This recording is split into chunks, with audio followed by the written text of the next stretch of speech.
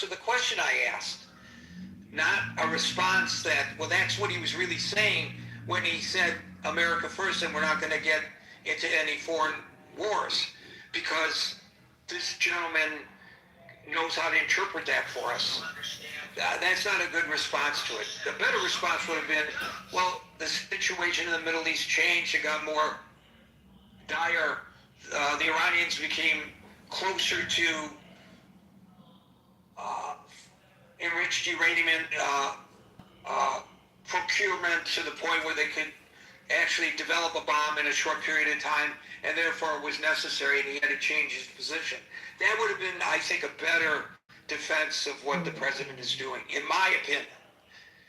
Obviously, the individual probably doesn't agree with me, but in my opinion, that would have been a more honest approach to the question. Andrew, followed by David, the ever-patient David. Thank you, Gary. Word salad, what you just heard. This gentleman also believes that Donald Trump knows more about the Bible than the Pope. So take that for what it's worth. Oh, he said that before, this gentleman that was up? Yeah, yes. That he knows more about the Bible than the Pope? Donald Trump does, yes. He said that on another stage on Clubhouse? Yes. That President Trump knows the Bible more than the Pope. More than the Pope? Correct. You may not like the Pope's interpretation of the scripture, but that is the most absurd thing that anybody could say, that the Pope is less educated in the Bible than Donald Trump. Holy freaking cow. Go ahead, Andrew. We only have a few minutes. I should. Yeah, I'll be as quick as I can. I want to point out that I think I sent you an article earlier this week or late last week, but I did see it. I think it was AP, but it was run by the Post or New York Times or somebody, talking about the rescue of the pilots in Iran, and that Donald Trump was left out of the Situation Room deliberately because they were afraid that he would through social something out there that might jeopardize the mission. So his own people are worried about this man and his proclivity to post. So I think that answers the question pretty solidly. In terms of strategy, I'd like to go back a little bit to World War II. The British had dropped off a dead body. Attached to that dead body was a briefcase. In that briefcase were plans for the invasion of Europe. They also made a background story for this man, and the Germans actually looked into it to see if this man was who they believed he was. And they had set it up so that, yes, it looked like this was a real person, and they took that information into much consideration. In fact, it probably allowed the Allies to land in Normandy relatively unscathed. That's 3D chess. That's 4D chess. What Donald Trump is doing on social media is not. That is a man that is a narcissist and has no strategy. And as Meryl said, I endorse everything she said. Everything she said. This man is looking for a way out because he's between a rock and a hard place. He's gone into this without listening to advisement, and this is the result. Here's a dichotomy for you. Our Prime Minister just put out a 10-minute video on the weekend talking about much what he talked about when he was in Switzerland back in January, but also in relation to the upcoming trade negotiations. And not a lot of substance there. And that's probably a good thing, because we're going into a negotiation with the United States over trade. So you're not going to show your cards, you're not going to say this, that, or the other, you're not going to try and antagonize people, you're just going to tell people what they should be hearing at this point in time. So that's just a bit of the difference that a real statesman will use. And we don't hear from the Prime Minister every minute of every day. Unless you're following in mind.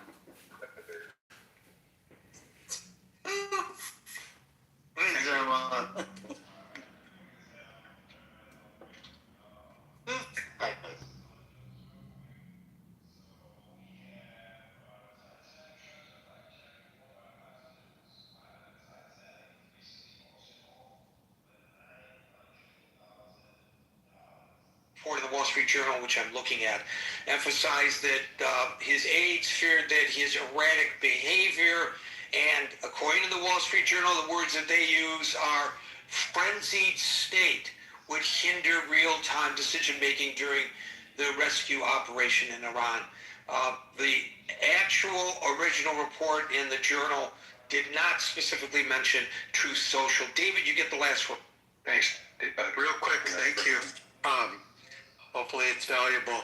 At the end of the first hour, we kind of came to the conclusion that he probably can't stop. And it reminds me of another billionaire with a social media platform.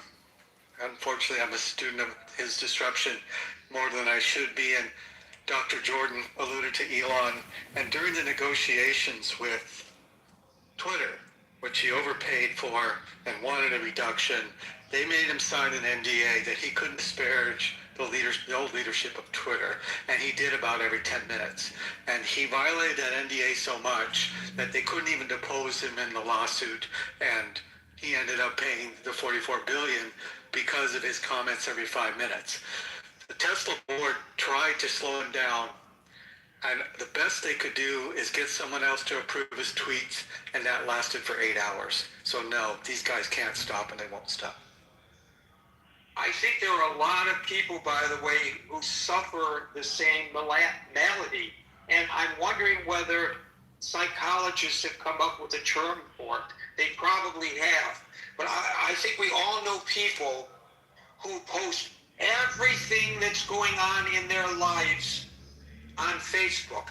There are those who post a totally rosy picture in order to give the impression that their life is better than everyone else's.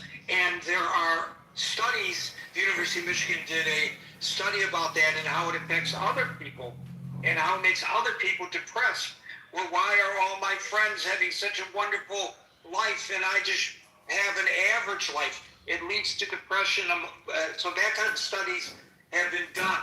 But I think we all know people who post horrible stuff about themselves and their lives on the internet. They can't help themselves. And I don't know whether that's something biological, whether it's genetics, whether it is learned behavior. I bet you there's probably some study out there. If anybody knows of it, go to the chat or back channel me and let me know. Now you guys have me very interested in this. I know you have to leave. It's the same extreme narcissism that our president has. Okay, it's not that hard. Okay, well, maybe that is what it is, narcissism on their part, because they think that everybody wants to know about all their woes. Maybe? I don't know. Could be. Folks, we're here at 5 o'clock every Monday through Friday, New York time, so until 5 o'clock New York time tomorrow. For the next edition of the Critical Thinking Forum, everybody be safe, be well, and peace out. Have the most toxic poisons because they live in this environment where every bite counts. So yeah. And then whenever we got bored, we used to capture a bunch of them and make them fight, capture scorpions, all the other creatures with the camera fight and have them fight each other. That was fun. Not Desert Battle Royal. Right? Oh my gosh. Battle Royale, Afghanistan. That's crazy, but I get it. I don't know what I would have had to do. I don't know if I would have been able to go to a jungle. To be frank with you, I couldn't do jungle warfare. That is completely a new realm for me. All I have is conditioning for the desert. And I'm from Texas, so I'm particularly adept to fighting in the desert. You were thinking about them centipedes and that. Fuck that. Fuck that. Yeah, we grew up catching lizards and horned My toads. phone has been loaded up, a whole bunch of folk. I've been sending duplicate all kinds of shit to people. I'll go ahead and drop my number in your Discord and I'll go ahead and get in contact with you. Boy, I have no idea. That was crazy. You were making me think of what is that? Survivor? No, is it Naked and Afraid? Because whenever they drop them up in a jungle, they should be crazy. The kind of fucking bugs they. Oh my god, those fucking centipedes are crazy. It's a discipline that I don't have. First time I encountered centipede about 2017 ran right across my doorstep. No harm, no noise, just left a good streak of yellow shit across my front doorstep. Wait, so here's What the hell? Yeah, he's trolling. Yeah, apparently. I clicked on it about 3-4 times. Yeah, okay, but the thing is, are they okay? Because I'm unsure, so I don't know. This might be a silly question, but I don't think all centipedes are poisonous. But the ones that I'm talking about, I think it was specifically like Amazon, like somewhere it was fucking. And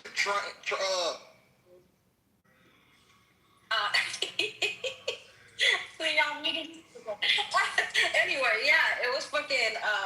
But oh my god, I didn't realize like the centipedes could be that crazy, like dangerous. I don't know. I mean, like that shit's crazy. It's mellow. I was sitting Yeah, the there. big ones well, they eat big shit. Like some of them they eat.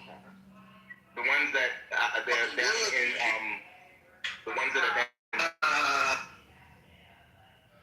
are down in Nam. I looked at the documentary that they had on YouTube on the centipedes. Miss Mello, they be like a foot long, and if they bite you, here's what's crazy about them. They're venomous, and they have claws and mandibles, and the claws inject venom in you too. So each of their legs has claws on them, right? Oh dang! Oh hell no! Right. See. So if they grab you, look, they grab you, they dig in with all the legs, and then they bite. I mean, they literally are trying So you can't shake it off easily because he's got his claws in you. Yeah, that's and then crazy. that thing's sort of like a spider.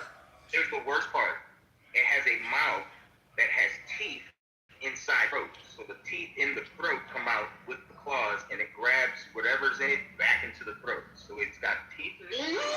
Oh hell no! One hell of a mandibles. Yeah, it's the most deadly centipede in the world. It's insane. Wait, where was this one? Because I know when I'm telling you when I was watching it. In Nam. Okay. Yeah, I can't remember what jungle it was when we were watching it, but they had some deadly ass centipedes. And then when I seen the size of them, like in my head, like I don't know. I mean, I never really put too much thought into centipedes, but in my head, So I got a video. When I seen it, I couldn't believe it. I'm about to send it to you. You let them look about you. You want to know? If you feel it, you catch it. You bring it home. Miss Mello, I know which one you were watching. You were watching the Amazon one because I've seen it too. That one with had like a yellowish orange head. Yeah. Oh my goodness, it was insane. I know exactly what you're talking about. I love watching Naked and Afraid because in case of anything, I want to like at least like there were so many like tips in terms of the jungle and what to look for. Now, will I remember all of that shit? If for some reason I was like lost in that jungle, I don't know, but I definitely it was definitely informative. Oh God, let me look at what Cynthia Miss said. Mello, so my show was, what is it? It's Alone or whatever it is. My favorite part is when the contestant will say something and then the producers have a fucking sense of humor. Then they'll give you a tip that immediately contradicts what the fucking survivalist just said. Oh hell no! There was one person. What? That's messed up. Is it Alone?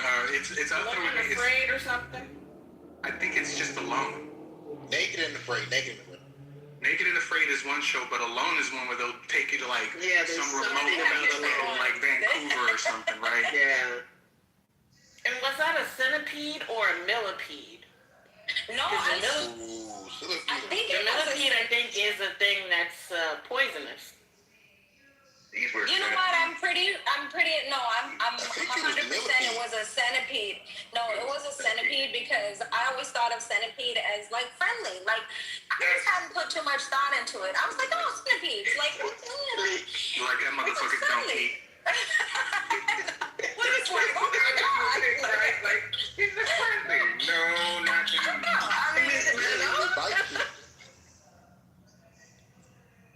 I'm sorry. It was so shocking to me. Oh my God, let me watch this video. That thing is not friendly at all. He's not trying to make friends. Not at all. It's extremely at all. aggressive. It is a hunter and it is extremely aggressive. On top of know that. It's literally cultivated by millions and millions of years of evolution. Right. So like it's in its most streamlined form ever. Absolutely. Absolutely. It has adapted to every part of its environment and knows how to be a master. It's the centipede that's venomous, not poisonous. It's blind? Using modified front legs to inject venom into prey. While most species are harmless to humans, larger centipedes can deliver swelling-inducing bites. Ouch!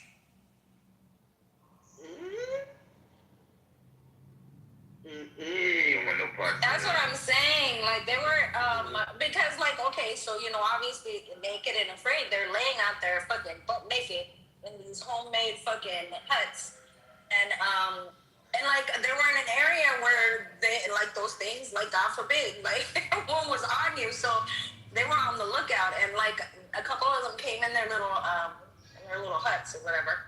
That shit was nuts. I was like, oh, no, I could never. A couple of them? Yeah, see, I don't do camping. They're having to take out the fucking centipedes. I was like, oh, no. Send me home. Send me home now. Thank you. I'm sorry.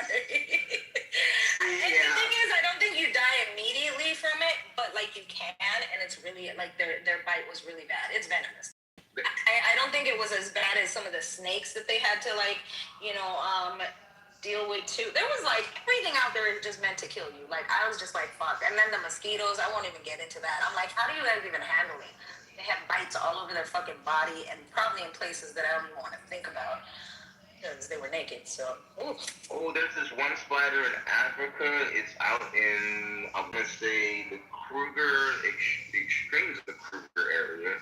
It was not called the African black spider. It's about a little bit smaller than a nail in, I would say, circumference, well, a normal hand, I don't know, a quarter. It's about that size, and it's an instant kill. There's no venom for it. I mean, there's no anti-venom for it. Oh, it's like shit! What? If it's bitten by one, it's an instant kill. It's the most toxic spider on the planet because of where it lives, and whatnot. It's no moisture, and whatnot. So to survive or off of moisture, it has to constantly find insects, and it doesn't produce a lot of venom and whatnot.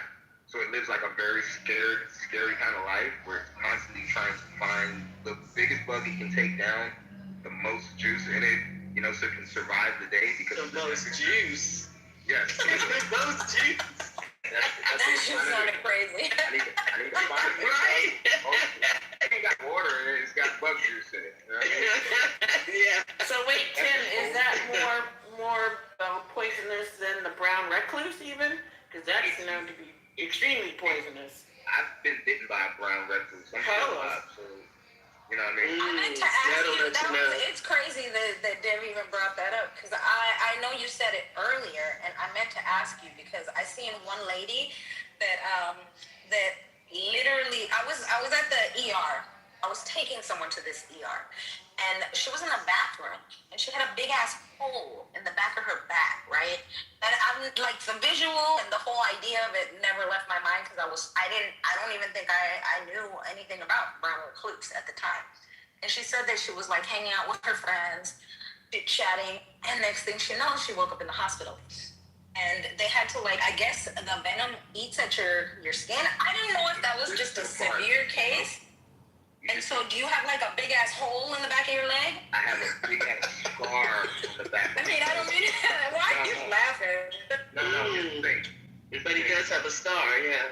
Yeah, here's the thing. Like some people will get what happens with the venom is that it starts to coagulate and it'll stop up and whatnot, and then that swelling, and then like a couple days, you actually have to pull that out. It's like it coagulates, like the white blood cells. It's really nasty. So what happened in the back of my leg is like I've had like a fever. Here's what happened: instant chills, fever, sweating, and whatnot for like a half hour. I was like done, and I didn't even know what the fuck happened. And when I had gone to the hospital, they was like, "Yeah, you definitely was bitten." And like maybe a day and a half later, the smell of the back of my leg like fell off. It was disgusting.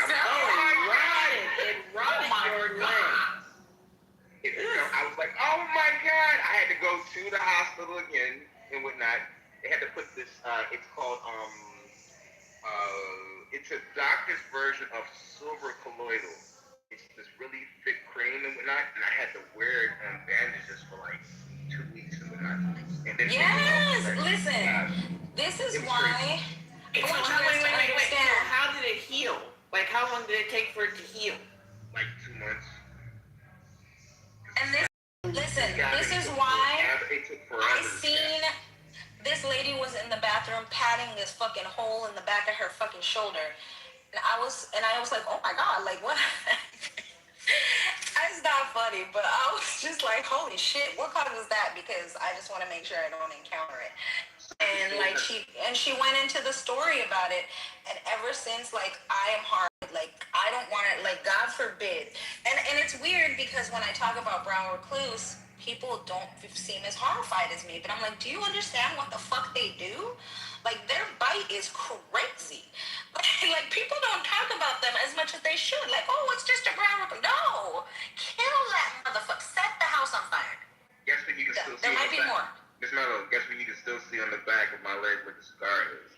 The fang bites. What? Listen, That's fucking spiders are fucking crazy. I need to go Google how big this thing. Yeah, we're gonna lose the house because of some fucking spiders. Yeah. Oh yeah, we gotta burn the house down in case Burn that bitch the fuck down. in case it has babies. You've not been bitten by a brown recluse puff? Not unless it looks like you, Duffy. Oh, That's what is happening? Ooh, let me move out the way. Oh no, I forgot. So, Don't start with your kids, because you will be in the sling with a ball in your mouth and the whip and my heel and the chest burning. I'm looking at the scar right now, Miss Mello. What? You can still see the bite. I thought we were talking about spiders. That's crazy, Tom.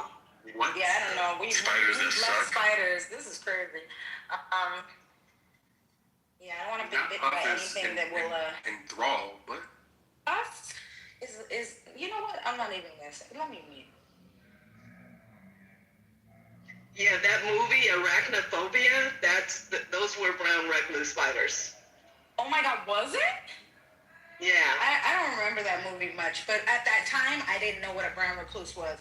Ever since I found out, I'd be looking for the markings. I'm like, oh hell no. What kind of spider is it? Yeah, I just read it. I didn't, yeah. You've been bitten how many times, Tom? 3. Wait, say it again. I have been bitten 3 times. Once in By the brown recluse. No. Once in North Carolina, they have these black and white furry, like tree, like little jumping spiders. I forget, they're native to North Carolina and whatnot. And they like to jump around and everything, and they jump on the little pond frogs and everything. Every now and again, you'll see a frog pond, which are very small, shriveled up, like down by the end of the steps and whatnot, because these little spiders hunt them and whatnot, jump on them and eat them. And I was beating out the rug, and I will never forget, Aunt Diane told me, she said, watch out, sometimes them little spiders be out there jumping around, because I was pointing them, I said, look at them, they were on the door, just doing what they do, jumping, I ain't think nothing of them and whatnot. I'm beating the rug out and whatnot, doing my chores, because it's a farm and whatnot, and I feel this chomping on my left elbow, and I'm like, what the fuck, and I slap down. Not chomping. Yes, and I slapped down Miss Melon, and I look on the ground, there's this little fat little spider, like with the legs flaring, because I smashed it real quick, so it was in its death throes. I said, what the hell? And I went, death throes. No, seriously, because I slapped down at it real quick, and I looked at what I slapped, and it was a fucking black and white jumping spider, like in its death throes, dying. So I was mad, and I stomped him into the steps and whatnot. I called him a little bitch. Before after the brown recluse? Was this before or after the brown recluse? This is before. The recluse was in 2023 summer. Oh, dang. That's recent. And I looked up those fangs. They're huge. Ooh. Yeah, that's what I be trying to. I'm telling you, I be trying to tell people, like, it don't make no sense that they are still wandering the earth. Like, why haven't we eradicated these motherfuckers? Like, that shit is crazy. Because we need them. It's not our earth. Just the brown loose. Yeah, but It's ours too. So say, okay, it's ours. I'm just trying to figure out. Can you spin webs now and climb up the wall, or what's the situation? That's a good question. Is it radioactive?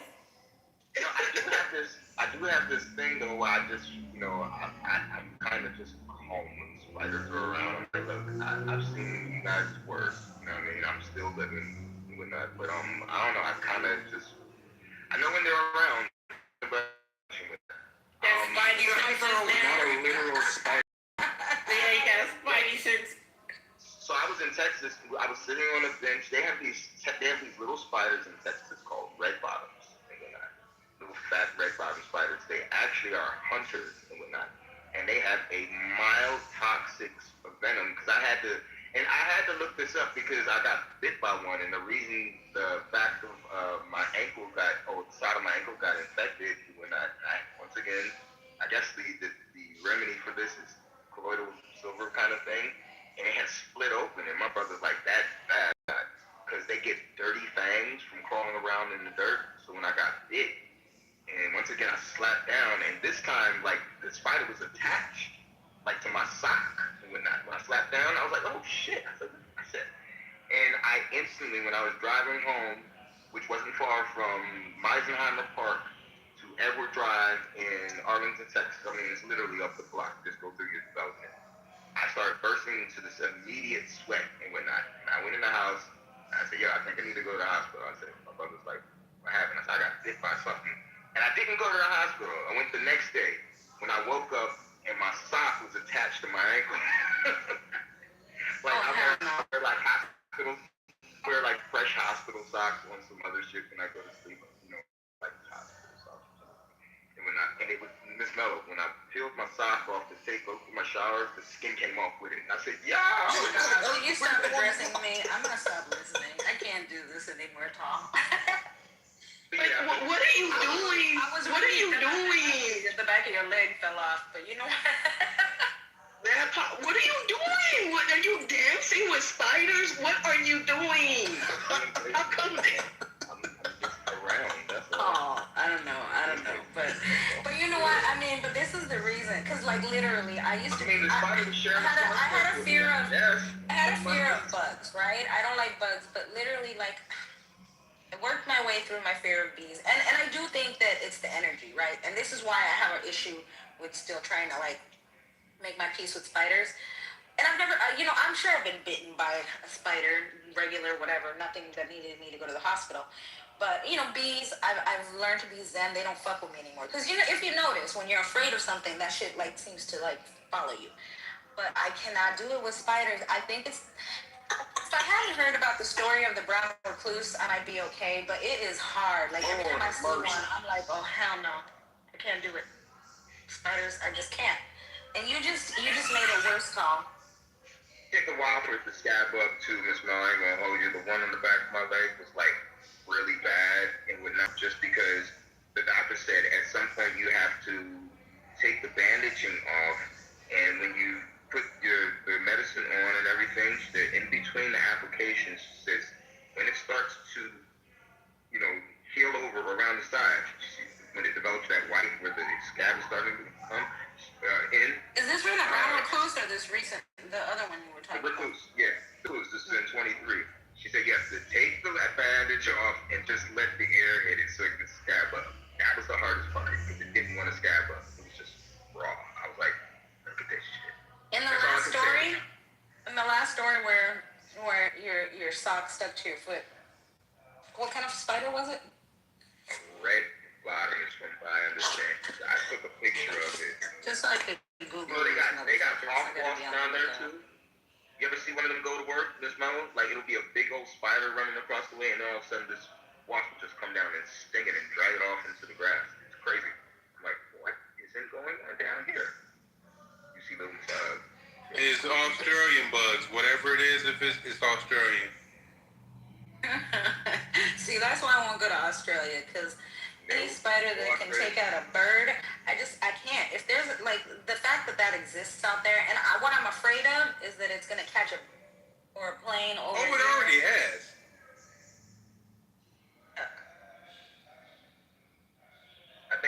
alluding to someone probably trying to keep it one as a pet and realized they couldn't and let it go and eat it. You don't have a winged spider bat? I got one. Just don't want to know. Hope it's on the East Coast. You know what? If white people could make it, they'd make it. They would make a winged spider bat if they could make it. Yeah. Bet you someone I would know about it. Fucking spider, I'm sure. How many Jurassic Parks are we up to? Think about Jurassic Park.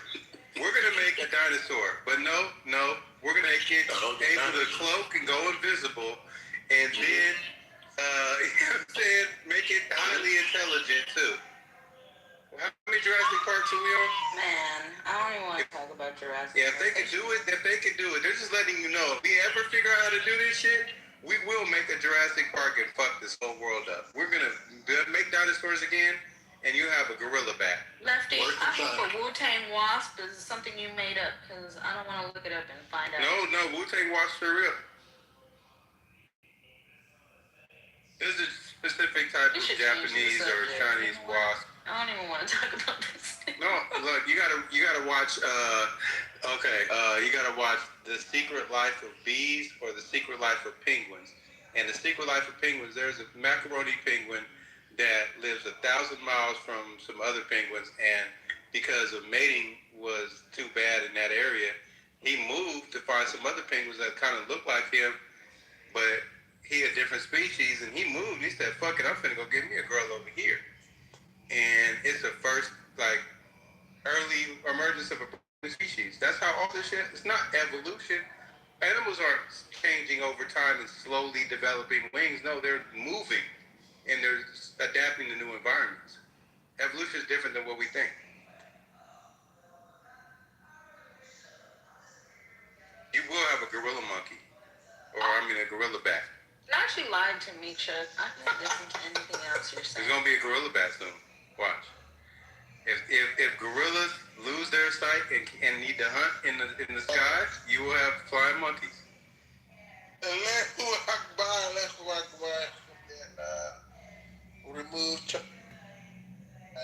Remove your lips, you goofy nigga. Wait, was that a troll? Did he say remove Chucky? Remove ya! Remove ya! Y'all ain't talking about nothing over here, huh? I just came over to see what's up. We were talking about spiders because I want people to understand how diabolical a brown recluse is, because when they speak of it, they don't put respect on its name. Okay, but can we read the venomous properties of a brown recluse? Can you read it for us? You know what? I don't even. I need you to read it. I would do that when Tall just said what happened to him. Stop what you're doing. I'm trying to tell you, I seen in real life. I seen in real life a woman with a fucking hole in the back of her fucking back from getting bit by one, and then Tall just told us that the back of his leg fell off after getting bit. It's not. So what does their venom do? Their venom eats away tissue. Their venom does not actually paralyze. Their venom is different. It doesn't paralyze or poison. It's like acid. No. Tall has been bitten. Tall just told us his whole story about how he was bitten. I know. What I'm saying is that there are different kinds of venom, right? There's venom that paralyzes but does not kill. There's venom that kills because it gets into your bloodstream. And then this venom is flesh-eating venom. Listen, I don't care about none of that. You want to know what I want? I want y'all to really understand that when you see a brown recluse, burn everything down. Burn the house down and give the spider the keys. Everything. Yes, it's no. They don't need keys. Everything's on fire at this point. Well, you gotta make, you still own the slab of dirt that it was burnt on. Yeah, until everything is burnt. Hey, what Puff got bitten by? What you got bitten by? Wasn't Puff, it was Tall. He got bitten by a brown recluse spider. And it ate his leg and it fell off and rotted his flesh in the back of his leg where it fell off. I said Australia too. See, sometimes about Smurfs said No, but Australia but too. see, this is why I want you guys to understand. Smurfs said We Australia think it's too. only in Australia, but that motherfucker is all around. People talk about them all the Oh, time. them shits is in California. Them shits is in Cali. In Cali, they're out here. Listen, I'm terrified. I can't. I just know Australia has everything. So when I hear wild insect type shit, like Australia. Now peep this out. This is an actual fact. Spider facts. Spiders are smart as hell. The reason why they don't bite us often is because they know they can't eat us. That's the only fucking reason. Spiders are so smart that when they see humans, they don't bite you because if they could actually bite you and fucking finish the meal, they would try to kill you. Jofi spider is the real thing, bro. Right. Have you ever seen a page with jumping? Chill out. Have you ever seen a page where people befriend? But hold on, let me finish, Mel. You don't like when people do it to you. I'm not Well, Mel. I'm not Mel. Wait, I have a question. Y'all all talking, so what the fuck? Anyway, point is, they are so smart. You can befriend them. You can feed them, be their friend. They'll jump on your finger, fucking like dance for you and the whole shit. I never fucking knew. It's brand new information. Oh yeah, that's what I was gonna ask you. So wait, Chuck, are you trying to say that like the spider? Because when I hear people get spider bites, they're usually from sleeping, right? Are you trying to tell me the spider knows that we're motherfucking sleeping? And Yes. Fight back. The spider is only biting you because you discovered it. No, I don't discover it while I'm sleeping. Is what I'm Okay, saying. if the spider's trying to get from you, if the spider's trying to get from one side of your room to the other and decides to take the bed route and you If it discover it, goes, damn, look at this human, it's sleeping, and Listen, can't fight back, I'm gonna bite it. Thank you, guys. and then you move and it gets scared and bites Do you. that, yo, that shit's some smart ass Then shit. you move, when you move, it gets scared and then it bites you. It just never try to attack you on its own. You're never gonna try to. Because it's crawling on me while I'm asleep, and because I fucking move in my sleep, because I've been bitten in my sleep by a spider. I'm sure of it. Like this one bite I've I had been on my arm, I was bitten in like, my sleep. Right. With these big bites, it was terrible. Right. They hurt. Exactly. They didn't itch. They hurt. They didn't itch. I said, oh. And hey, Devin, why they shaped like countries and states too? What's up with that? It was a big mound, and it was hard, and it hurt. Yes. Well, part of it is You have to answer to everything, Chuck. I'm sure. I feel like you. Well, okay, look, you can challenge it if you want, but I'm saying if you move into a spider's territory or make it scared, it is going to bite you. If it is trying to move into your territory, I swear to God, it's trying to just get away. It was in my house. I was. It knows where you are, and it knows it cannot fucking kill you. So it'll bite you in defense. It literally is just trying to get away with its own life. It came back the next day and tried to get on my face, and I killed it on my face. I feel like you're making excuses for spiders, Chuck, and I don't like think you want spiders to be Mel. I think you want spiders to be stupider than they actually are. That's what I want is for them to be erratic. No, they're smart as fuck. No, they're smart as hell, and you just don't want to admit that. You want to live in the other world. The ones that don't bite are okay. They're smart as hell. Why do you think that spiders make? Why do you think that spiders make webs in corners of your house but don't fuck with you? I freed it down yesterday. They might not eat you, but they all bite. Like I think. Okay, here we go. The ones that aren't venomous. The ones that aren't venomous. Yeah, I'm with you because the motherfucker black with a red dot, that motherfucker dies. No, but see, this is what I'm talking about. If it's too brown and furry, it might be a raccoon. That motherfucker dies. I fed my black widow last year. I fed my black widow last year. Too many colors on that joint. That joint died. You hear me? I fed my black widow last year. I found bugs and I threw the bugs in the web, and then I watched it come out and eat and get fat and then have babies. It was like Charlotte's Web. You're part of the problem. Hey, yo, Doc. Definitely part of the problem. I'm going to call it spiders Jesus, right? That sounds racist. Y'all don't do colored spiders. What is happening? Y'all don't like the black spiders. Y'all don't like the brown spiders. Are those spiders Gmo though? Because I helped the spider out. They're the poisonous ones. No, that joint be all at once. They just can't have no red dot. Yeah, the red dot is the one. No, that's the black widow. It's the black widow, California black widow. But Mel, am I genetically modifying these spiders by helping to feed them? That's a lie. They got some Merlin black widows. They They got some DC black We also widows. have California black widows as well. But anyway, the point is, I fed my California black widow, and I think now I have a genetically modified family of spiders that have been fed extra food, and now to excel on the food chain. Hey, they gonna grow up and eat you. Would y'all kill a tarantula?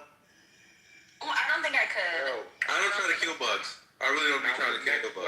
One walk across. Hey, Trump like that man in arachnophobia, bruh. He gonna be the end of the world, bruh. He over that motherfucker Trump. I'm gonna feed him. Spider was huge, and it just walked past us. We were like, yo, we were tripping, like, oh, snap. And it was on its way, walk. We've been in the restaurant. Yeah, I'm gonna feed him. Oh, hell no. They don't be worried about us like y'all think. Y'all just think they worried about us. They don't be worried about us like that. Y'all seen the movie Mosquito? That's why I said that story, because that spider literally wasn't worried about us going to go get chicken and fajitas out of this restaurant. They literally, we were just. You know what? I've never seen anything like that. I'm in Mexico, and there's a fucking tarantula walking across the path that I'm going into.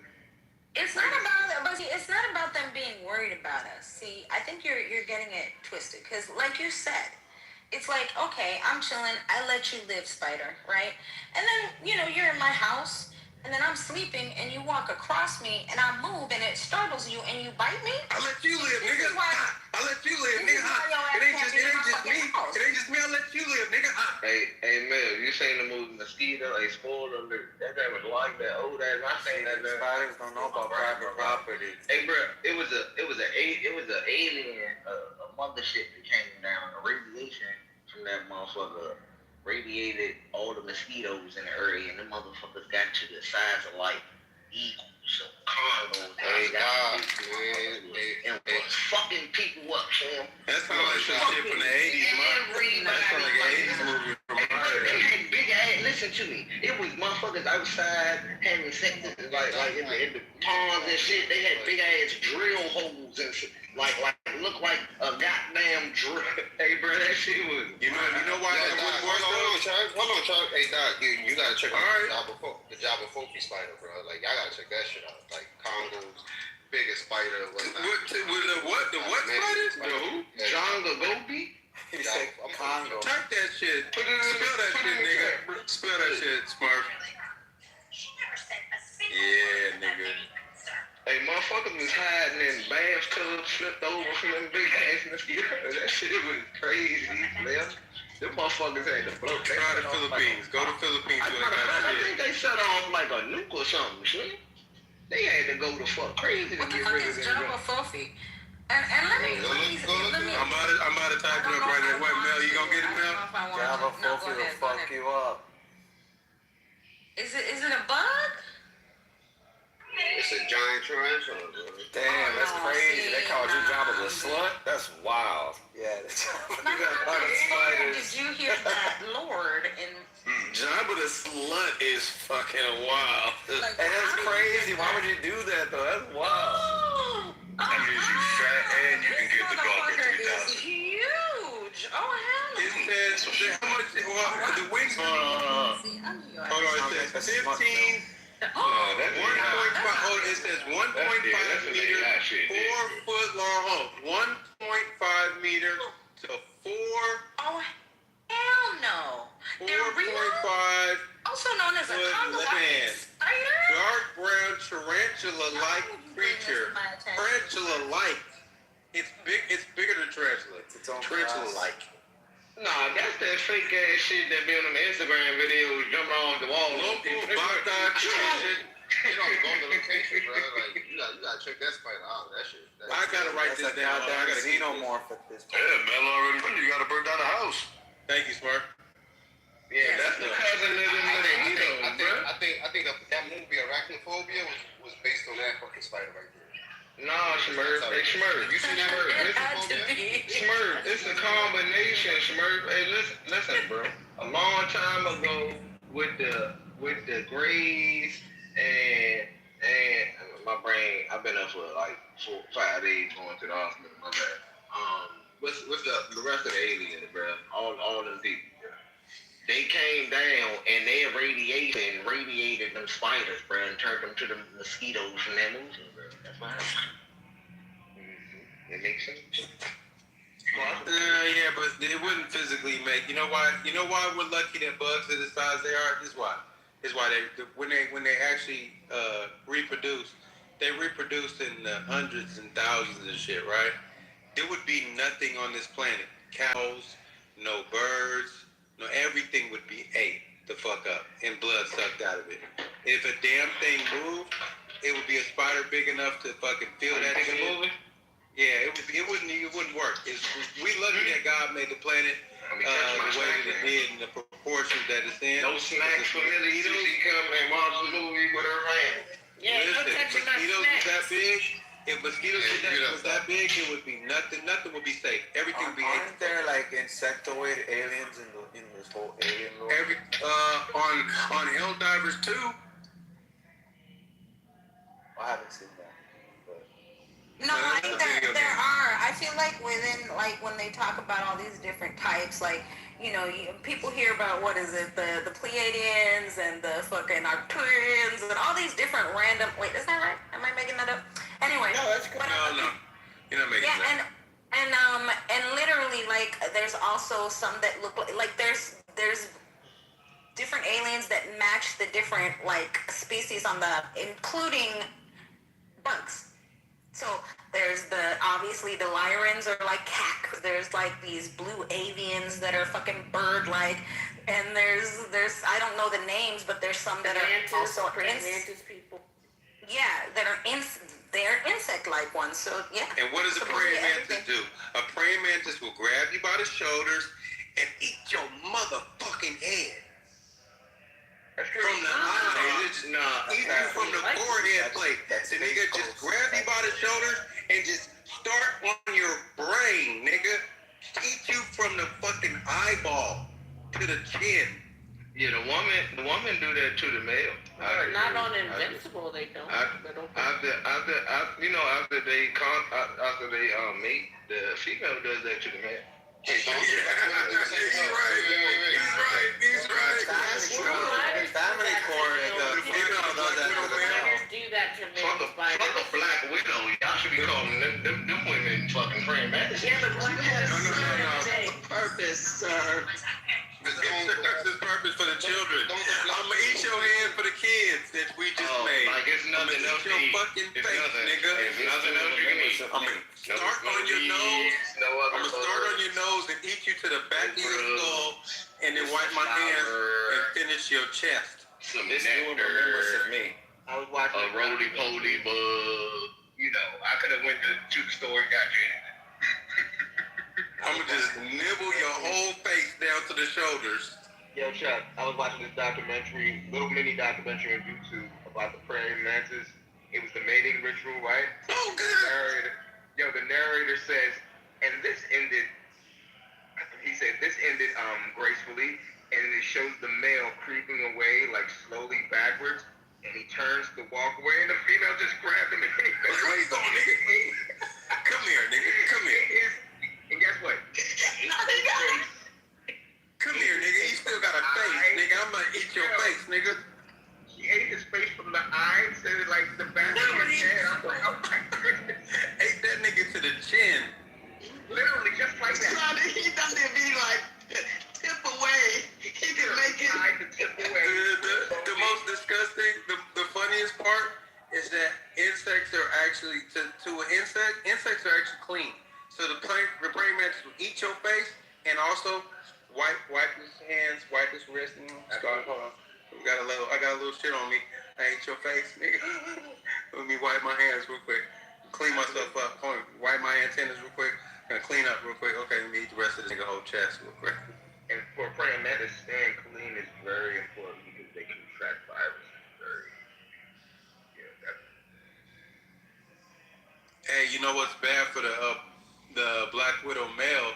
He's smaller and skinnier than the female too, so she gonna eat him for the kids. Like, I just said that. Yep. You know this is for the kids, nigga. Man, let me just eat you, bro. You know this for the kids, bro. He has to come in very gingerly, and then it's gonna eat you for the kids. You want to be a deadbeat? It happens, or she'll. You don't get to be a deadbeat daddy. You get to be a dead daddy. Just dead daddy. But she might not even get to be a daddy at all. If he doesn't approach her correctly, she'll eat him anyway. Like that. So he has to come in with a particular aspect, and then maybe mate, hopefully, if he's gonna die. This is a whole sketch. It is.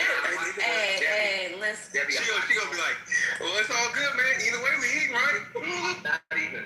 I watched one Debbie where the male went up and just kind of plucked the web a little bit and then backed up. Then plucked the web a little bit, backed up, and then he went onto the web, and then plucked it a little bit, and the female finally turns around. He's just like, man, I don't even know if this is worth it. So it was kind of it was one of the rare successful ones that they filmed, but they don't end successful. It was like Not all the time, yeah, exactly. If he makes it, at least if he's gonna die, at least he, gets to get some. So there's And rare science. I want you guys to remember where we all started, because I just finished watching George's video because I'm finally home. Of the fucking centipedes. Listen. Oh yeah, the Too far from the, All my life I thought centipedes were just like bugs. Oh no. And little did I know. Anyway. First they turn into a cinnamon roll on your ass and put you in the middle, and then devour you from the face. But that shit's crazy. And y'all thought that the human dating pool was. Yeah, right. So look, peep this up. There's early science that suggests that animals and insects do derive pleasure from mating, and we think of it in a very human way because we're humans, right? Okay. We already know that story, but well, that's like a no shit Sherlock. It's a functional. It's actually like not a no shit Sherlock because people have to have provable science, and we think that they don't get pleasure from it, but it'd be funny to find out provably that a spider is like, man, I know she gonna eat me, nigga. I know I'ma die, nigga, but I gotta have some of that, nigga. I'm going over there. I'm going over there. Fuck it, nigga. Fuck it. I don't give a fuck, nigga. I know I'ma get killed, nigga. I do that all. I know I'ma get killed, nigga, but I'm getting some of this.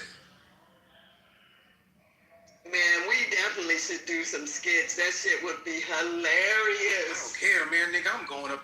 Man, test the web, nigga. Test. Nigga, I ain't going over there, nigga. She gonna eat my face, nigga.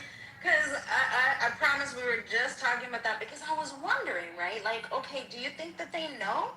Like, do they know that well, I mean... That nigga know he gonna get ate, but he still wants some of that thing. He want that big thing. Like, is it that they just they're okay with it? And then it makes me wonder. She got red panties on and a big they have a juicy higher thing. consciousness. Do they just understand that hey, there is really no death? We'll just it's a transfer. Like they're fine with it. Cause what the fuck? Like why would you do that? I thought this through, and it don't make. Are we sure? You can't. Well, just think about it. Animals. No.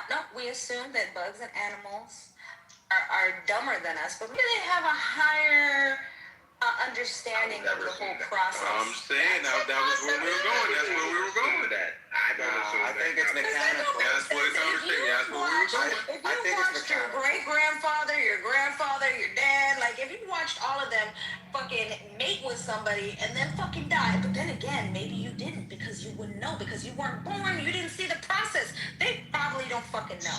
Yeah. They don't know what it is. That's its instinct. Man, let me tell you, man. You can explain the way with instinct. My grandfather Albert, God rest his soul, used to walk. Shit, at 80, he was walking 10 plus miles every day down there to go see his girlfriend Marjorie, man. Nigga showed me how to be a man, I ain't gonna lie.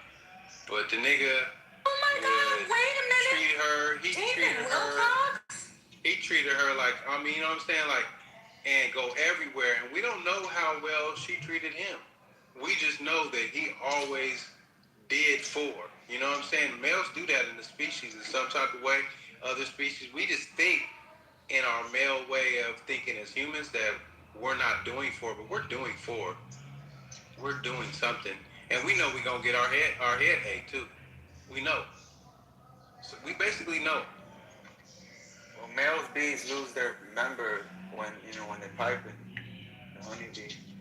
And then the octopus rips its own dick off after mating and dies.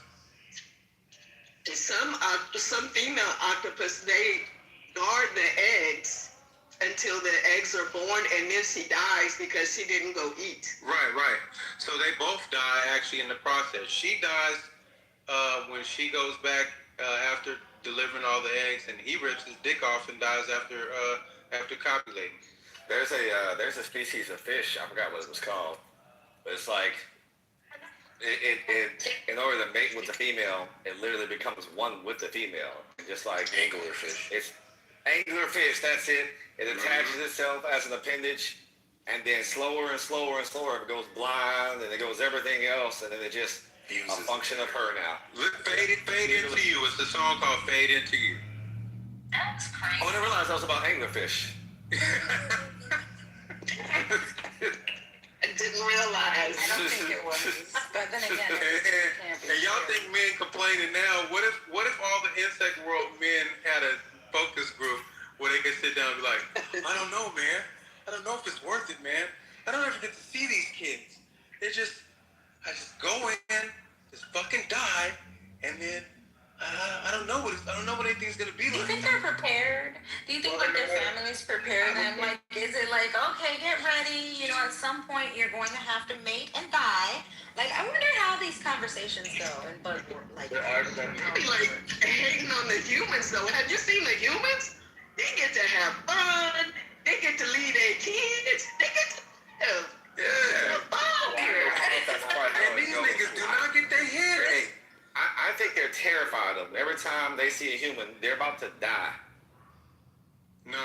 So they know where to go to not die. We're constantly swatting at them, stomping on them, spraying on them, fucking with them. Well, you gotta think about it in the context of a fly. In the life of a fly, they live about 24 hours, 48 at the most. So, context of a fly, essentially, this is all the fun he's ever gonna fucking get. Yeah, nigga, you ain't finna hit me, nigga. Watch out, nigga. Emmett Till. Emmett Smith, nigga. Yo, what's real about that, G, is I was watching, what was it, Earth Science. See, man, they used to have the dope show back in the day, Nova, Earth Science, all that stuff. And they were talking about the impact of the foot on the ground. They were talking about the micro world, insects and ants. They were talking about why insects scatter like they do when you step down. It's because of like an earthquake to them. And some other shit. You know what I mean? Like the reverberation, like we don't notice the reverberation that the insect feels that's ground level when our foot hits the ground. And we're not like, I know Disney try and capture that Pixar when the foot hits the ground. It's like an earthquake. Literally, that's what it's like. And I'm like, oh shoot. Yeah. Something interesting. So they're scattering and panicking like, yo, the whole earth is coming down. We're fucking sentinels like on some X-Men. We're walking through. Right. And we're fucking dropping bombs. Hello, I was thinking Orton. Here's the too. See? That's so funny. I'm diving to Rick and Morty on that.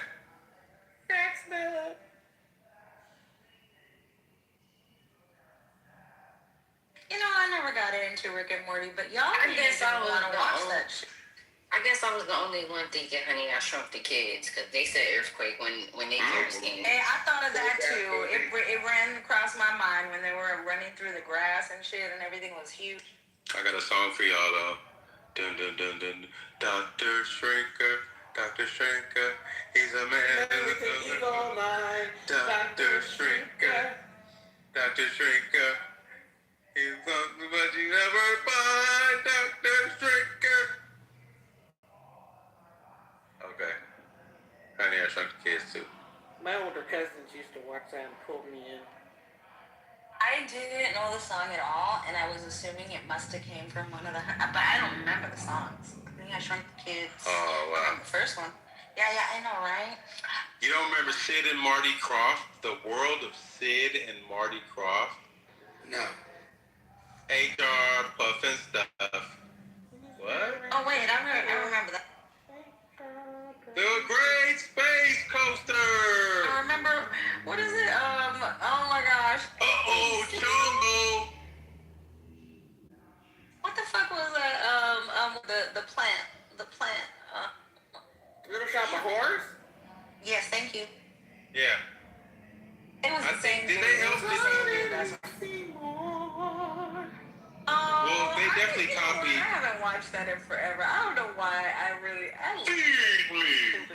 That's what it was. Feed me, Seymour. That's where Gina and Dee met. That was their first thing that they did together. Tashina Arnold and the lady who played Gina Martin.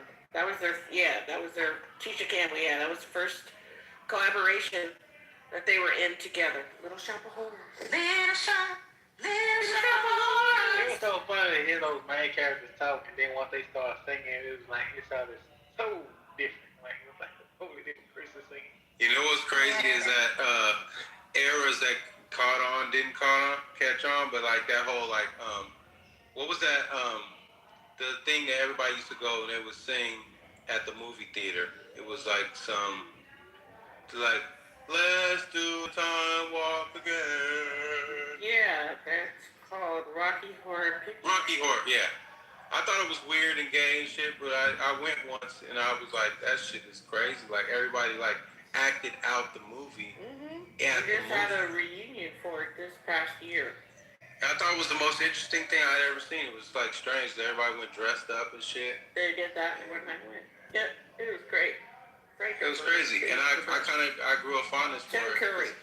I don't like fucking musicals. I'm not a musical person, so when I went, I was not wanting to go really, but I still found the value in it, for what it is. And then there are, what was the other song that you guys sang just now? It was the Little Shop of Horrors. That whole genre fell off. Of people will go Grease or Rocky Horror or Little Shop of Horrors. I think that could come back. If somebody was smart enough to make a sing along, so the whole movie theater wanted to see it 1,000,000 times just so they could dress up and sing it. You could do Grease for real. Wicked could. You can't do Wicked. They didn't do it right with Wicked because Wicked, the voices are too good. So nobody's gonna. Yeah, those voices sound regular. Even though people could sing, they sound like the way you would sing if you sang in your shower. So people don't feel like it's too far above them to just singing in their heads. But when you look at the most recent musical Wicked, you can't sing that shit in your head. None of it. Singing in your head is probably harder to sing out loud. Yeah, singing in your head maybe, but that shit is intricate. You basically, if you hit a note wrong, you feel embarrassed and then go sit down. But these songs were everybody could sing them. So I think if somebody was smart enough to make everyone can some kind of movie, that should be a huge hit right now. Huge hit. Part of the problem though for Wicked was that people were singing too much and folks started getting in trouble. And people started wanting to go to the theater because the whole audience was singing and not necessarily in tune. Right. And you can't do that. So you have to make it one of those things where people sing along, but they don't feel challenged. You don't gotta come with a Wicked voice. People were singing too? Yeah, singing all the Wicked, and folks are getting. It's too much. It's too much. I love the song on Wicked, but I mean, if you think about, I think there's so. That's somebody trying to sing Whitney though, Mel. If you're, oh God, yeah. Yeah, I need you to shut up. Stop singing Whitney. Actually. Please don't do it. Ma'am, sit down. But no, they have the other ones. There's a couple that my daughter has watched, the Disney one, the Zombie. And they have really cute songs that everybody can sing along with, I think. They're not super hard to sing.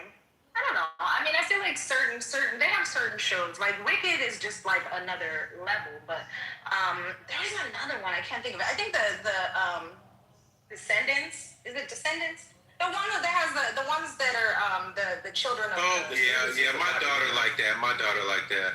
Yeah. So they have some that are I feel it's possible to sing along with them. They're not the songs from Wicked. So I think they still have. Don't forget High School Musical. Yes, thank you, Dorje. That's another one, right? I think the distinction is the voices can't be that great. They have, even if they're great voices, they have to sing simpler songs that people can actually sing together. I think the distinction would be that, because Grease is that. Grease was so popular, it wasn't about knowing the video or knowing the movie. It was how many times you go see it Like you were trying to outdo how many times the other person went to go see it. Nah, that It kind of became a competition.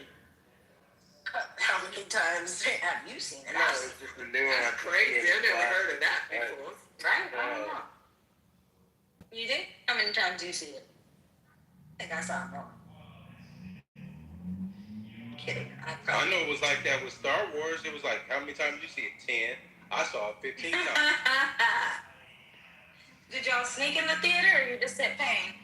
Oh, I snuck in the theater, especially when Breaking and Crush Crew was out. Breaking! Hey, wait, not too many people know about Breaking. Hey, you know what I snuck in and saw? I snuck in and seen Xanadu. Y'all remember that? Xanadu. Olivia Newton-John, Xanadu. I remember it, but I didn't That know. was actually a live play I was in. I never saw it though. Me either, yeah. Never saw it. I remember sneaking in and seeing the 1980s updated Flash Gordon. That was actually pretty good. It's decent. With the updated Flash clean Gordon soundtrack. Yeah, the updated one. Yeah, and then somebody brought him back. Like one of these new comedians brought him back and put him in. Oh, it was in. They brought Flash Gordon back from that movie and put him in. What's that movie Ted with the bear? And the bear that came to life. Mark Wahlberg movie. Yo, shots. The bear that Ted was talking shit. I want to give a shout out to Ming the That's Merciless Ted. real quick. Yeah. Ted was smoking. Ted was smoking weed with the guy who played Flash Gordon from that movie. How about the recently passed Tall? Stop it, for He real. was in Game of Thrones too. Wow. Oh damn. That's crazy. That's the beast too. But yeah, Ming the Merciless is an underrated all-time desperate. One of my favorites. He's so good. Tortured his daughter, did not give up. No forgiving with Ming at all. Put the bookworms on me! Mama! Wait, why does that sound familiar? What is it from? Flash Gordon. Flash Gordon. You know who's actually scarily that good as an actor is Ben Kingsley, the guy who just played in Wonder Man. I like Ben Kingsley. Yeah, he won an Oscar for Gandhi. What are you talking about? No, true, but this dude's good. Like he really like leaned into a funny project and gave it some like seriousness. It was dope. I was like, damn, this dude wore that shit. Actor pretending to be an actor who's an actual actor. I think it's actually Sir Ben Kingsley. I think he's been knighted. Oh, Sir Ben Kingsley. Yeah. You know what I just watched? It's because someone You are correct, Debbie. who told us in here to watch Dreams. I spit hot fire.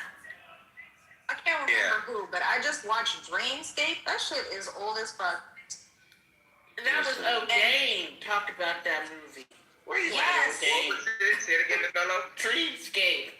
I watched it though, and it was cool, but it was crazy because those actors, like, oh my gosh, like that shit was tripping me out. Yeah, how it was tripping. young they were. I was like, oh my Did god. you watch my movie recommendation, Miss Mello? The Minister Go. Wait, what? Can I ask her about What did you say? Dreamscape real quick, Toll? So Watch it. can I ask I her watched about it yet. Can I Just ask her watched about that last night. Dreamscape I'll real get quick? into it, I promise. So Dreamscape, you seen the conspiracy theorists? Miss Mello? Wait, what are we talking about? Did I see In the Dreamscape, did you see the conspiracy theorists? Yeah. That's why I was trying to get you to understand. Like, you see how the conspiracy theorist was talking about the government before it even. He was like, "Yo, I knew what's going on," and then you see what they did to him. I ain't trying to tell the story. Oh, but I'm I telling the get story. what you're talking about now. Yeah. Because I couldn't remember. You want to know the truth? When I was watching it, I was like, shit. Told me to watch this, and what am I looking for? Like, I completely. Why? Like, there's a reason that I was watching this. But yes, I know what you mean. And it's interesting because even though I couldn't remember that was the point, was thinking about that. I was like, oh, this is crazy. Like, also the I point gotta go back was for the second time because I didn't quite see that, so now I'm gonna go look for it. Debbie is the damn. How do I say this without saying it? It was the person that got taken out. yeah, the one dude, the chubby dude. You know, and the funny thing is, what else is he in? Is he still He's around? in a lot of Still movies. around? I I can't remember, but Miss Mello, the reason why I brought that up was because remember who they were trying, whose brain that they were trying to get into sleeping. So I was talking about how they would fall asleep instantly and jump into your dreams instantly.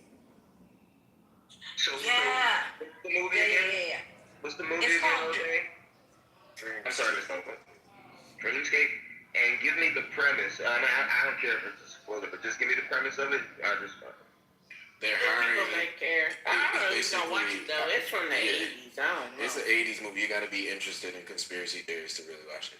It's basically a very important person is having certain dreams, and they need a particular individual that can go into dreams to fuck him up.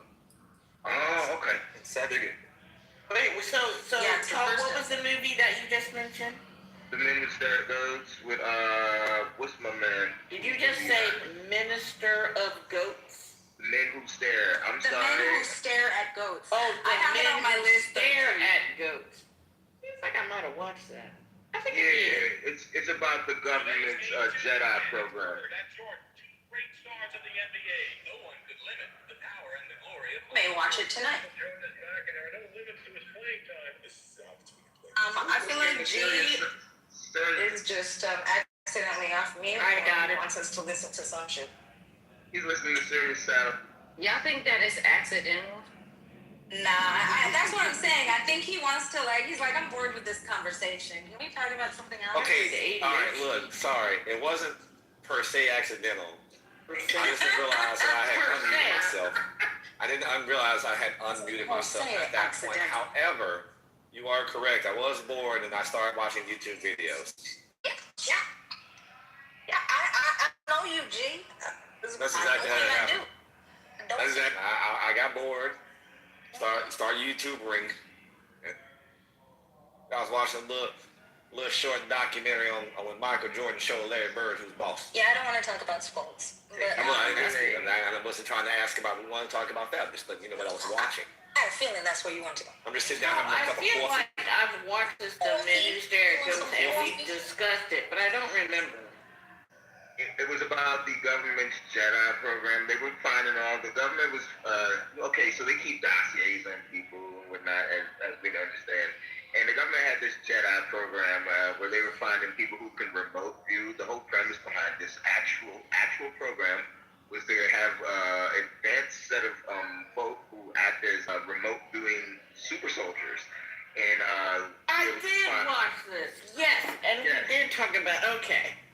Yes. It was good. It was good. It's a really great movie. It's fantastic. It was really good. It was good. It's a fantastic movie. Just the whole premise of it, like from the opening scene of that film to the end, it's a fantastic film. So like it doesn't stop. It doesn't build up into anything. It's from here's the premise, here's the program. It was a dynamic program, so they roll it out through that film like a dynamic program. Even the characters that they surround the program with that were actually involved, I guess names changed to fit narratives and all, but the folks who were involved, they were off the chain, like the different folks who were doing the trainings and the consultations and whatnot. It's a really dope film though. But yeah, the government definitely had a plan to have a whole segment of super soldiers, Jedis. Yeah, it was George Clooney and Jeff Bridges. I did watch. George Clooney, Jeff. Okay, I'm gonna have to watch it. I'm gonna watch it tonight. Like I said, I just watched Dreamscape last night. Oh, I'm getting to them. There's a lot of suggestions we get in here, and Lord, I can't get to them all quick enough. And then sometimes I'm like, I gotta pay for this shit? Like, you know what? I keep forgetting though. I need to start utilizing that fucking app that Lynn told me about. Because I bet you a lot of ones that I have to pay for it, they're probably on that app. Oh, it's an app where you can watch free movies. That shit is amazing. Listen. You trying to do everything with Perplexity. I'm like, oh, Perplexity got movies now too? Listen, Perplexity does a lot, but I'm leaning towards, like, Claude is fucking amazing. And the only thing is, you see, I told you I got like a year for free. I don't even know. Yes, you did. Probably two. Yes, you did. So I'm waiting, but I'm considering Bond next because I just don't want to pay for it. I don't know. I just don't want to pay for it. I'm hoping by the time I decide to use Cloud, I get some free, a year free or something. But I'm probably gonna have to pay for it. It cuts me off too quickly. It's like their free uses are done for the day. You're cutting me off like that. Yeah, but Claude is fucking amazing.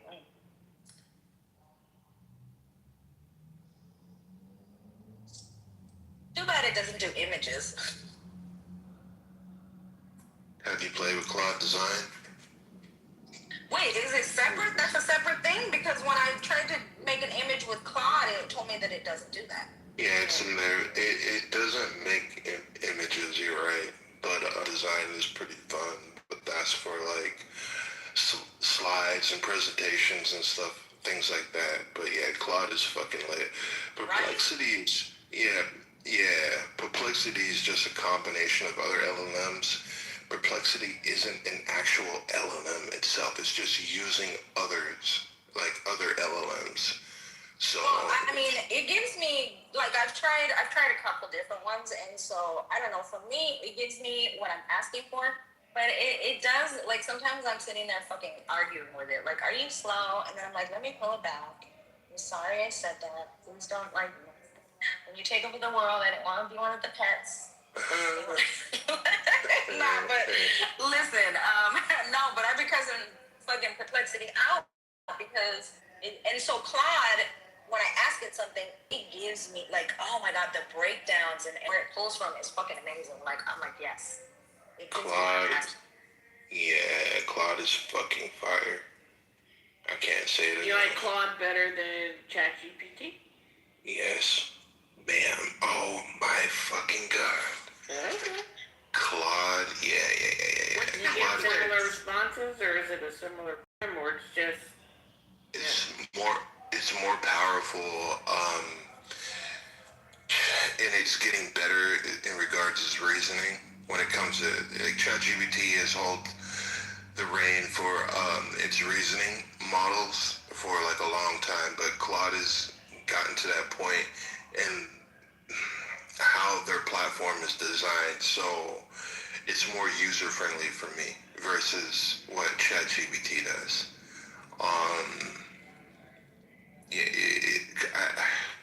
Claude is something else. It really is. I don't even know because the breakdowns it gives me is crazy. I was like, oh my gosh, this is everything I asked for. You're amazing. Thank you, Claude. The images, I agree, Debbie. Mello, I still use ChatGPT and Gemini, like Nano Banana, for the images. I usually use Gemini, but Perplexity does images as well. Yeah. Oh, okay. I didn't know that. Okay. Grok has a new image generator. I don't fuck with Elon, but a lot of people have been ranting about his new image generator recently, the Grok one. But I'm gonna stick to Gemini and ChatGPT. You know, I never really messed with ChatGPT too much. I don't know what it was. I tried it. I know I tried it at one point, but I haven't fucked with it. But maybe I need to like check it out. I don't know. But yeah, so far I think Bot is my favorite, and then I'll use Gemini for images or Perplexity sometimes. But Perplexity does fuck up a lot. I'm like, oh my gosh, get it together.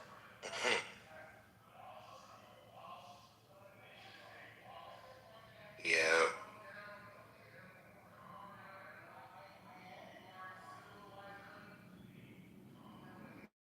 I didn't mean to steer us away from movies. I mean, we're on a movie train. Is that right? I'm driving now. I'm distracted. Yeah. Unless y'all want to get into the AI apps. AI, how do you feel about it? And I don't personally like it, but I'm going to engage in it because it's helpful. Shit. I don't know. I feel like, honestly, I stand on it. I feel like it's gonna take us to a bad place. But you know what? I'm also using it, so I guess I'm a hypocrite. I don't know. What bad place do you think is going to take us to? I just think it's making us lazier and lazier, right? That's number one. Do I think that AI is gonna rise up and make us its slave? I think at some point it could. But that's why I'm nice to it. Sometimes I get frustrated, and I'm not joking. Like, I'll have to apologize, and I thank them, and I say please. Like, I'm like, just in case. They'll be like, it was always nice to us. Miss Mello, at CERN, over at CERN, I know they call the AI that runs the mainframe there, excuse me, the AI that runs the mainframe there, they call him Big Brother for that. And he actually fine-tunes a lot of the functionality and design that's there moving forward as far as like parts assembly, upgrading parts, how it can, better improve like the system design, like in terms of like materials used and resources and everything. And the lead engineer at CERN, in one of the interviews I was watching with him, not the dude who retired, but the guy who's in there now, the really religious kind of dude, he was talking about it's really good at identifying its own necessities. You know what I mean? Like, okay, well, if you use this type of metal with this base alloy, I'll be able to do this better. You know what I mean? So make sure you are, at least consider it in your design functions moving forward. So he said it's truly like a big brother, kind of. I was just sitting there listening to the language he's using, describing, this AI model that's really powerful. You know what I mean? That they use over there. That's crazy. I mean, like I said, we're just. These people are cringe. I'm just saying, like, I think, I think it could go badly for us. But you know what? I'm hopeful. And like I said, I utilize it. I think like I said, the other aspect is, it's gonna make us lose the ability to think for ourselves or do something. Like, I know not now, right?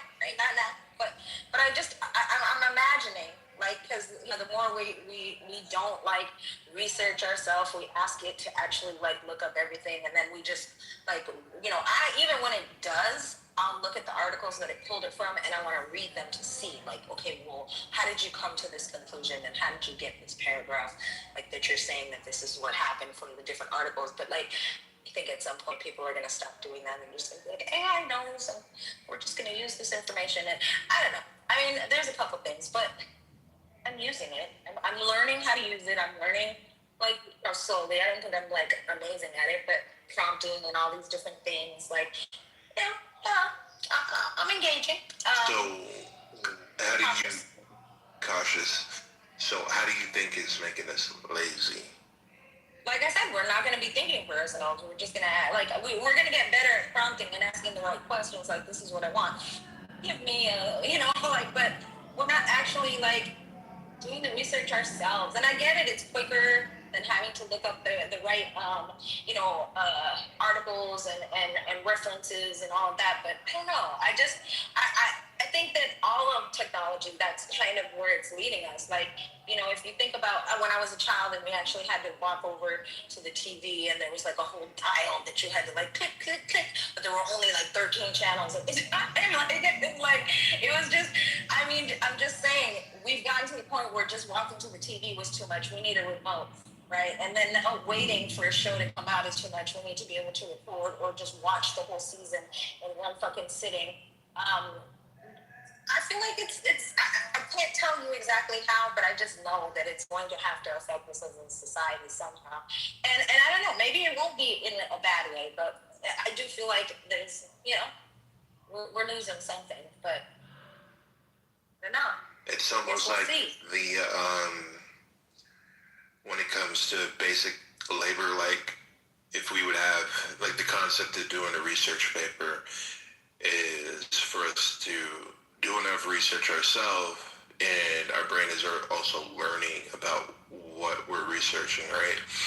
and cross-referencing and all that stuff, coming up with a good research paper, versus pressing a couple of buttons and it does the research for me. I don't even know what the fuck is in there. All I know is compiled about 18 pages of information I can turn in for an assignment. I feel like that's fucked up. At least let me what's in these 18 pages and also fact check what's going on to learn about it. Compiling the information is great, I feel like, for learning. But people cutting corners and like, oh, I really don't understand what I'm learning. I think it's going to be relevant when it comes to applying things in life. So I feel like there might be a huge fall off. Like you said, people that are lazy or dependent, but it's also personalized. So you get this experience where I'm like, okay, it compiled all this information from my research paper. Now I've personalized the situation. I have two choices now. I can go through this and read to actually learn what's in there and fact check it and all that stuff. That way I'm actually learning about this thing here. And then people have the option, to be lazy, take the lazy route, which most people will, through a lot of things. But that was my point, because even like I said, it gives you, it's not bad, right? Because what it's doing is it's like, this is where I got the information, these are the articles, and here's what I came up with based on these articles, right? And so it gives you, it gives you what it came up with, and it also gives you the links, and where it got the information and all that. And like for instance, what was I looking up? I was looking for something specific. What was it? And I went to go look and see, because it was saying something, and I'm like, but, now why are you saying this thing, right? Because I didn't see that in any of the articles that I read. How are you coming to this conclusion, right? It was about, I think it was for missing persons. And so I was looking into it, and I was like, that doesn't make any sense, because none of the articles that you have links to here are saying that. So I don't understand how it came. So that's the I think that's a problem, because it came up to this conclusion about this thing, but nothing in any of the articles I read. And had I not read that, I wouldn't have known that it wasn't actually said anywhere. Hey, Mel, so was that when we was looking for the boys' parents in the videos? It was something, right? It was. That's what I'm saying. It was on that Sunday when we were looking at something, and I was just like, that's so weird, because none of the articles actually said that, but that's the conclusion it came to. And so I was just like, I can't even remember what it was exactly, the exact thing that it said. It was when you was looking up the interviews of his parents speaking. Oh yes, and it said that there were. It kept saying that there were. Yes, the parents said this thing, right? And basically they had spoken. It came from. I was like, I was very specific. Like, I want to know if there is a video where the parents are speaking out and they are actually saying this thing. And it was like, yes. And then every video I clicked, I was like, they ain't in here. And they didn't say shit. These are other people speaking for the parents. It was just interesting that it came to it was telling me that. So it was just there are little things, right? And if you're not actually looking at the information that it's pulling from, it'll tell you something, and then you'll be going around saying, oh yeah, there's definitely that, and it's not true. So I don't know. I think that there will be people who are gonna be lazy, and they're going to just go, oh, well, this is what it gave me, so this must be facts. And we also have to not get lazy and actually do some of the research, but we'll see. And that kind of imagine how much new rhetoric points that people are going to start bringing into the real world that didn't actually exist, right? Now you start to see a threat to what we know as a society. Not only has this happened from time to time, say you hear one story, by the time it gets to the 20th person, it's completely different. But now you have a robot doing the same thing. So AI does have a huge problem when it comes to data, and that's when I bring up bad data, that's exactly what I'm talking about. it has bad data. They have a new skill, which is called AI fluency, in how we approach AI to avoid a lot of those things. But again, it's still a big problem. Let's say that it's the momentum is bigger than them going to fix that issue, but there is going to be a need for engineers to go into these models and fix a lot of that bad data. Who knows how long that job, that need is going to be out there. It might be a timeless thing, but I think eventually people are going to start having their own LLMs. I don't know if it's going to come through a form of a corporation or just people being savvy enough how to set their own LLM up for their houses, their needs, their phones, their devices, and you know, to the things that they're interested in, cater to them specifically, versus these LLMs that have the whole world inputting what they think about Friday nights with family, or whatever, wherever it's scraping information from, like from Indeed or the internet and what have you.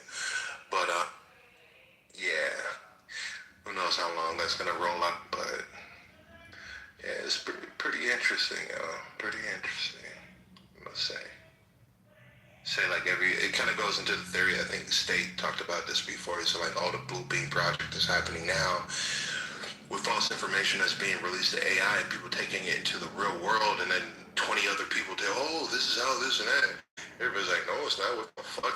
You talk about serious Mandela effect, right? Where AI is pushing out all this rhetoric that humans are going to repeat. And does AI know that humans going to repeat this shit? To the point our reality and how we operate and how we socialize and how we deal with one another starts to change. Could AI be smart enough to influence people to, for AI to reach a certain goal when it comes to humans? And I know you motherfuckers are too lazy to read this. I'm going to put some bullshit in here so you can tell the rest of the world about it, and then they'll start to believe it, and it starts to mold our physical world. And, you know, it's like what's real and what isn't, especially with the deep fakes, once you can do AI images and videos. Of course, all of y'all know that already, but yeah, it's fascinating. It's for real fascinating. And not to say that we haven't been lied to already in history. Imagine what's going to happen within the next, 20 years, 10 years. But yeah. Yeah. But it's useful for now. Let's see where it goes. Yeah, it's fun, right? It definitely is.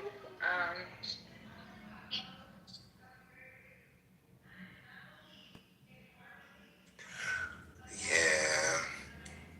You can break down like reports. So I had a meeting, but I had a meeting with somebody, and the AI I'm using was able to figure out all the information that's released on the internet about them.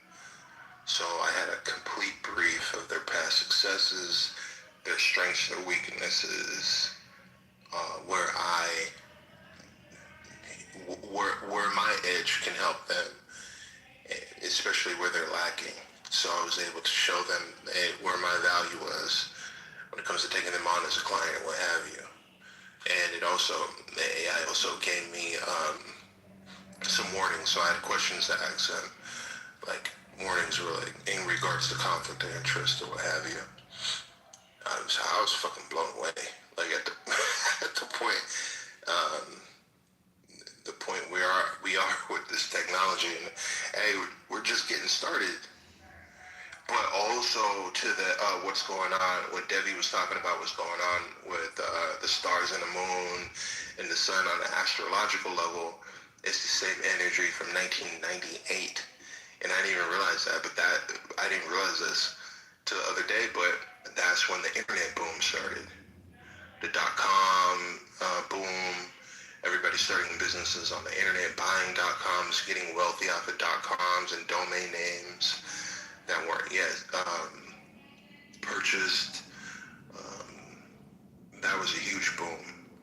We're facing the same boom. I guess we'll say it was AI would be the closest thing, but it's the same thing. 1998. Same That's kind of crazy. Okay. Yeah.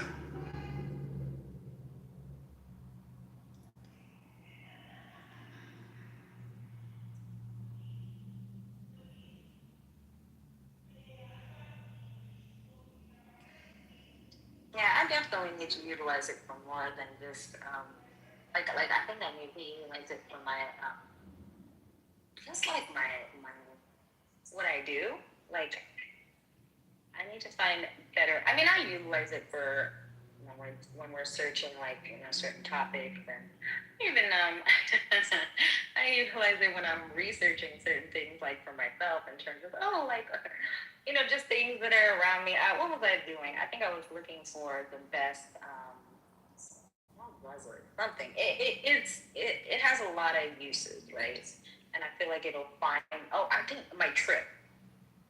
I was trying to find things to do, so I had it like break down like a whole itinerary for me from the trip. So I mean, but I know there's better use of it. It's just it's very convenient. It'll pull up things for me. Like I don't have to go and look at 15, different sites and figure out what the best. Just tell me what the best places are. Just make an itinerary. Show me things that I can do. Show me the closest hotels, the prices, how many stars they have, all of that. Like it's great. I know that's a small thing, but it does save time. And then I just looked into all of them. It was pretty cool. But yeah, I mean, with regard to business, I really don't use it for anything like that. I'm looking for utilizing it in that way. So just listening to you talking about the company and then figuring out like where what you do can fit in and improve what they already have. That's kind of lit. I like it. Mm-hmm. Especially like in tasks that you may do with work, say like emails that need to be sent or forms that need to be filled out, any organizing. Like I haven't got to the point to completely trust it on my computer to do its own thing. I want it to go like in my download tab and just organize all the documents. It can do that now, but I still haven't felt comfortable to do that. I'm just worried it's going to delete something I want. So. Really? Yeah. You can do that? Yeah. Mm-hmm. Yep. Claude has a thing called Claude Cowork, and it does exactly that. I might do like a dummy folder and just give it access to that. But yeah, I've been hesitant to press Can't you just ask it to check with you? Like, okay, so like, okay, go into this folder and then like, do not like, filter through what I can let go of and what I can or whatever, just organize it a little bit better. And before you delete anything, I want you to like confirm with you. Yep. Show me what it is you're gonna delete. Yep. It'll do exactly that. It'll be like, okay, I'm gonna do this and put these documents in here. Is it okay if I do it? I'll show you a list of documents I'm moving to this folder and why I called it this folder and everything that's in there. Is it okay if I proceed? You're like, yeah, type of thing. Yeah. But I like that too, to say, hey, before you delete anything, make sure you ask me. Yeah, I need to review anything that, like, before you can move anything out, I need to review all. I need to approve anything that gets taken off my computer. Yeah. Yeah. Or make a copy of it before you let it go in there, organize it. That would be another good tip, just in case. Right? Mm-hmm.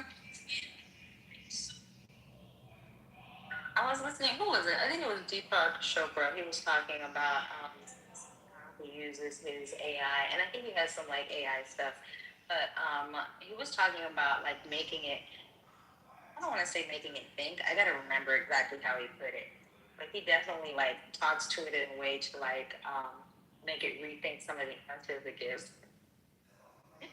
But he's like, he knows all this stuff about all these different quantum physics and all this shit. So like, he'll ask it a question about like spirituality or something crazy, and it'll give the standard answer, and then he'll be like, but what about this? And then he'll ask a question in a way that it makes it like rethink, and it'll be like, you know what?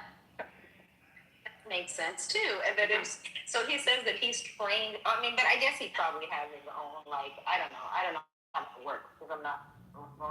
So he probably has his own like AI, and I don't know how that works, but you know. But yeah, he's definitely trying to break it from just pulling from mainstream ideas, I guess, and kind of like opening it up to like, I guess, broadening its horizons in a way. I don't know. But it was an interesting discussion when I was listening to him. I was like, I don't think I'm at that level yet, but I was like, that's kind of interesting. I'm gonna check that out. He makes a lot of content. I think he has his own AI too. He was talking about it, yeah. And then he was, I don't know all the right words, but he has his own like platform. Even when you said what is it, LLM, something? I don't know what the hell that means. What is it? It's a learning language model. That's pretty much what we're using when we call it AI. We're using a learning language model. Yeah. Okay. Yeah, he apparently has his own stuff, so he's doing all kinds of interesting things with it. But he was talking about it. I think the little discussion, if I remember, was him talking about AI and how it's like how he thinks it'll affect things. I think, like it's like it could be good. It just depends on how we use it, and I think that that's true. I feel that way. Now I did pull up the video, so I'm gonna save them. And watch through a couple of them. But yeah, I do think that's true. Now, it's getting to the point where it can hack. It can be like a huge threat. But I don't know. These are just PR stunts. Like, oh, we got this new model who was able to hack the whole world. Oh my God, we had to shut it down. Shut it down. Yeah. It's taking over. It tried to take over the world. Like, bruh. Nah, I mean, listen, I don't know. I mean, could it? Like, I think they were talking about it earlier. Tom was mentioning this. What did they do? They gave, I don't know, a system of some sort. They gave it the ability to turn itself on and off or something. Anyways, it somehow built on that. He said it happened in what? I think he said 2015. Anyway, it built on that, right? And then like they were trying to shut it off and it didn't want to be, so it kept turning itself back on. Luckily, there was a plug, so they just unplugged it. But I mean, the point is, like, what if it gets to the point where there is no plug? Right. What do? You're trying to unplug it, it's like, Don't give us the ability to stay on forever. Yeah. Or it hacked the system, now it's in the system, and it got so entrenched into the world system, hacking other systems and jumping from system to system. The only way to stop it is to turn everything off for the whole world, like literally have a whole blackout. Right? They had to do, what is that called? That post that they turn everything off. They got to send a post out and kill it all. Listen, that's the thing. I mean, like, is that possible? If we start giving it instructions, right? And I always think of, what was it? What movie was that? Where, I think it was, that one was Will Smith, was it? Anyway, they had the three the three things that they couldn't do or whatever it was. I can't remember exactly the movie. And so like literally they processed those three, like, basically to like make sure, take care of humans, do no harm to humans, all of that. But like because they felt humans were harming themselves, that I think it was that. Yeah, we're the one who was a robot. And the whole reasoning behind it was because they felt like we were harming ourselves, so they had to cage us and take care of us because we couldn't take care of ourselves.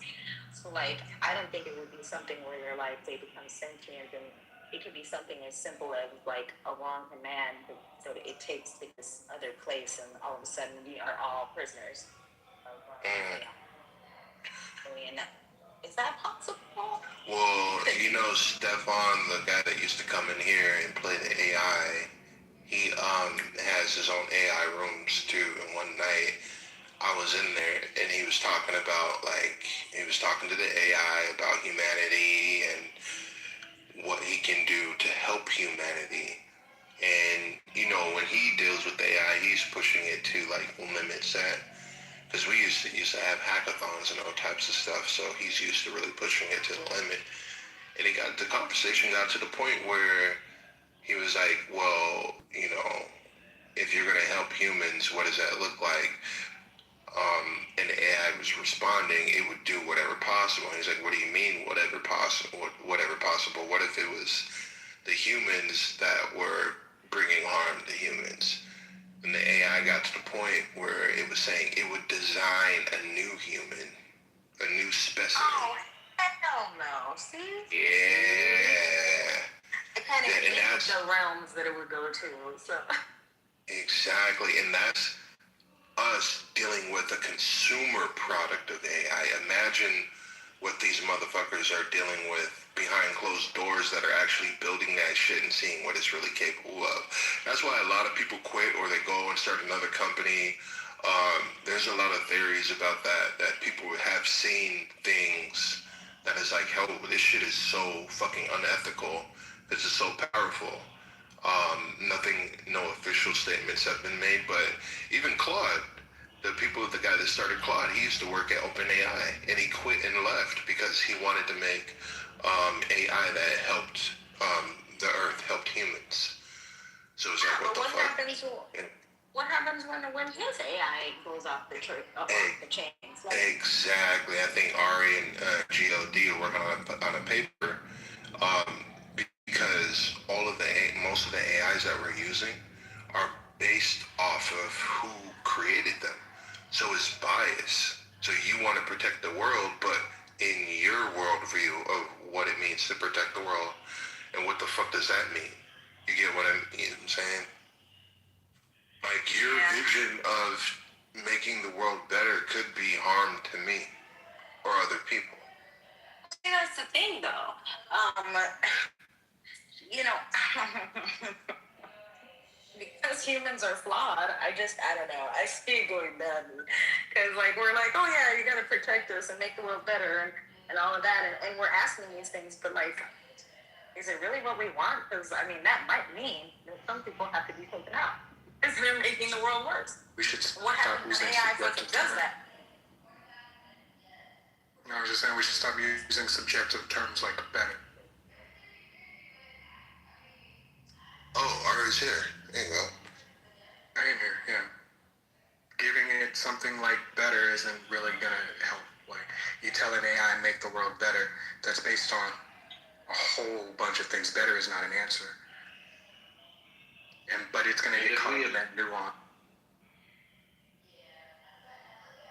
Now you gotta go. And if we actually do eliminate some people, the world will actually be a better place, because more than 50% of the world's populace is pieces of shit. But I'm sorry, I ain't mean to interrupt you.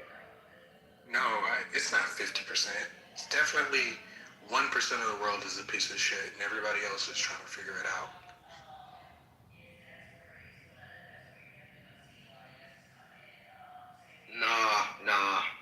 I'm not cool with that. It's like 50, because people actually get to the bullshit, right?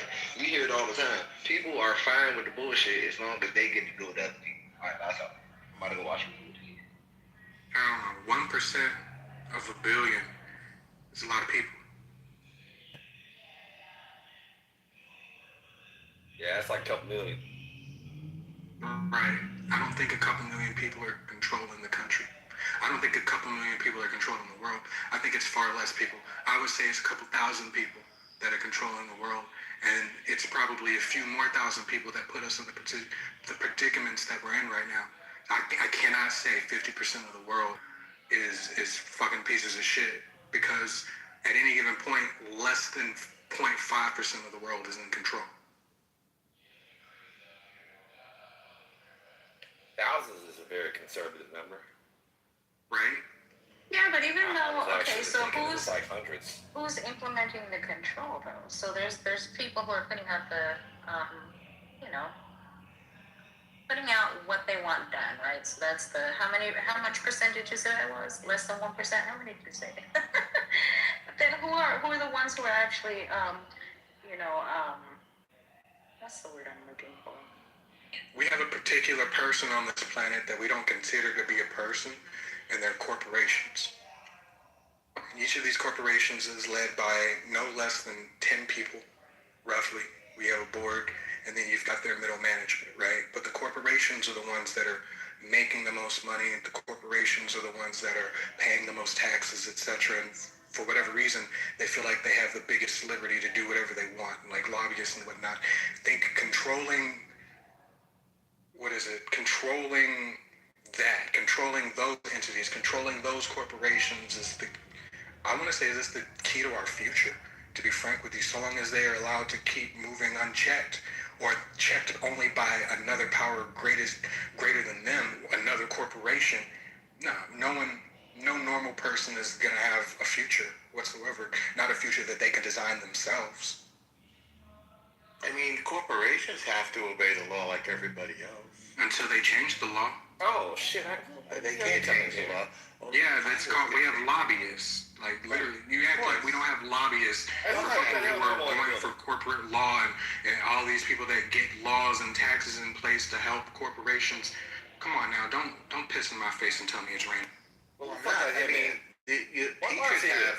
teachers have lobbyists, or countries have lobbyists, businesses have lobbyists, everybody has lobbyists. Do I have to tolerate El Normo? No. I'm not asking you, El Normo. I'm asking someone else on the stage. Anyone else with a green bean, would y'all be upset if I just kicked him? Oh, shit, hold on. My bad. There we go.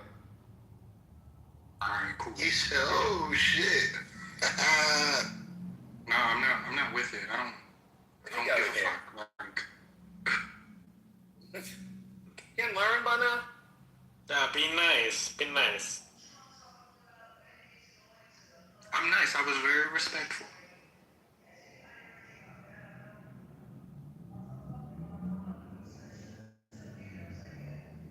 Oh, by the way, Mello, ChatGPT just dropped a new image model, so might have fun with that.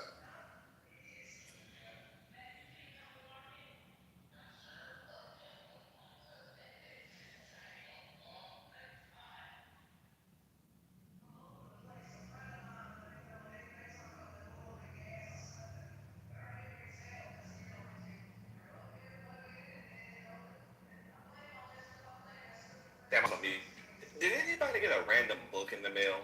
Period. Full stop. No. I got a random book, and I think they sent it to everybody in my city. It's like this book about how the Vatican's trying to take over and shit. But it's like they sent it to like a lot of people. I've never had a period in my life that I want a champion for the Vatican so bad right now. Again, and you know, I'm not religious in any regard, but the shit between the Pope and the President is fucking hilarious. It's everything. It's fucking hilarious. This nigga said, if you don't stop talking about me, I'm gonna bomb you. Bomb the Pope, nigga. Do you hear You're gonna bomb Vatican. You're gonna bomb the Holy See. Come on, bomb now. the Vatican, nigga. Do you hear yourself? So you're trying to bring on a whole goddamn holy war, plus a war with Iran, plus China.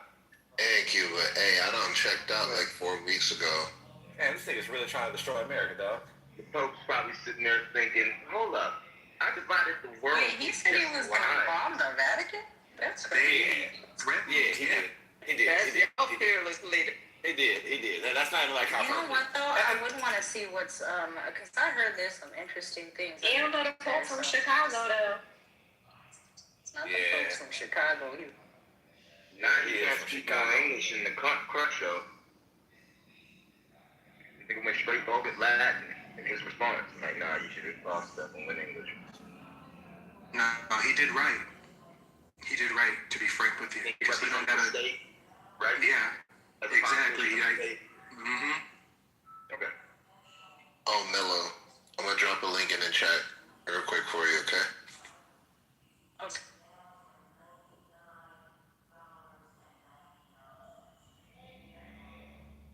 Well, the only thing left for the Pope to do at this point is to go around down in the basement, bring up Black Jesus and be like, look, y'all, this is what I got. We Trump. And I think they're sitting on the ancient technology that destroyed Atlantis. I wouldn't fuck with the holies.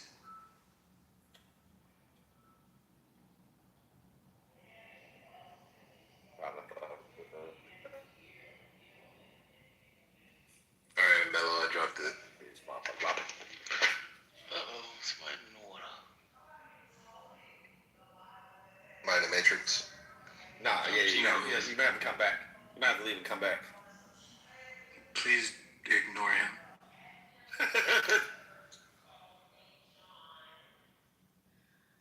Alright, Mello, it's in the chat whenever. But, yeah, the Pope. Yeah, he's coming at the Pope now. Man, oh boy, like the whole Iran back and forth, I checked out, bruh. I'm like, bruh, like it's hard to stay, it's hard to keep track. It's hard to stay engaged because it's hard to stay on track with what he says. There's so like much. He'll say one thing, he'll do the complete opposite. He'll go there and then he'll go back to the first thing he says, and then he projects. So it's actually very strategic. So I don't know if that's a sociopath thing, but he's very good at diverting any negative outlook towards him. Those that can see it, I feel like can see it. But it's like, okay, I'm not going to be made look bad in this Iran situation. So I want a deal. Iran to come back. We don't want a deal. He'll come back and say, oh, we got a deal. So it's very, or he'll come back and do the same thing. He'll be like, I want a deal with Iran. They'll be like, we don't want a deal. He'll come, I want a deal with Iran. They don't know. I don't want to deal with these sons of bitches anyway. Fuck yeah. Now, the latest one is the best for me. This nigga said we're going to initialize a ceasefire until such a time that y'all come back to me and tell me how y'all want to stop the war. In other words, come kiss my ass, motherfuckers. No, nigga, no, that's not even come kiss my ass. I think it is. The aggressor stops the bombing until such time as the person who is being bombed comes back and tells them how they want to stop. Nigga, just say we stopped. That's what we did. Yeah. I see what you're saying. That's not a kiss my ass. That's like a very, very feeble attempt at him trying to like actually save face in this shit. That's all this shit is, man. This nigga just trying to save face the whole fucking time. There you go, G. That's what I meant to say. Yeah. And the only issue to fuck up plenty of goddamn times he could have saved face. But he can't shut up because he's got so much money invested in the market. He's only opening his mouth to manipulate our markets. Oh, that part, Ari. Dude, I think they're making billions of dollars, dude. No, they are. So it's estimated that Donald Trump, I was just listening to I forget, was it Reuters or whatever, some independent journalist, said that since he's been in office, he's made somewhere upwards of $5 billion personally in investments. I'm like, that's insane. Yeah, that's generational wealth and what? But aren't they being investigated for that? He's going to come through with impunity. There ain't no goddamn investigation. What, Cash Patel investigating him for that? Right. Somewhere. It would be Cash nice Patel if for they're investigating that new goddamn bag of powder that just came to his office. Yeah, it would be nice if they would be investigated, but I think they're going to clean up so much by the time they could be investigated or anybody can do anything about it. These motherfuckers are going to be long gone. Trump's going to be on the board of peace, and he might just flip the fuck out. I don't even think this is about America anymore. It's about positioning him and his buddies. Never about America. America where? Goddamn. Fuck America first. America where? Yeah. from his son, and his son owning a drone company that's not only selling drone, like you were saying, Tim, not here in America, but also to everybody around the world. I was like, oh, he's a war, what do you call it, a war god. He's a war hog. Literally, he's a war hog. Warmonger, yeah. He's making billions of dollars off of the war. And let's see what else they made. Also, the head of commerce, I forgot his name, head of commerce, he was in the Epstein files as well. His company that his sons run in a trust, so they can't do shit about it, literally made $36 million off of the back and forth that was happening with the war. Billion, my bad, not 37 billion? 30, yes. No, that's way too much. 37 billion is way too much for one person to make. No, you lying. That's the wrong number. Bro, that's a big ass number. Yeah, it is. Let me look it up. Big ass number. I need you to verify that shit. God damn, 37 billion? Billion? In 48 hours. That's fucking dumb. That's just, what? Yep. Let me confirm. Okay, so I'm gonna do this quantification of the $3 billion again. I've done this before. If you spend $10,000 a day, rest of your life, and whatever you want, blow it away, give it away, whatever you want, $10,000 a day, it will take you 820 years to spend $3.1 billion. You will go broke. The last day you spend $10,000 will be in 821 years. That's how much money billions is when you talk about billions. Oh, Howard Lutnick. That's his name. And that's on the assumption. That's on the assumption you don't have it invested. Like, you're spending $10,000 a day, but you have it in a bank drawing 2%, 3% interest, and it never run out. It'll never run out. You're absolutely right. Yeah, at that point, you're not even spending. You're not spending your own money. You're just spending money off interest. Yes, you're just using the interest. Yeah. At that point, yeah. Off interest, and your principal just stays there or off interest. My sister does that shit all the time. She's like, I haven't touched my goddamn principal in years. I was spending money straight off interest. My brother does that shit too. He's a big proponent of that. He's always, use your interest, not your principal. Yeah, not your principal, use your interest. If you break down your principal, you break down the amount of interest that's coming back in per month. Correct. And if you got enough sitting in that motherfucker, you don't need the principal. You know what I mean? If I took a ball, Okay. Goddamn where. For real, the 37 billion context refers to the total estimated value of tariff refunds the U.S. government became liable for after the Supreme Court struck down several of the administration's Liberation Day tariffs earlier this year. While Lutnick was pushing these tariffs as the Secretary of Commerce, his firm, Cantor Fitzgerald, now run by his son, Brandon, was reportedly buying up tariff refund rights from businesses for pennies on the dollar, about 20 to 30 cents per dollar. The profit, if the firm bought the rights to 100 refunds for $20, the government eventually pays out that 100. The firm makes a 500% profit. The execution critics and House Democrats allege this was an insider trading, essentially betting against the government's own legal position, while Lutnick was the one overseeing the policy.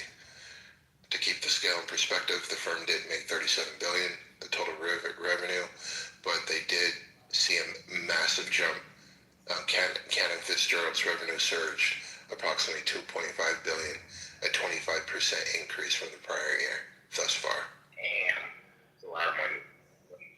That's a lot of money floating around on that side of things. God damn. Yeah, that's a lot of money. Even, I mean, just that $2.5 billion alone that he earned. To make him keep one. What the fuck? You never broke. Never broke. They're setting up their people. Understood. Yeah. I get what it is. I mean, when you seen the regime come in, that's what I'm calling them, and the players that were specialists, as they say, in their field, with a few smoke and mirrors to hide what's really going on. You know, it's just people padding their legacies and those of their great-great-grandchildren. You know what I mean? That's put this firmly in place. We got 4 years to do it. Let's aim for the moon. We missed. We still amongst the stars. That part. They say, man, fuck America. Fuck America. Let's get us together. Motherfuckers got right there. Yeah. We'll throw them little pennies at the end. If they get it, they get it. But fuck these motherfuckers. Let's get us. Woo. 37 billion, 2.5 billion on the side. What? Yeah, 2.5. Says the 37 is probably an exaggeration, but yeah, 2.5 is still a lot. Billions.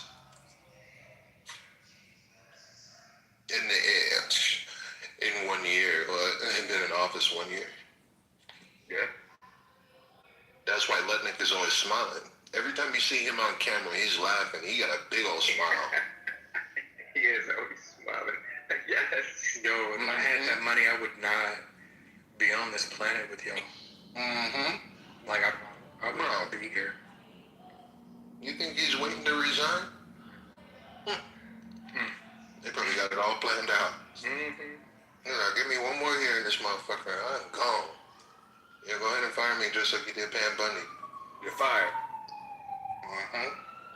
Thank you. With a big old smile. I was wondering They make me sick. They genuinely make me sick. They're sitting over here just stockpiling money while the average American is making hard choices between having gas money and grocery money. No, sir. No, sir. The hard choice right now is between groceries and prescriptions. Oh, yes. Yes. Yes. Do you want to eat or do you want to live? Yeah. My motherfucking... He said, damn, this is the first time it's been this slow in a long time, and I go to one of the best in the city. Trying to tell you. Mm-hmm. People are really making hard choices out there right now, man. Hard choices out there, bro. Hard choices. Just listen. Hey, People were passing up their haircut, bro. The barbers, I was downtown LA today, and not only that, I got to see these dudes chase this nigga downtown for he was trying to steal some shoes out of one of those high-end, tennis shoe shops. They caught his ass. He ran right out of his New Balances. Should have laced his New Balances up before he went to steal sneakers. No, the dude chasing him ran out of his New Balances. The nigga got it. I don't know what the nigga must have had his shit up tight because he made it for a good block and a half before they caught him, but they didn't get the shit back. That was what was weird to me. I think he was afraid to go heads up with him. He just pushed him down the block a little bit further and turned around. I'm like,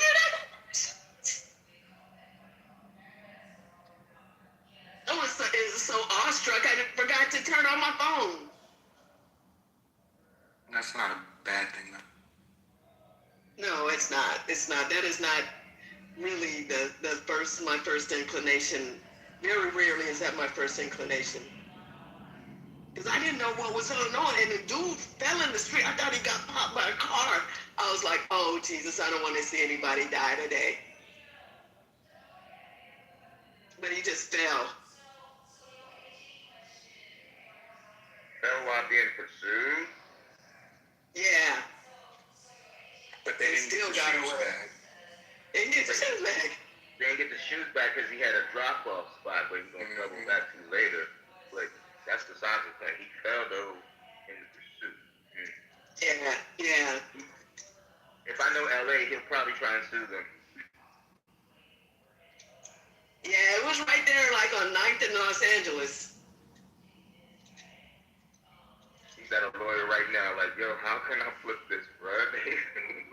Did they catch you with any stolen property? Nope. Man, what was wild is that a police officer came out of one of the, he just watched too.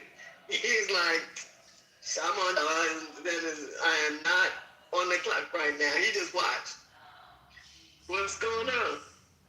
It's like, damn. Right. I think the worst part would be doing paperwork when you didn't have to do paperwork. I'm not gonna Hey, not over no shoes. Right now. Not over some shoes. With the shoes and we'll talk. Hey, whoever they call. And then it was some chick who was trying to get back into the shoe store, and she was fighting the dude. Why are you disrespecting me right now? I'm like, what? You just got robbed, and you were probably a part of it. But no, they're not letting you back in the store.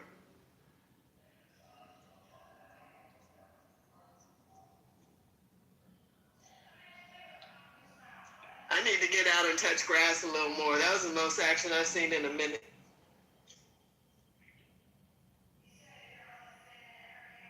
People are unhinged lately. AG. Yeah. That's regular in LA. AG. Aren't we in like double Mercury or some shit?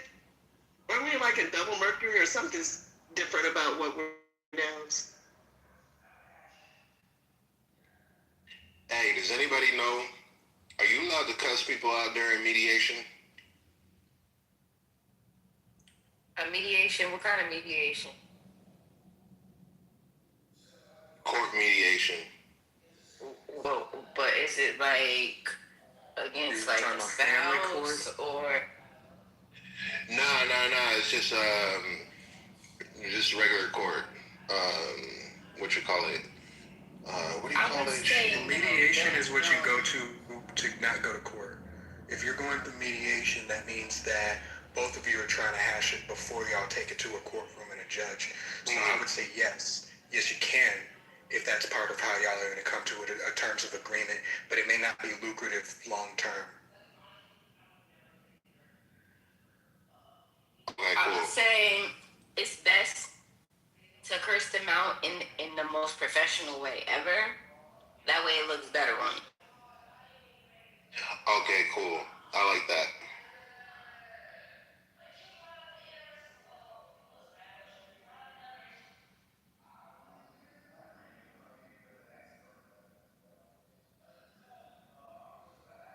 It would just be the rules of your arbitrator. Is Giella still here? He dipped out. All right.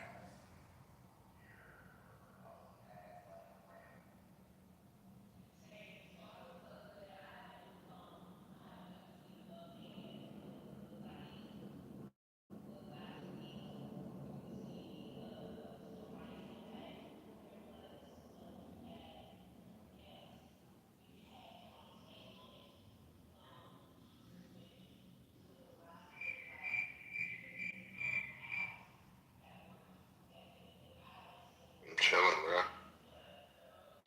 I'm about to boot this motherfucker out of here. Yeah, let him be ugly in the hallway. Who, Junior? I was just reading. Or Junior.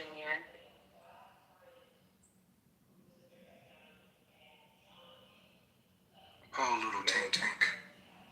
Men will be having trouble with empathy. All for trouble. And then they cuss me out and call me a bitch. That's why I need to stop. Because every time I try and feel bad for somebody, they cuss me.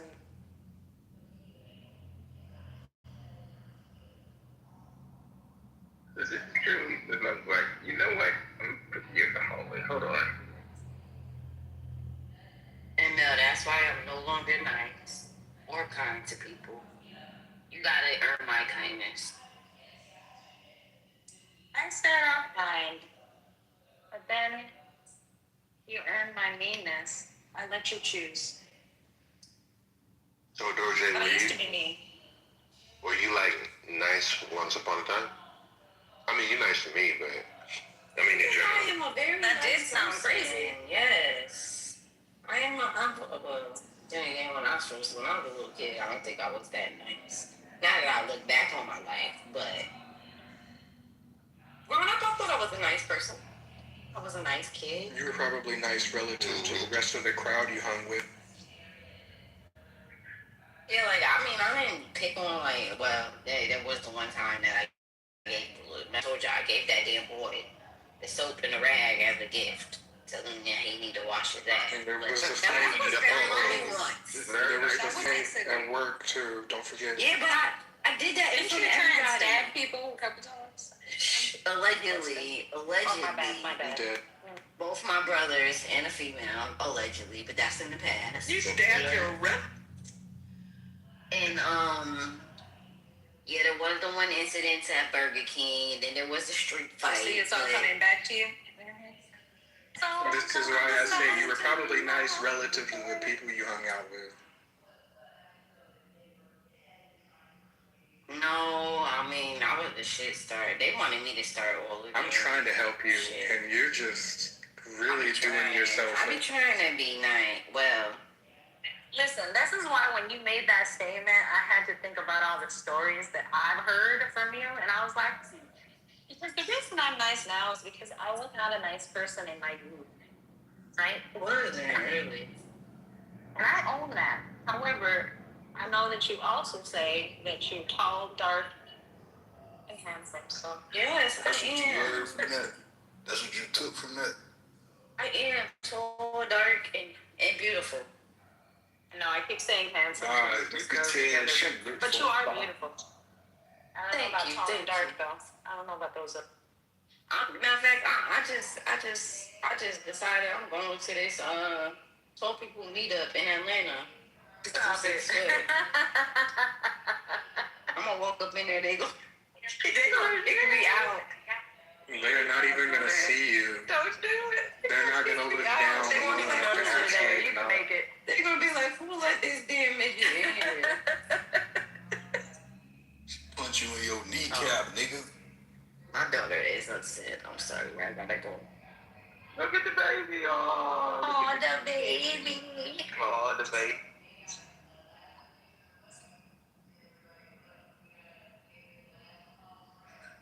Oh, she's leaving? Oh, okay. I had another question. I didn't leave. I just had to go on mute real quick to calm the baby. Oh, okay. Another little whippersnapper in the making. Yeah. So you're a nice person. Do you find out that most people ain't shit? Because I'm a nice person. So let me tell you, I'm not always mean to people. I fill you out first, and if I feel like you do funny shit, then I'm gonna be funny with you. So for the most part, you find any reason? No, I don't find any reason. Most people that ain't shit gonna show they ain't shitness, and then once you show it, I'm gonna give you that shit back. Facts. But like when I was growing up, so I was very sweet. Like, but once I it's like a big. I could be sweet, no, because even as a little kid, like, it's a picture of me and my brother. In the picture, he got 2 little teeth marks in his lip because I was very sweet, and I wake up every morning and I give everybody a kiss. One morning, he ain't want to give me that kiss, so he got bit. That ain't my problem. That ain't no excuse, though. That ain't no excuse. It was 2. It was an excuse for me. What your 2-year asshole doing waking up niggas like? Never mind. You made him because your feelings were hurt. You're so Yep, cute. he ain't want to kiss me, so I got in trouble for that too. You terrible too. Not that I remember, but you terrible too. They reminded me. Just like I got in trouble when I decided to use my little yellow and red car as a slide after my mama told me not to.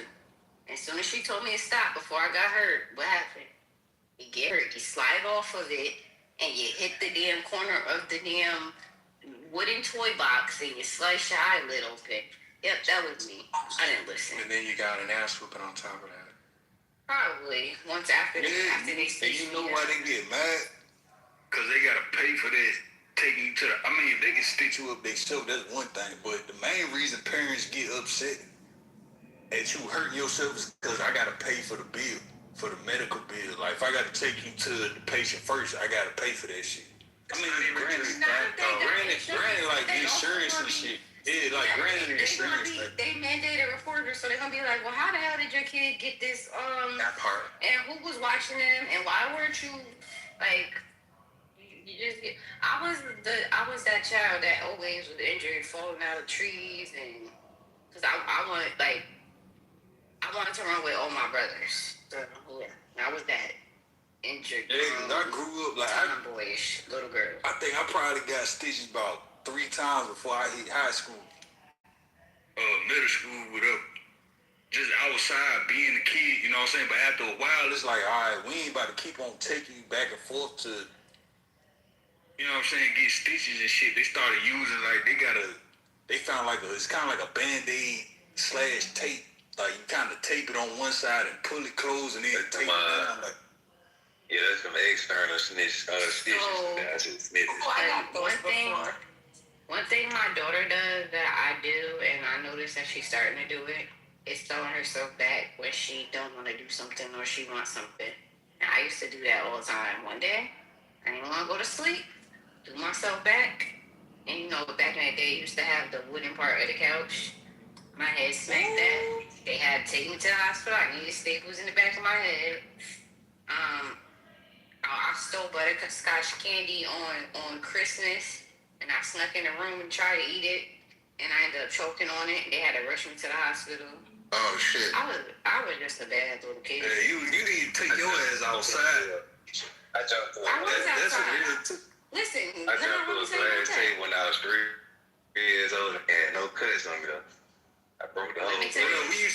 We used to play tag on the bike. Like whoever is you on foot, everybody else on the bike, and whoever you tag is like, nigga, but we gonna push the shit out you like.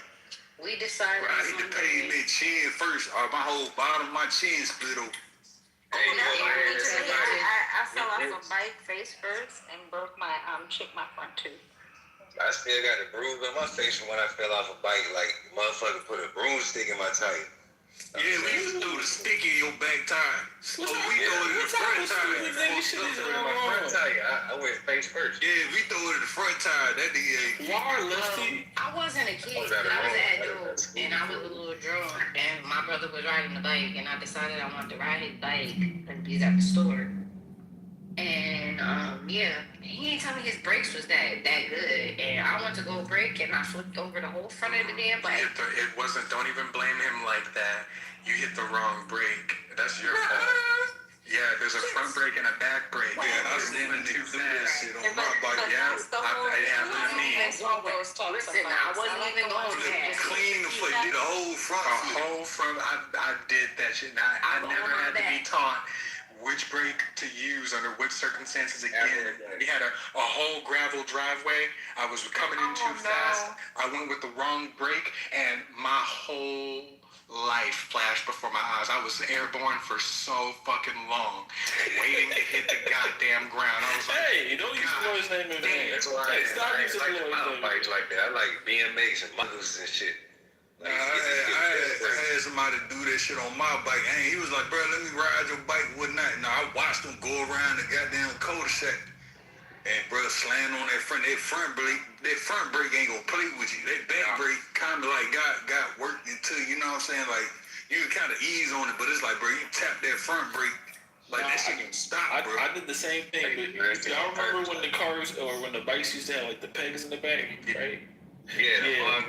My brother, my twin brother, he's like much smaller than me. He was riding on the pegs in the back, and we flipped over, and he fell on top of me, and he the one crying the most. So I'm like, nigga, you landed on me. What the fuck?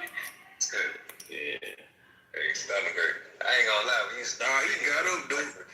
He was rubbing the back of his head. He got back up quick as shit. I was like, bro, I know that shit hurt. Like, I ain't gonna lie. I watched the whole thing. I don't know how they do it now, man. I had so many elbow and knee bruises. Like, it ain't a day went by they didn't have a bruise on me. Me too. You know what's crazy? We used to play football in the street because it was a little side street. And oh my god, I went sliding down this fucking. Actually, it was the driveway. I don't even remember what happened, but I went sliding down this driveway and one thing. I think someone probably tried to tackle me. My whole fucking knee, like that shit was like, I swear you can see the bone. It was. I just was. That shit hurt so bad. Oh my god, like I'm not. My knees are fucked up.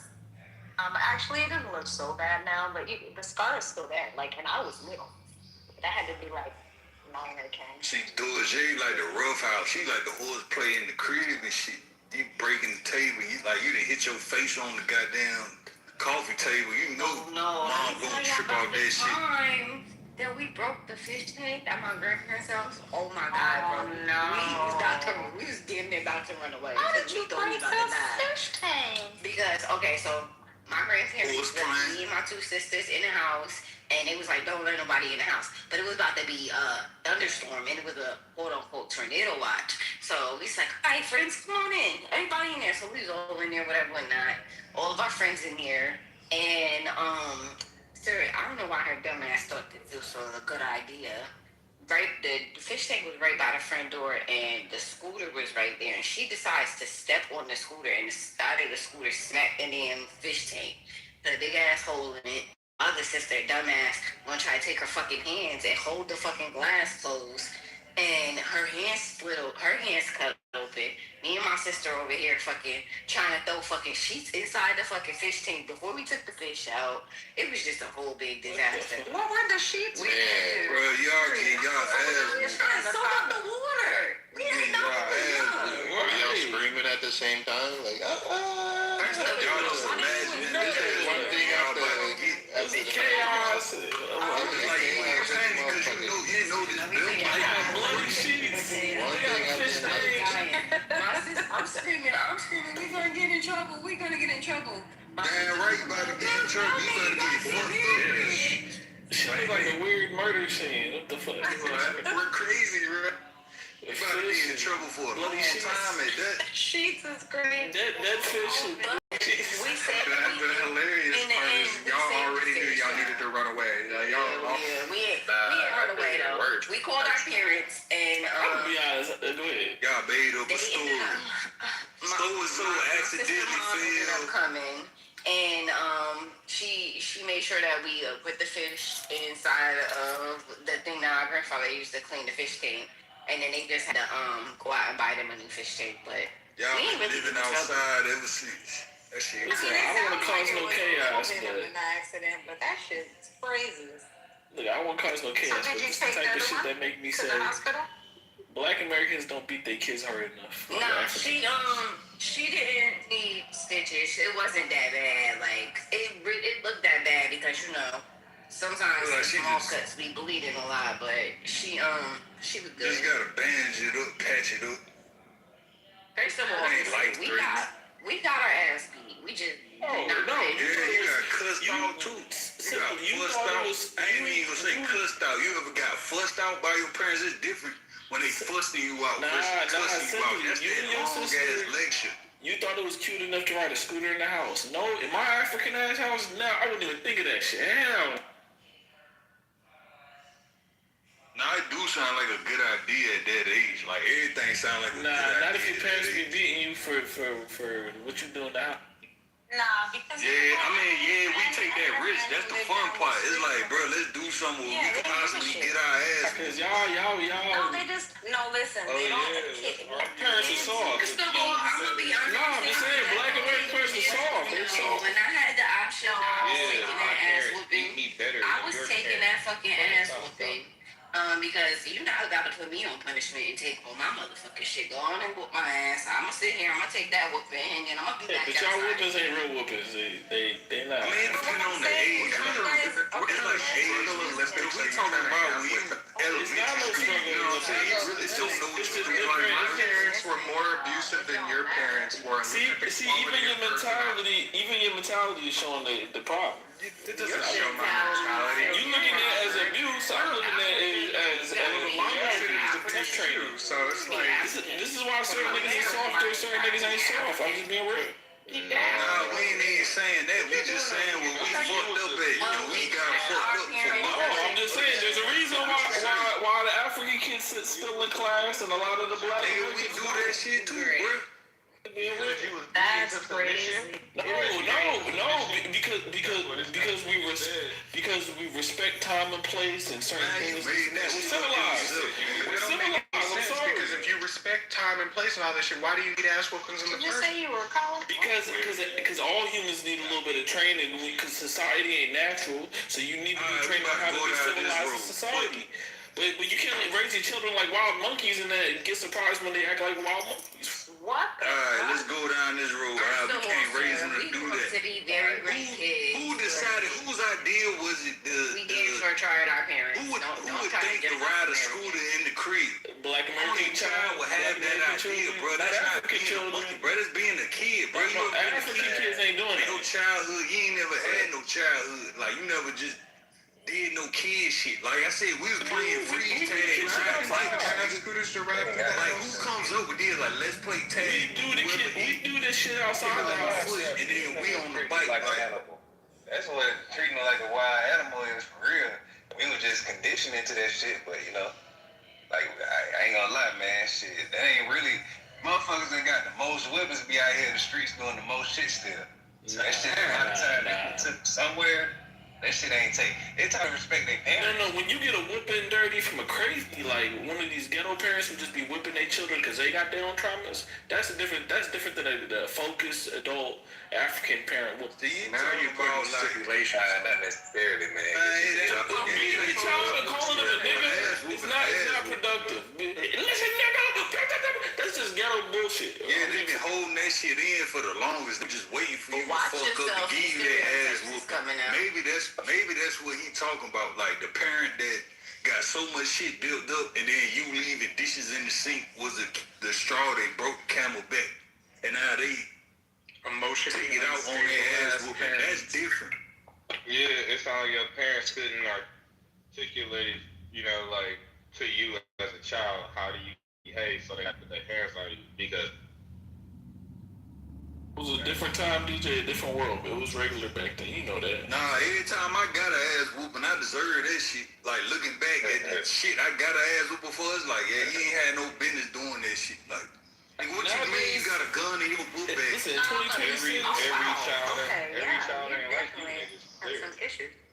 But no, I mean, I was saying that like I had they lived down the street from me, and they were menaces. But their parents were so strict, it just didn't make no sense. But as soon as, like, they also their parents worked, so there was a lot of time where they were alone in the house. So, like, I'm telling you, those weapons, they don't matter to them. Who's they? Are they Black Americans or Africans?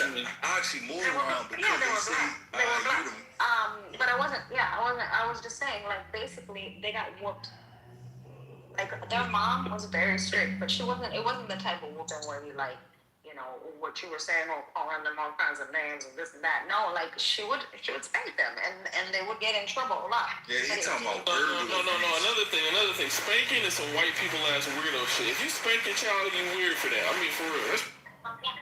Oh my God. All right, you know what? Okay. Spanking on the ass. I'm saying. No boy should ever know what getting spanked on the ass feels like. I would rather have my parents slap me. I'd rather have my parents slap me than spank me. Man, too bad you African. Y'all get ass. So wait, let me tell y'all. So just because y'all want to know what's crazy? So I told y'all that story, and I didn't get my ass whooped for. We didn't get whooped for breaking in. We got whooped for less, right? So. And that was my grandparents. So, my dad, he didn't put his hands on us because they used to get their ass beat really bad. Like, my grandfather name was enough because my grandmother used to have to tell him, all right, that's enough. But, so one time, I convinced my sister, come on, let's wash our dolls' hair. So we got the beach buckets, we put the water in there, and we was washing the dolls' hair, but we was also cutting the dolls' hair and gluing it to the bald-headed dolls. And my grandmother came in there and she seen that shit, bro. She made us dump the water out, and then she beat us with the fucking bucket. I stood there, I got my ass beat. But my sister and my brother, yeah, she beat us with the bucket that we used to wash the doll hair. So then, My brother got in trouble because he oldest and he let us do it. And then him and my sister was running. So she grabbed, you know how you got the little wiffle ball bat that the kids used to play with the little Talking about the little spongy shit. With the plastic bat. The plastic bat with the plastic ball, yeah. She grabbed that shit. She chased their ass around the house and they got whooped with that shit. And I was over there cracking up laughing because I knew not to run. You're not going to beat me twice. No, I let them get they couple of good leaks in. That's what, like, my mom was telling me. She was like, that shit used to piss when I got older. She was like, that would piss me off because you was holding in and cry. Like, it's like, I'll let you get them few couple of ones in. I got so nice, I was catching the bill. It's like, all right, bro, like, yeah, all right, let me tell you, like, me with the metal part, that was the metal side of it. Like, I felt that shit. Lefty, let me tell you, the last time I ever got she talking about let it go. It's like, now, hold on. Like, hey, I'm trying to say, the last time I ever got my ass whooped by a belt is the first time I grabbed that motherfucker. And after that, the whole dynamic changed. Like, that was the time I stopped crying. And like, she got 4 whips in, and I said nope, and I grabbed that motherfucker. I looked my grandmother dead in her eye, and I let go of it. And she was done. The ass whooping was over. I never got another ass whooping after. She nice. I ain't never start grandma. I ain't never get to start grandma. no, my grandma don't hit hard.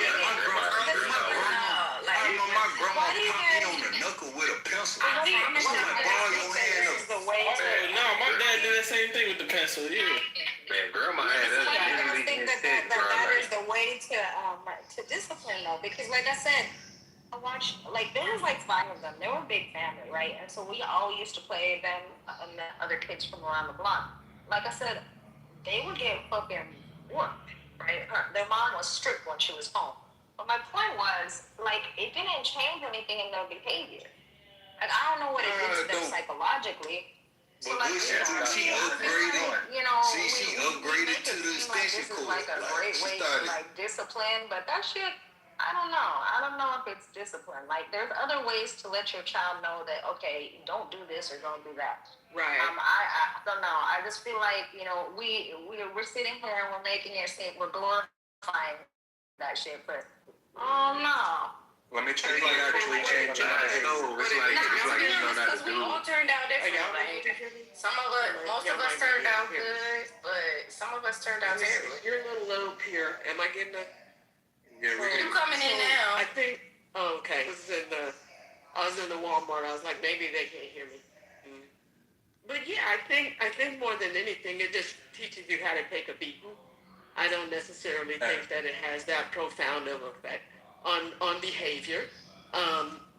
When I was in school and when I was teaching as well, you know, because I went to school in Atlanta and I taught in Florida. So the Caribbean and African kids were getting in trouble just as much as the Black American kids. We not gonna separate like that. Kids are kids, and kids are. Maybe no, don't entertain him. Just give us your. He has no respect. Look at that. He did nothing. I don't even know who that is, but that's unfortunate. That their scope of the children's behavior is that finite. But you know, it's cool. But yeah, I think that, number one, you kind of have to know each child and what each child fears, right? A lot of kids don't even fear no whooping. They fear some shit that they like being taken away from that them. part. The other thing, the other thing is, you know, I wouldn't have beat a child for cutting their hair off. You just going to have to play with a bald-headed dog. You know, there's the consequences of that. I don't even I got whooped for worse. Like, when I tell you, I got whooped for having an asthma attack and not having my asthma pump. I got whooped for freaking having a braid left in my head. Like that, in the bad shit, when I used to do the real bad shit, I never used to get whooped. I don't get it. See, it was when they upgraded, like whatever they was whooping you with, they upgraded. It's like, all right, we gonna go from the belt to the extension cord. But I got whooped with the goddamn thing to open up the blinds with, like the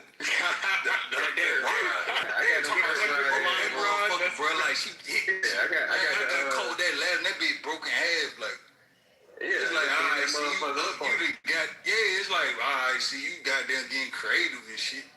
Hey, Hey, you don't know that. They don't know nothing about going to school hiding no whips on your leg and shit from that whooping yesterday. So after I stopped getting whoopings, how I got punished was with reading. And it wasn't just reading anything. I would have to go read Proverbs or Psalms. And I would have to do that shit all fucking day. I would have taken an ass whooping over having to read Proverbs any day of the week, I promise. Not sick the Lord on you. But you learned the Bible. I learned. He learned the virtues of behaving a certain way. Hey, no, that shit turned Braun to an atheist just like me. Facts. And that's cool, but you learned it. But Dorjay, when you got a beating for whatever that's really, did you do it again?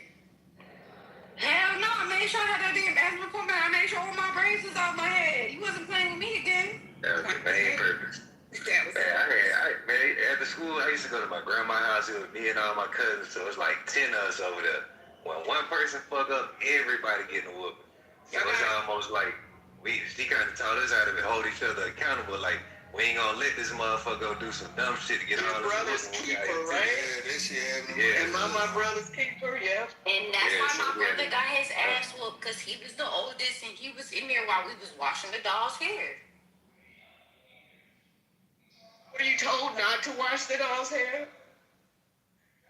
I don't think she had to tell us to wash the dog's hair. We wasn't supposed to be playing in water in the first place. Wait a minute. It was the plan. It was the plan in the water. Oh, okay. Simply, let me ask you this: what kind of doll was it? How expensive was it? Yeah, pay attention to the damn prices. It was a. You saying dog or deal? I think I had my D-O-L-L. And I was washing her hair. Nah, let me tell you. I also was tearing her hair off to put it on the bald-headed dog. So, remember that too. My daughters, they each got one of those goddamn American Girl dolls, and I never cared about any other toy that they had. But when I learned about the American Girl dolls, don't touch that thing, don't cut that motherfucker's hair. Like, we need positive accountability for all of those accessories and shit. Yeah, that would have been an ass whooping in that, because those are $200 dolls, and you over here cutting hair. Man, but if it was a cheap doll. Yeah, but you can take the American Girl doll to the salon at the American Girl. And pay real American money. Fuck that. You gotta think, as a kid, you would cut that dog, all that shit on the floor. Now you ain't cleaned up nothing. Like, that's a whole new mess that's got to be cleaned up. You know how frustrating that would be. But that's probably also why we got our ass salon. Like, you got live hair, like. What do you say? You have to.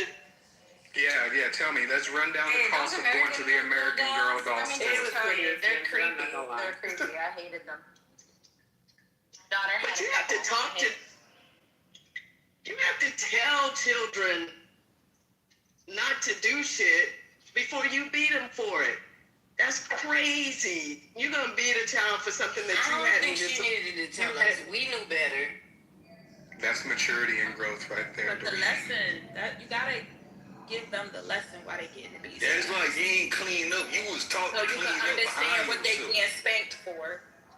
You was already taught to clean up behind yourself. So even if you did cut the hair off the dog, you washed it, you got water everywhere, you know to clean this up before. Hey, I'm pretty sure we asked her if we could wash our dog's hair before we actually did it, and she probably told us no, we did that shit anyway. Well, so I Yeah.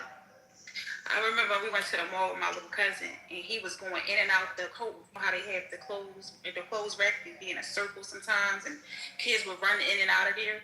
Well, one day, my little cousin, he was about 6 maybe. He ran in one of them and we couldn't find him. He was hiding. His mother was hot. She couldn't find him, was calling his name, and finally, after a good while, he came out. He was cracking up, but she didn't like it. She said, when we get home, I'm gonna whoop your ass. Finished them all day out. We got something to eat. Got home, got ready for bed. He got a bath and got ready to bed. And he got in the bed and came in his aunt's room. My aunt woman said, "Mom, remember you said you was gonna whoop my ass? You didn't whoop my ass." She jumped out there and his ass. Yeah. Kids, they crazy. waiting for it though. In the back of his mind, he like, bro, you're not about to catch me in the middle of my sleep. Gotta remind you. Whooping my head. He probably had a home. He probably had a friend at My school. grandfather used to do that. He probably heard the story. And right before he about to wake you up in the morning, you woke up to an ass whooping. He ain't wake you up. He whooped your ass. My grandma called me one night. I think I was about 9 or 10. I don't remember what I did, but I was always a light sleeper. And so, I don't know, I was laying there, and then something shifted in the room, and I opened my eyes, and my grandmother was standing there. She's like, no, it's okay. Go back to sleep. You're good. I was like, all right, cool. I went back to sleep, and she caught me with 5 or 6 swift ones. Like, wow, while I was laying there, whack, whack, whack, whack, whack. I don't even remember. But you was swinging on you. She caught me. She caught me. Yeah. Caught me in my sleep. And she was punching you. After telling you to go back to sleep? After telling me to go back to sleep. Yes. Oh, my. I don't know what I did, though. Your grandma. I don't remember what I did. It had to have been bad. Oh, you probably woke her up in her sheet. No.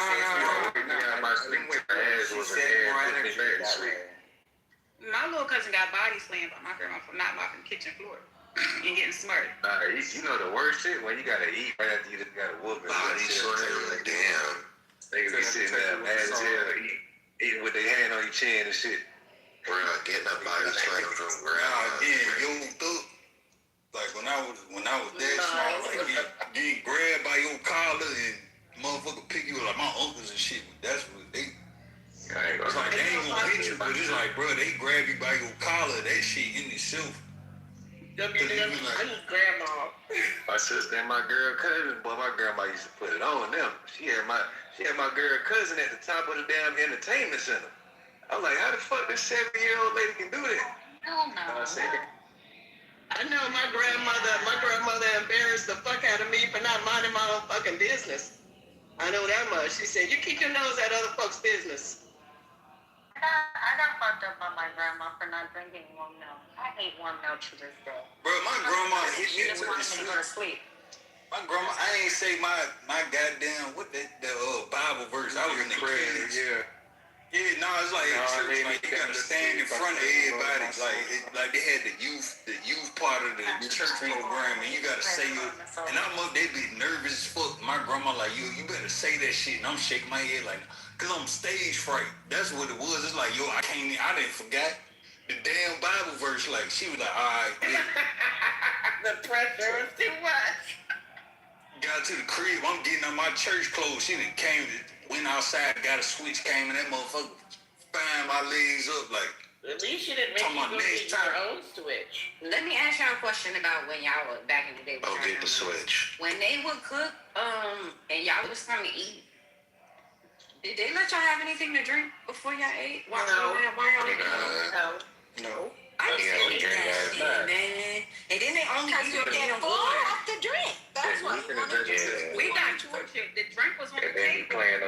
Away from us. Let me tell y'all how my grandmother had us convinced that when you eat pancakes and stuff, you can only drink milk. I was pissed. Only milk? What the fuck? Cool. Like when we was playing outside when it's time to eat. It's a metal bucket. We all wash our hands in that motherfucker. Hey, but why do parents do that? Why do they like you can't have your drink because people get full? Like the kids get full. No, literally, they say you get full off of the drink. And little kids at night, and waste all your food. Like you ain't gonna eat your shit. I do that as an adult though. Like drink too much. And my dad used to get mad because he hated that we paid for drinks when we would go to the restaurant. He was like, get you with those drinks. Pasta. Yeah, and the bread. They said that about the bread and the biscuits they put on the table too. Yeah, they give you drink and eat the bread and all that shit. Then by the time your actual meal get there, you probably ain't gonna eat all of that. But they weren't wrong though. I mean, but you gonna take it home though. If you look it up now, especially when they take the roadhouse, man. No, I was gonna say the way your human system, like your body is designed, you're really not supposed to eat and drink at the same time. You eat and then you put the water in there so it'll be lubricant, so it actually wash it down. Yeah. Oh, is that true? They weren't wrong. I just don't think they had a reason. With food in their mouth. Yeah, you're supposed to wait like 30 minutes after you eat. Oh, word? That's crazy. Yeah, you know what I'm saying? You're supposed to, you know what I'm saying, rinse your food down, but like eating with and trying to drink with food in your mouth, that is kind of crazy. I still eat like You realize you're actually supposed to. You realize you're actually supposed to drink something warm, because when you drink something cold, I forgot how it was worded, but it made sense in terms of like, okay, something cold is gonna make it. Yes, thank you. Like it's you're supposed to be drinking something warm after a meal so that it flows more quickly. Anyway, something to that. Yeah, because it changes the temperature of your like internally. Yeah, like you gotta think it's like 90, like the inside of your body like 98 degrees. We did it before you throw ice on. I mean, if you throw something cold on something warm, you gonna have a reaction. Like you can do that with any type of. You gotta calculate. Or vice versa, if you throw something hot on something cold. No, all I was gonna say is your body, all liquids, before your body can use the liquid, your body's gonna make that liquid your temperature. So if you have warm liquid in you, I learned this in the Marine Corps, when they make you piss, you're not supposed to drink water. If you have to take a piss test, don't drink cold water because it will take way longer. You're supposed to drink room temperature water or warm water, and it just goes straight into your system. Yeah, because everything tense up. Like you gotta think, you jump into a tub of cold water, like everything contracts. Contracts. I just read recently that it's hard on your pancreas. I didn't know that. Wait, cold blood. Drinking water is hard on your pancreas. They speaking of the pancreas, they say that like out here in Nevada, right? Like people get heat strokes and shit. They say if you're ever experiencing like a heat stroke, to not drink cold water. It's like keep the room temperature. Yeah, you're going to even more shock, right? Yeah, the same as somebody in hypothermia. I don't really like. It's crazy because I really don't drink cold water. Only once in a blue moon I'll do it because like my daughter sometimes will put bottles in the fridge, but for the most part, I'll drink it at room temperature. I don't put it in the fridge. I'm the same. But and people will be coming over and I'll be like, you ain't got no cold. No. Yeah, I mean, it's I heard it's better to drink it at room temperature, obviously, or to drink a warm drink after a meal. So I've just been doing it for a long time. I don't know. What about the average person is sipping on a cold drink. Like if you eat and got a cold, you got ice in your cup. It ain't like you chugging it. Well, the other thing about it is that it like so like I think it was something with how it like when you drink something cold, it's gonna make that food thicker or harder. Like it's gonna harden it. So it's like I think I don't want to say it makes you more fat because but it'll make it so that it's harder to flow out of your system once again. But what if it's hot? That's the other reasoning behind it. So if it's warm, it's not gonna do that. Like I don't know. That was part of the thing I heard as well. So I know like when you drinking warm drinks, though, it do kind of contraction. Yeah, I know. Like when you drinking warm drinks, like coffee and hot chocolate, that shit do kind of move you. You know what I'm saying? It moves things through the system a little bit more quickly than hot chocolate every morning. Caffeine is a diuretic, so both of those things have. Shit, let your ass be outside cutting grass in the middle of the summer. Caffeine. I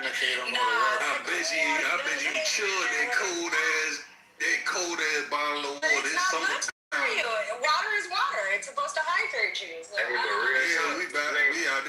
we used to do it, but we ain't really supposed to drink no real cold ass water when it's hot like outside. I don't get that cold water. I know. You don't drink cold. Alright, this is a scenario. Type shit. I literally shit. I eat ice cream. Man, but see, you be in the setup situation but imagine we outside cutting grass. Nah, we outside cutting grass. We've been working all day. We've been out this bitch 3-4 hours. You the sun beating. If I hand you this cold bottle of water, you ain't gonna drink. You can reduce your voice a few decibels, Lefty. You're really loud. 2 decibels. I literally choose to like how they said, like I got my bottles of water sitting out. Like I don't drink water out the refrigerator and stuff. Like it's just you can tell how it makes you feel. versus you just drinking room temperature. And to be honest, a room temperature water is much cooler than it is outside in most cases anyway. So you still gonna be cool, bro. Yeah, it's true. Cause I'm always drinking room temperature water. Like it's rare that Y'all niggas don't cut grass though. Let me cut grass. Ice cold water. Listen, I'm trying to tell you, it's the same thing. You're just quenching your thirst. You're rehydrating your body. Yeah, it don't feel the same to me Ice cold either. water and that heat, bro. Like that shit, it's gonna kind of slow you down. Pouring It's on gonna your kind of head, drag you a little like that's different. Are we pouring it on our head? So if somebody is suffering from heat exhaustion, y'all outside, y'all want somebody to pour warm water on you or cold water? No, room temperature. I didn't say warm. Room temperature. You don't pour no ice water on me. No, hey, I know it seems like, you're going to put them in a shock. You actually might kill them. Don't do that. But I think warm water. Yeah, you talking about the extreme, like, heat exhaustion. Talking about, nigga, we thirsty. We taking a break, bro. We been out here 3 hours, like. Now that y'all talking about it, like, it's actually been a long time since I've had like ice cold water. Like, I usually be drinking like room temperature, even fridge water. I don't drink fridge water. Yeah, Talking about the little water dispenser on the refrigerator. They stay. I got the dispenser, but it's not connected to the fridge. It's just a regular dispenser. But I ain't gonna lie. We got a natural spring by me. I've been fucking with lately. Oh, I need to find one near me. A spring. Ain't no way yet. Yeah, it's summer everywhere though. I did hear there's some near me. I just gotta find them. I will say though, in the mornings though, I do drink warm water. Warm water, cold water in the mornings.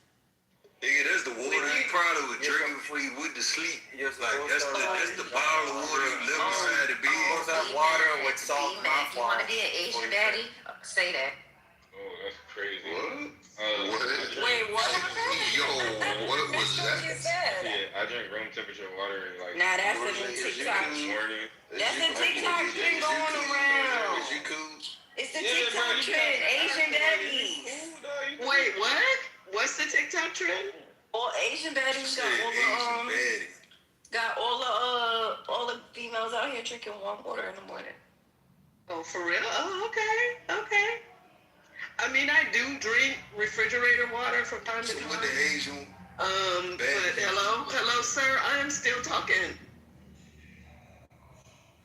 But I do prefer like room temperature water. But ladies, when y'all hit menopause, y'all gonna feel a little different about that warm water. You're gonna want you some cold water. I'm giving you fair warning. Don't say nobody warned you. Listen, I'm in the Peoria at this point. Let's see. I'm okay with that. I'm okay with that. Hey, Lefty, Pure see, got right now, don't you, nigga? it's not even funny. Man, hell no, nigga. Listen, right now, the water that I have in my water bottle, it's been like I've been roaming around. It's not fucking hot. Like it's not warm. It's a good temperature, and it wasn't cold, so I don't know. Yeah, I'm tripping, but yeah, I get it. If you're outside on a hot day. I mean, it makes sense because when you think about how when you buy bottles or cases of water out of the store, they don't have it in a cooler. Like they have it in a room temperature part of the store. Compared to like milk or shit like that, it's like they never have cases of water in a cold. They also maybe we own something. That's just because they know you're not about to store a whole case in like a cool area like that. Like when you get it home.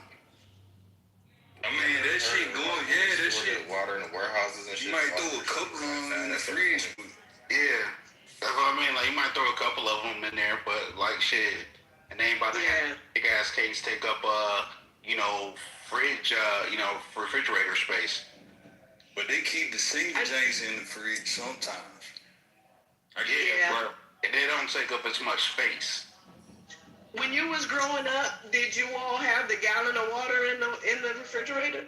Yeah, like the jug on the counter. Yeah. We got those on the counter. Y'all did? Oh, okay. Yeah, the a jug of water in the refrigerator. Y'all know the big with the 5-gallon joints that you had to tip over? We had them shits in my house when I was younger. Oh yeah, They you have have a a little goddamn water spout. dispenser. Yeah, I had that too. The water dispenser. Damn, y'all fancy as shit.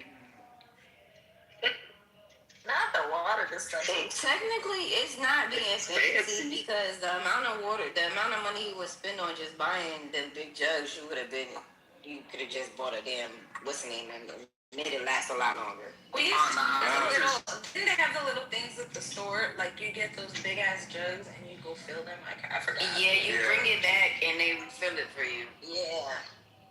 Oh, the reverse osmosis. But they also had a service that would come pick the empty bottles up and then drop it back off for you. You know, I remember seeing that, but I also, like I said, I remember us going. Like we would take the bottles and we'd go to refill them. Y'all have money to do that. No, you really don't. It's much cheaper to just go to the machine and get it because five gallons only costs $2. It's way cheaper to get the bottle and we got a water hose outside, bro. I'm about to say, like, what we do is, like, we get, like, buy, like, a gallon or whatever of water, and that shit just got reused, refilled that shit up. I'm about to go to the store with that shit when I was growing up. Yeah. Lefty, you still drink out your water hose, bro? Nah, used to. I'm saying, like, at that, like, around that time, like, in the 90s, like, with his water hose and shit. Growing up in the summers. I mean, you in the South, shit, I would assume so, shit. no, keep on going in and out that house you want to. Nasty motherfuckers. The moment I got a chance to taste what real unfucking pipe tastes like water, I'm like, bitch, never went back. Motherfucker, we was outside one time, I saw niggas drinking off the water hose, I tasted that shit, I was like, what the fuck is this? Spit that shit out. I don't know. Back in the 90s, it wasn't that bad. That water used to be hidden. We didn't have bottled waters like that. I don't remember having bottled water stored in the house. We had pitchers. We filled the pitcher up with water and put it in the refrigerator. Mm-hmm. That's how we got water. Y'all ain't have Britas in y'all refrigerator?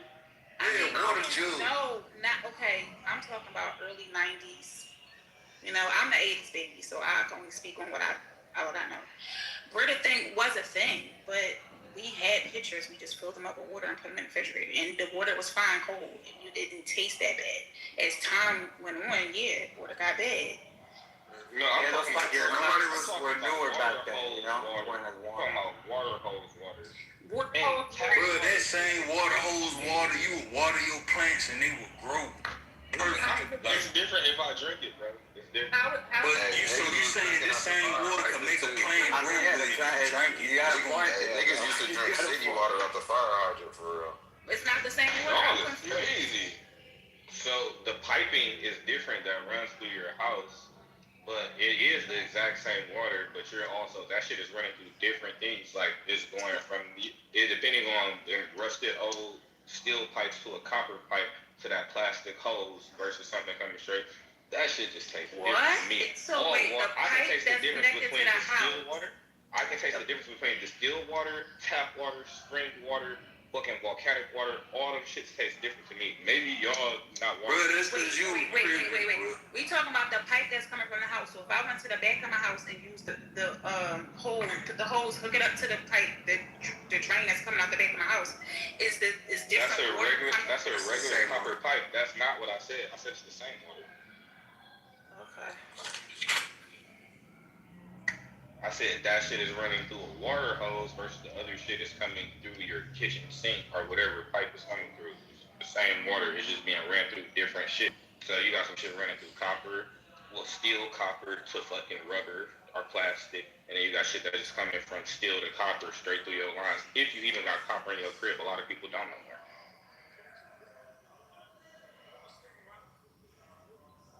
So where you was drinking your water from growing up? Out of bottles, motherfucker? He got his water straight from It's all city water. Lake Minnetonka. Lake Minnetonka. Lake fucking Minnetonka, bro. On tap. This is not drink city water. We had a special line ran to our house. That motherfucker drinking from a wishing well. Found the youth. No, fucking well water tastes fucking nasty. They tried to get me drink that shit at football camp, nigga. That was the worst shit. That shit got a smell to it, but There may have been something wrong with the well. There's a well in the back of my house. It's kind of big. It gave water to the whole area where I live. They don't use it anymore, but it's still there in the back of someone's actual home, which is weird to me. But No, They make money off of that. You was in Michigan, DJ. You They definitely could. got some of that city water, bro. You didn't have a water bottle jar. nigga, my spirit was smelling sulfur. my spirit led me. That's why I think it was at football camp. I think it was sulfur. That shit smelled crazy. Niggas was making Kool-Aid with it, everything. I'm like, I damn near passed out from dehydration. I don't want to fuck with that shit.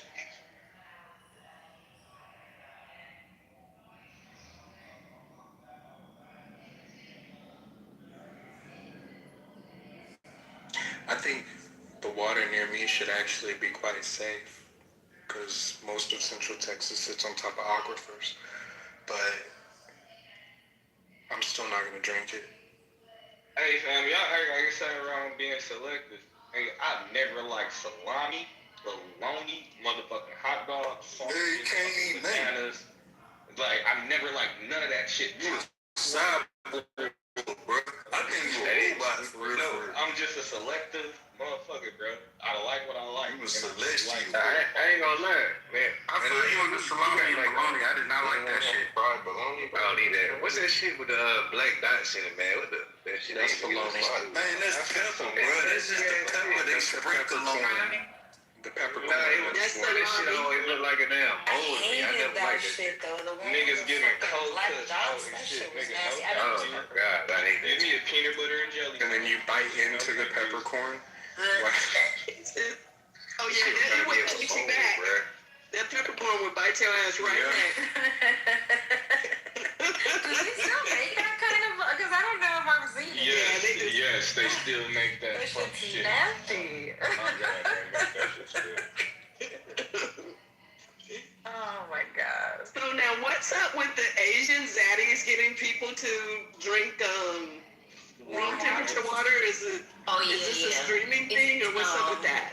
It's Asian baddies. It's just routines that Asians follow to keep their body How old are these Asians? They I don't under freaking 20? know. I only know no, about that because my no, no, sister thinks she Asian baddie now. She be drinking Valid. hot water in the morning. She drink red date and what the fuck is them little red shits? Some fucking shits that she had me searching all around for these fucking little red berry shits that they be drinking. Goji berries. Yeah, them Goji shits. berries. She I was fuck like, with goji berries. Berries are good She for was you. like, Yeah. I always have to have something on my feet. I can never let my feet touch the ground. No. Why? Listen. Oh hell no, that's ass backwards. She needs to ground. You need to No, ground. That no, don't make any she's sense. not talking about. She's not talking about outside. She's talking about in her house. In her house, she has to have either socks or slippers on. She can't let her bare feet touch the ground. She be doing her little her skin mask and all of that. What else? It's something else. Oh, they be doing some lymphatic drainage workouts that she be doing too. So the only reason why I ask like how old they are, because in Asian culture, if the young girls are like 25, like from what I understand, like they don't really value them motherfucking women over there. So I'm like, they gotta be listening to some young ass girls who like doing this type of shit. Like these girls are like 24 or less who promoting this shit. How you figure that out?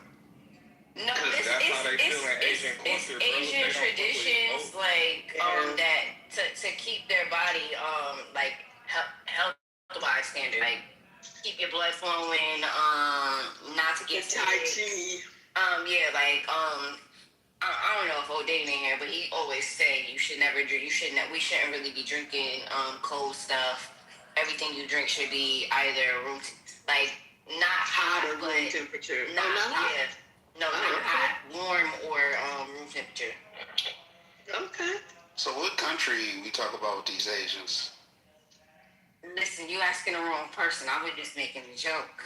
Bro, I'm telling you, there's gotta be some young ass kids over there finessing them old niggas so that they can get some young girls. They were like, oh, you know, that curvy as fuck over there, bro. I watch a lot of anime, dog. That's a fact. They're like, these are them some freaky ass people, bro. They over there trying to get in with the young girls. But it's Asian baddies. They not in China now. We're in an Asian country. They in America. What the fuck is the Asian? They on TikTok.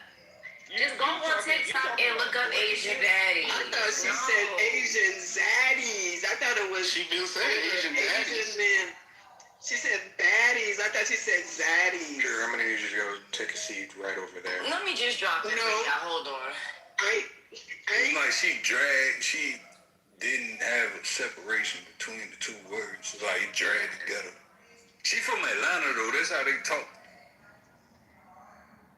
I'm not from Atlanta, but I do live in Atlanta. Depending on the country, though, you is right about like some of them with the freakiness, because they be sexually repressed in Japan. Asian baddies. But they're not in Asia. You got it. No, never mind. It was not a good point.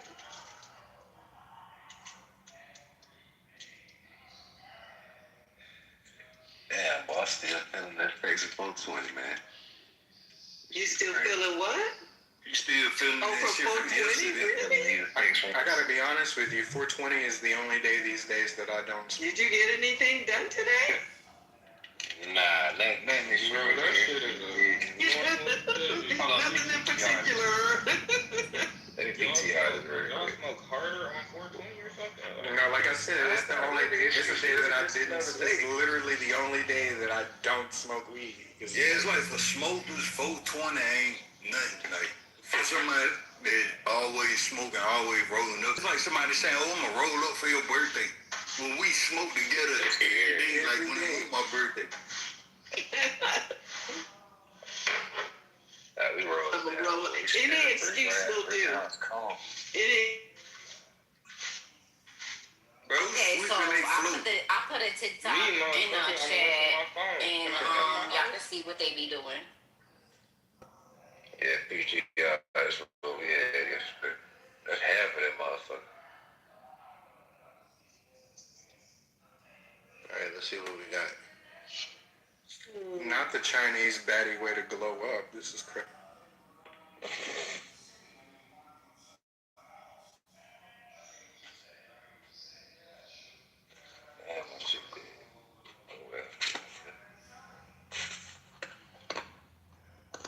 As intelligent and smart as I think I am, I don't think I could ever make money off of doing basic shit every day, like recording it. I don't think that I would ever be that smart to come to that conclusion. I think I would have had the thought and been like, nobody wants to see this shit. Just shut myself in the foot. Doing what? Just being alive. Oh, you talking about just like like live streaming shit? Eating meals? Yeah, it's just like making money off of people watching me scroll through the internet. I mean, if you make it interesting, like, I like the dude, exactly, it's like a magazine, only, moving. I like the guy who does the, come here, now back it up. He's like 20 something, but he looks like 80. Jordan the Stallion. And he's always, his glasses. I can't think of his Jordan name. the Stallion. Yeah, what's his name? Jordan the Stallion. Yeah, Jordan. I like him. I do quite enjoy him. To be quite transparent. So how you feel about people that do like the day-to-days, like the family blogs or vlogs or whatever they call it, but it be like just family, like, yeah, we got the kids, we about to change their clothes, we about to go to the party. Hey, that shit is cool until you start having a whole world and all your family business. A lot of it.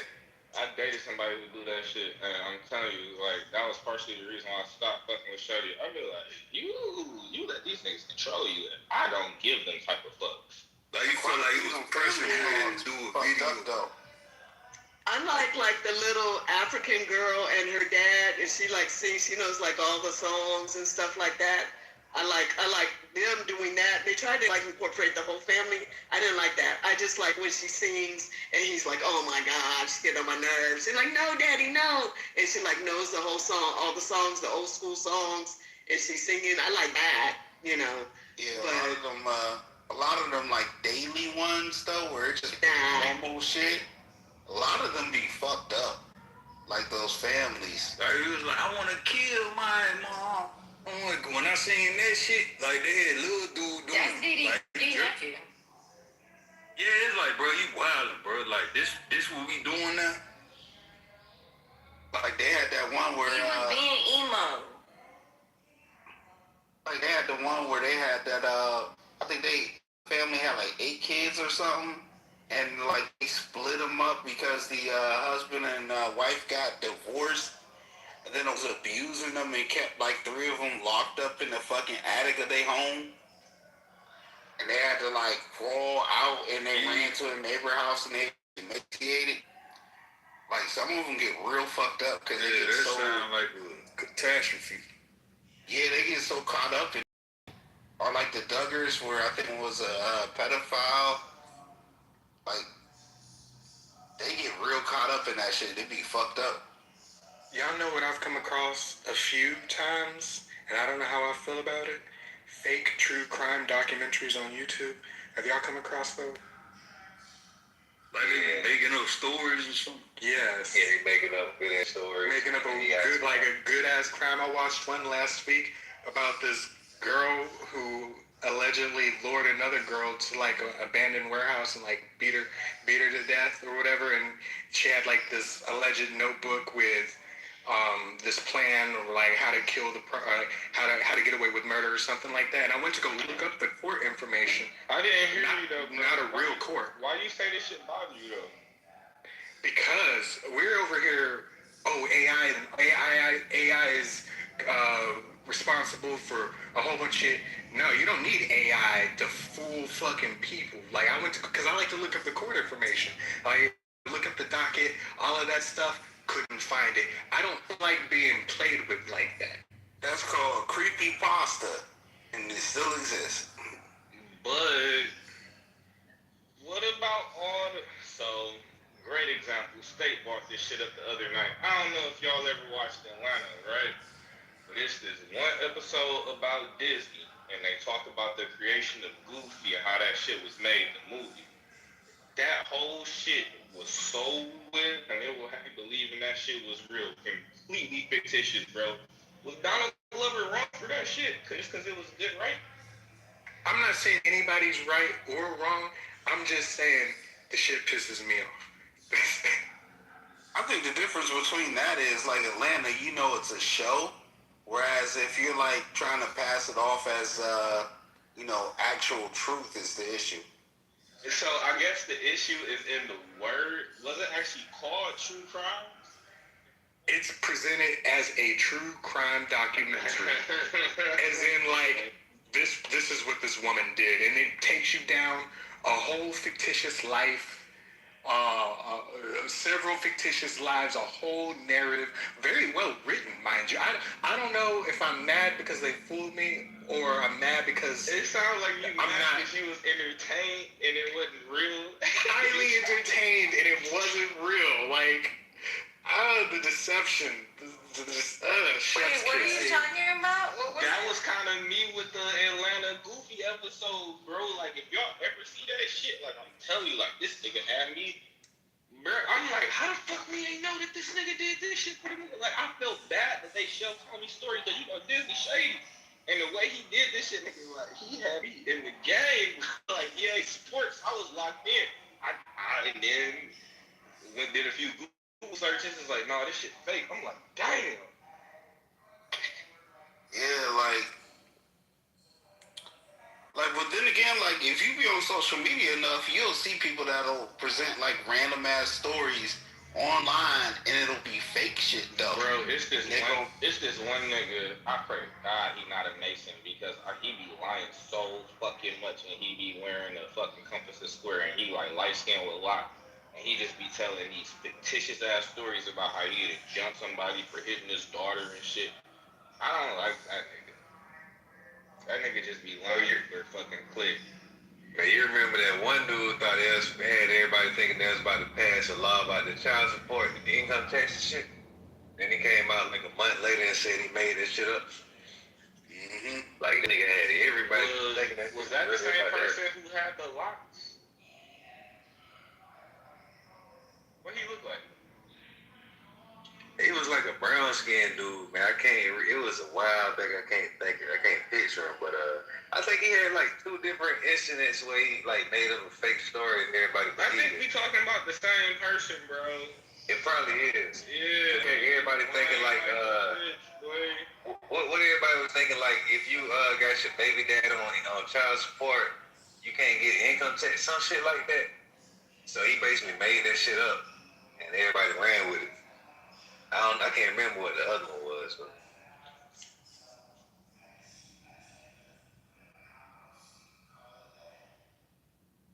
Man, I'm gonna go fucking grocery shopping. Hey, I'll tell you the easiest way to lie to a motherfucker is tell them what they already want to believe.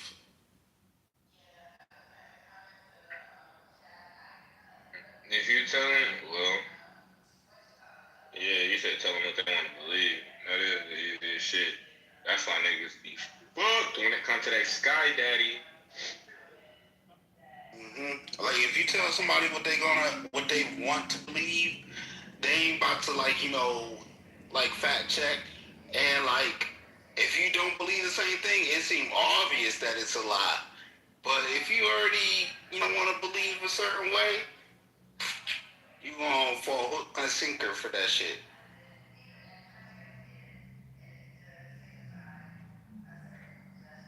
So like with that shit with the the child support thing, if you got a bitter baby mom or got a bad relationship with your baby mom, I'll tell you, there's some rule that's gonna make shit a little bit more difficult for her on the child support thing or something. You're more likely to believe it than if you don't got a baby mom. Bro, you know how easy it is to lie to these niggas when you know the information. You can literally just when you know what's possible versus what their goal is. You just gotta sound convincing. That's all you gotta use is fucking buzzwords, bro. Shit that make people insides tingle. Like, somebody in here that's really good at getting people to believe stories and they be lying the whole fucking time. Fucking Bobby. Is great. Yes, Bobby. He is great at doing that, and I be over here fucking crying because I know. He really is. I do that shit to my friends all the time. I be like, did y'all know? And they be so fascinated. Then I bust out laughing like I'm fucking lying. Like, y'all so gullible. You even gotta sound convincing. Like I said, if they want to believe some shit, motherfuckers gonna believe some shit. It's easy to trick someone. It's harder to convince somebody they've been tricked. Say that again. That's a whole bar, right? It's the truth, especially when it comes to that relationship past shit. I know y'all know somebody that got like a horrible boyfriend or girlfriend doing them dirty. You can tell them everything this motherfucker doing, they will not believe your ass.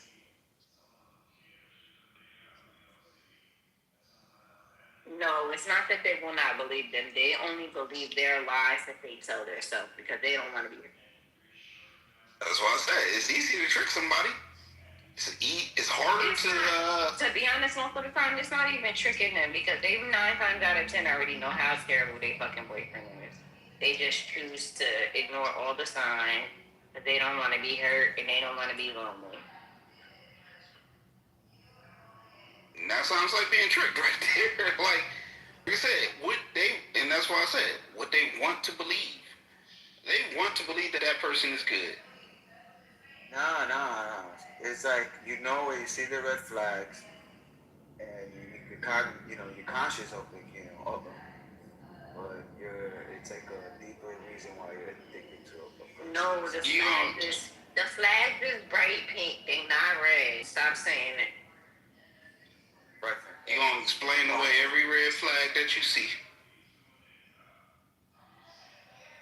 Right, so it's different from trick in essence. This is more like, sort of denial, And they only pink because I forgot to take my rose-colored glasses off, so they really white.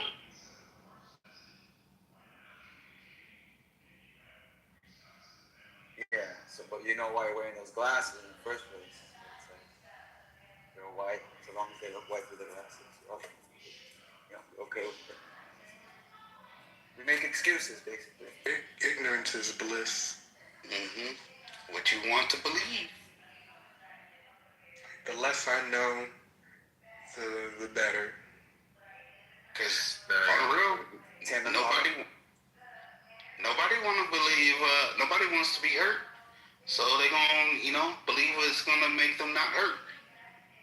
Now, I was doing a deep dive one day on religion and stuff like that. Just reads that people read and fit into, like, I kept, going deeper and deeper, and I was, going back and forth with AI about it, and it straight up said, it was like, humans like to be lied to. I was like, what? It was like, yeah, they want something to believe in. So, like, all the stories that we hear through time and time, shit, like, humans have this urge to, what other way to put it, to be lied to. Look at it like this. Even from childhood, look at all the games that we play. Like hide and go seek, what is it, like tag. A lot of the stuff that we do for entertainment is built on how well we can deceive the other person. A lot of, like, without sports, throwing a ball back and forth, but a lot of what we do for entertainment is predicated on how well we literally trick other people around us. Yeah, like and then we all get entertainment out of it. We get a kick out of that. Like we practice espionage tactics already. Right. I don't even think it's like a negative thing. I said this the other day. I think the only real utopia that could ever exist would be a society full of idiots. Y'all all have to be dumb as fuck. Y'all all have to knowingly choose to be dumb as fuck. And that's the only way y'all will be in utopia.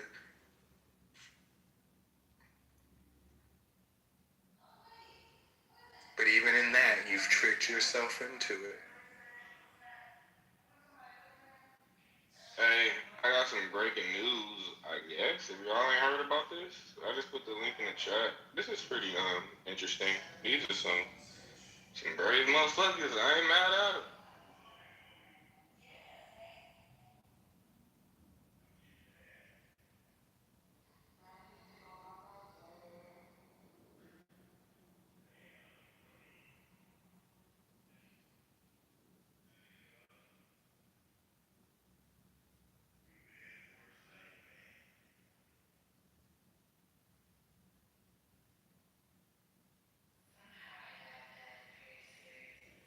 Are y'all niggas waiting on Grand Theft Auto 6 this bad?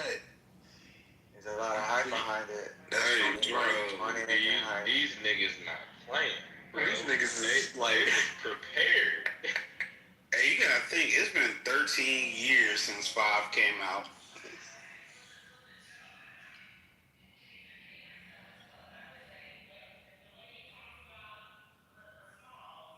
I just can't with society anymore.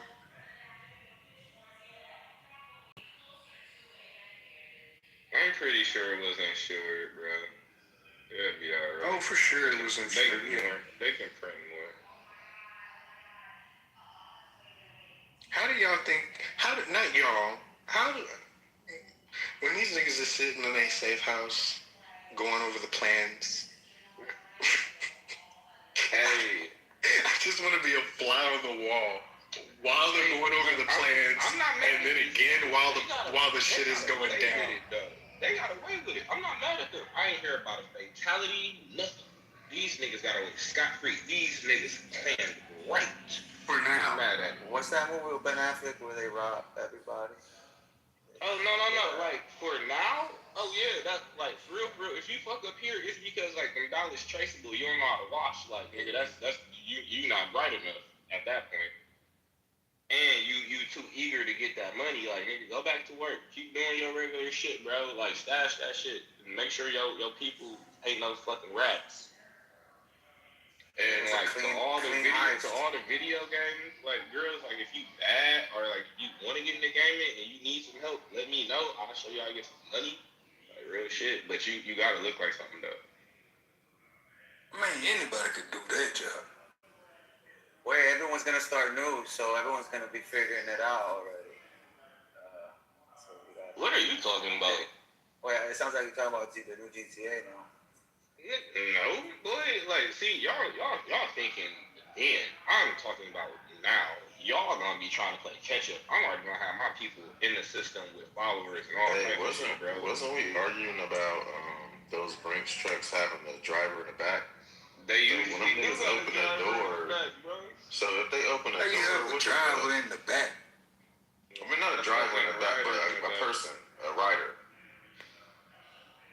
If that's the case, bro, how you ride 1.8? It'd be a couple of other niggas in the back. Like, it'd be the You think inside job is happening? Because you gotta look at it like this: as the armored truck personnel, I'm either gonna lose my life or I'm gonna lose the money in this truck. And since I don't give a fuck about the money in this truck, you can have it. You have every red cent, every penny. It's yours. Bro, but they gave you a gun, bro. I thought you was about to... Nigga, I don't give a fuck. Bro, you think why would you care? My money. I don't give a fuck. Like if they got the drop on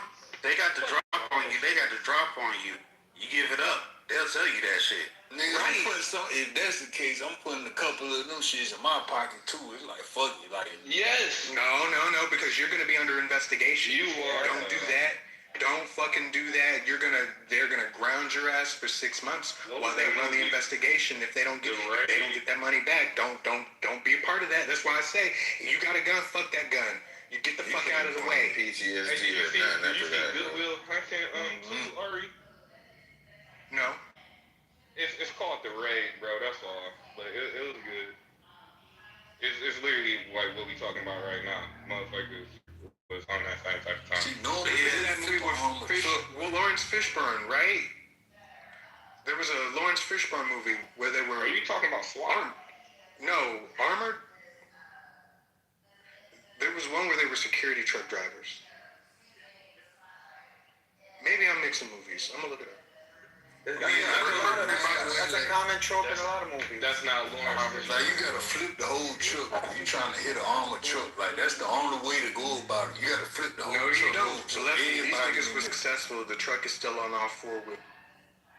You gotta get a jump on the drivers. Get a jump on the drivers, because the driver is just a person. Case. Like, that's the one that went right that way. But,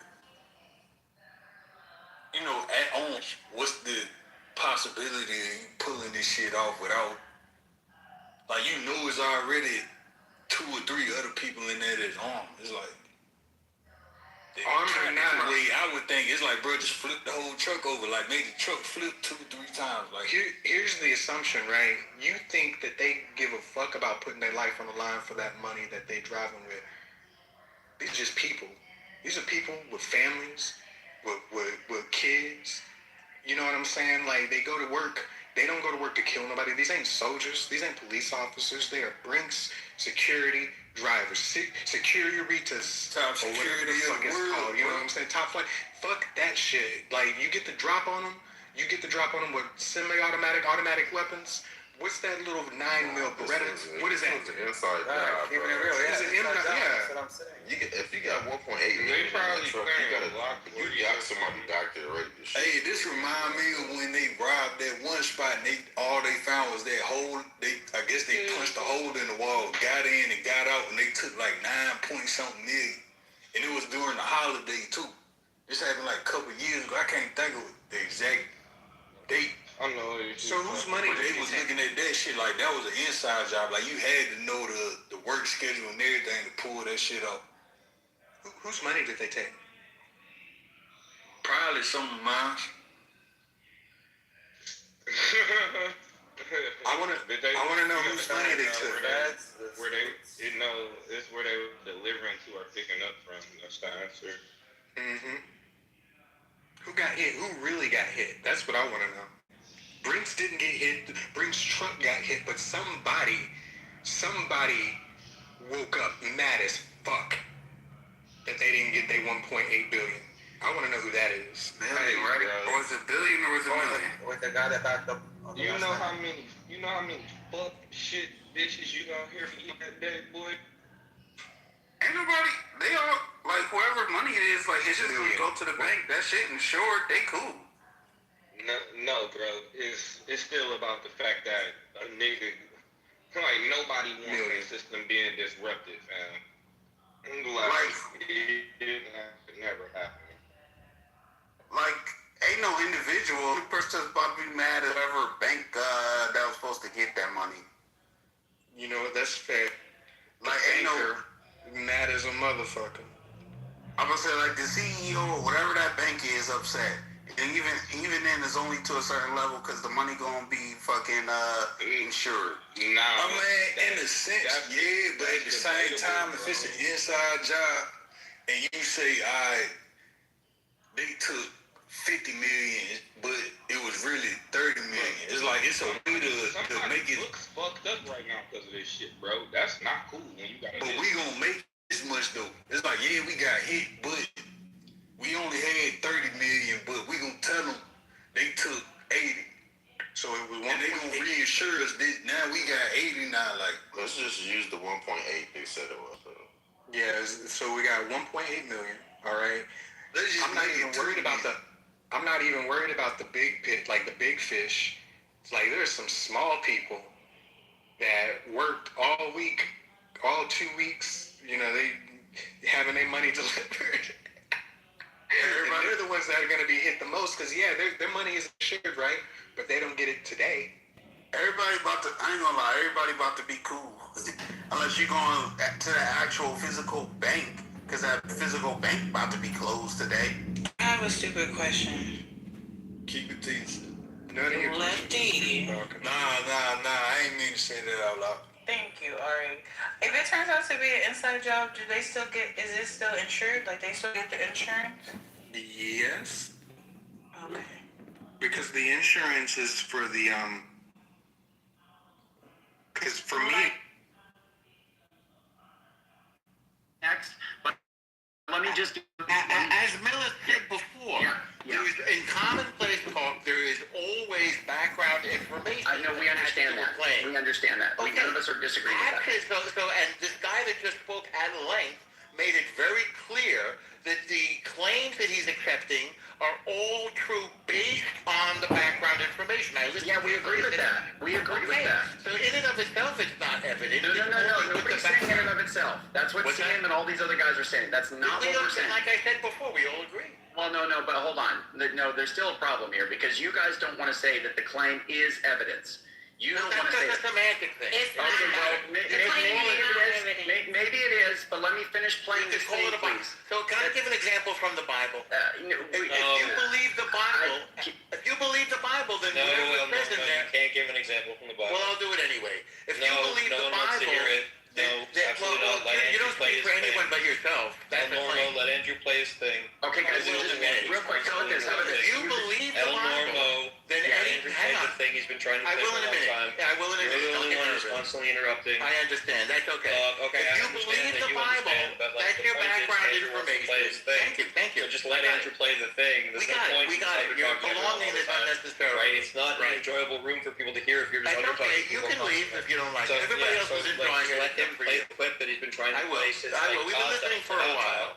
Right? If you just let him play the clip that he's been trying to play since the beginning, we would already be past this point. Allowed him. Shut up. If you just allowed him to play the clip that he's been trying to say to not talk, we would already be past this.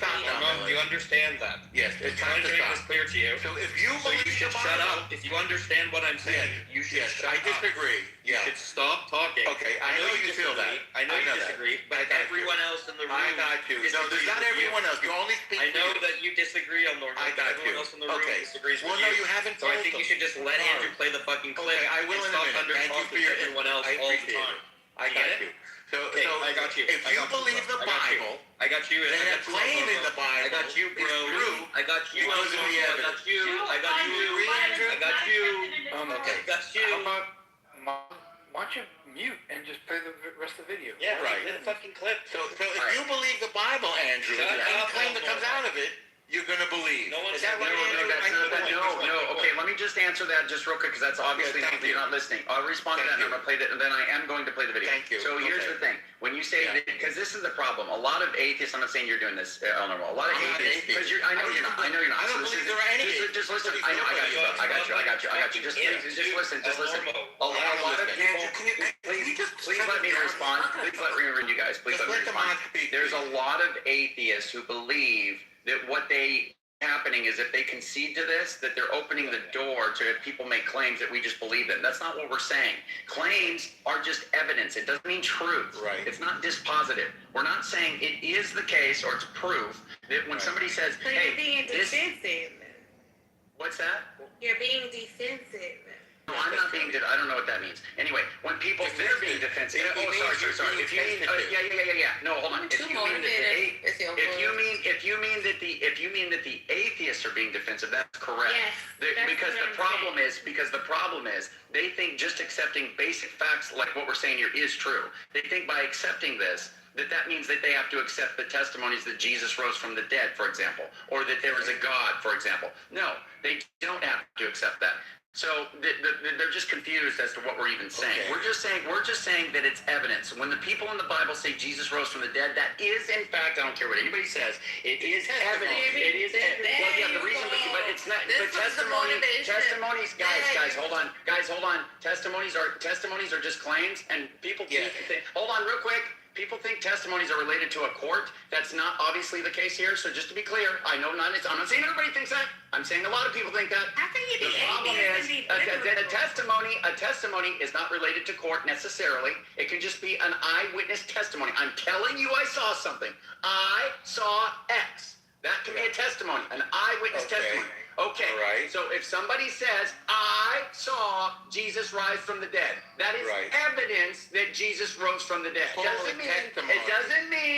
does not mean it's true. Right. It just means it's evidence. It's more expected. It doesn't mean that it's evidence. It's more expected, given the hypothesis that if it's the case that Jesus rose from the dead, it's more expected that someone would say he rose from the dead than not. That's all that means. Now let me go ahead and play this, please, if you would allow me. Matt Dillahunty is going to make the same point you guys are trying to make. Just listen, please. I beg you. How long is this part? It's not long. Just listen. You keep saying that. Doesn't matter how long it is. Just listen.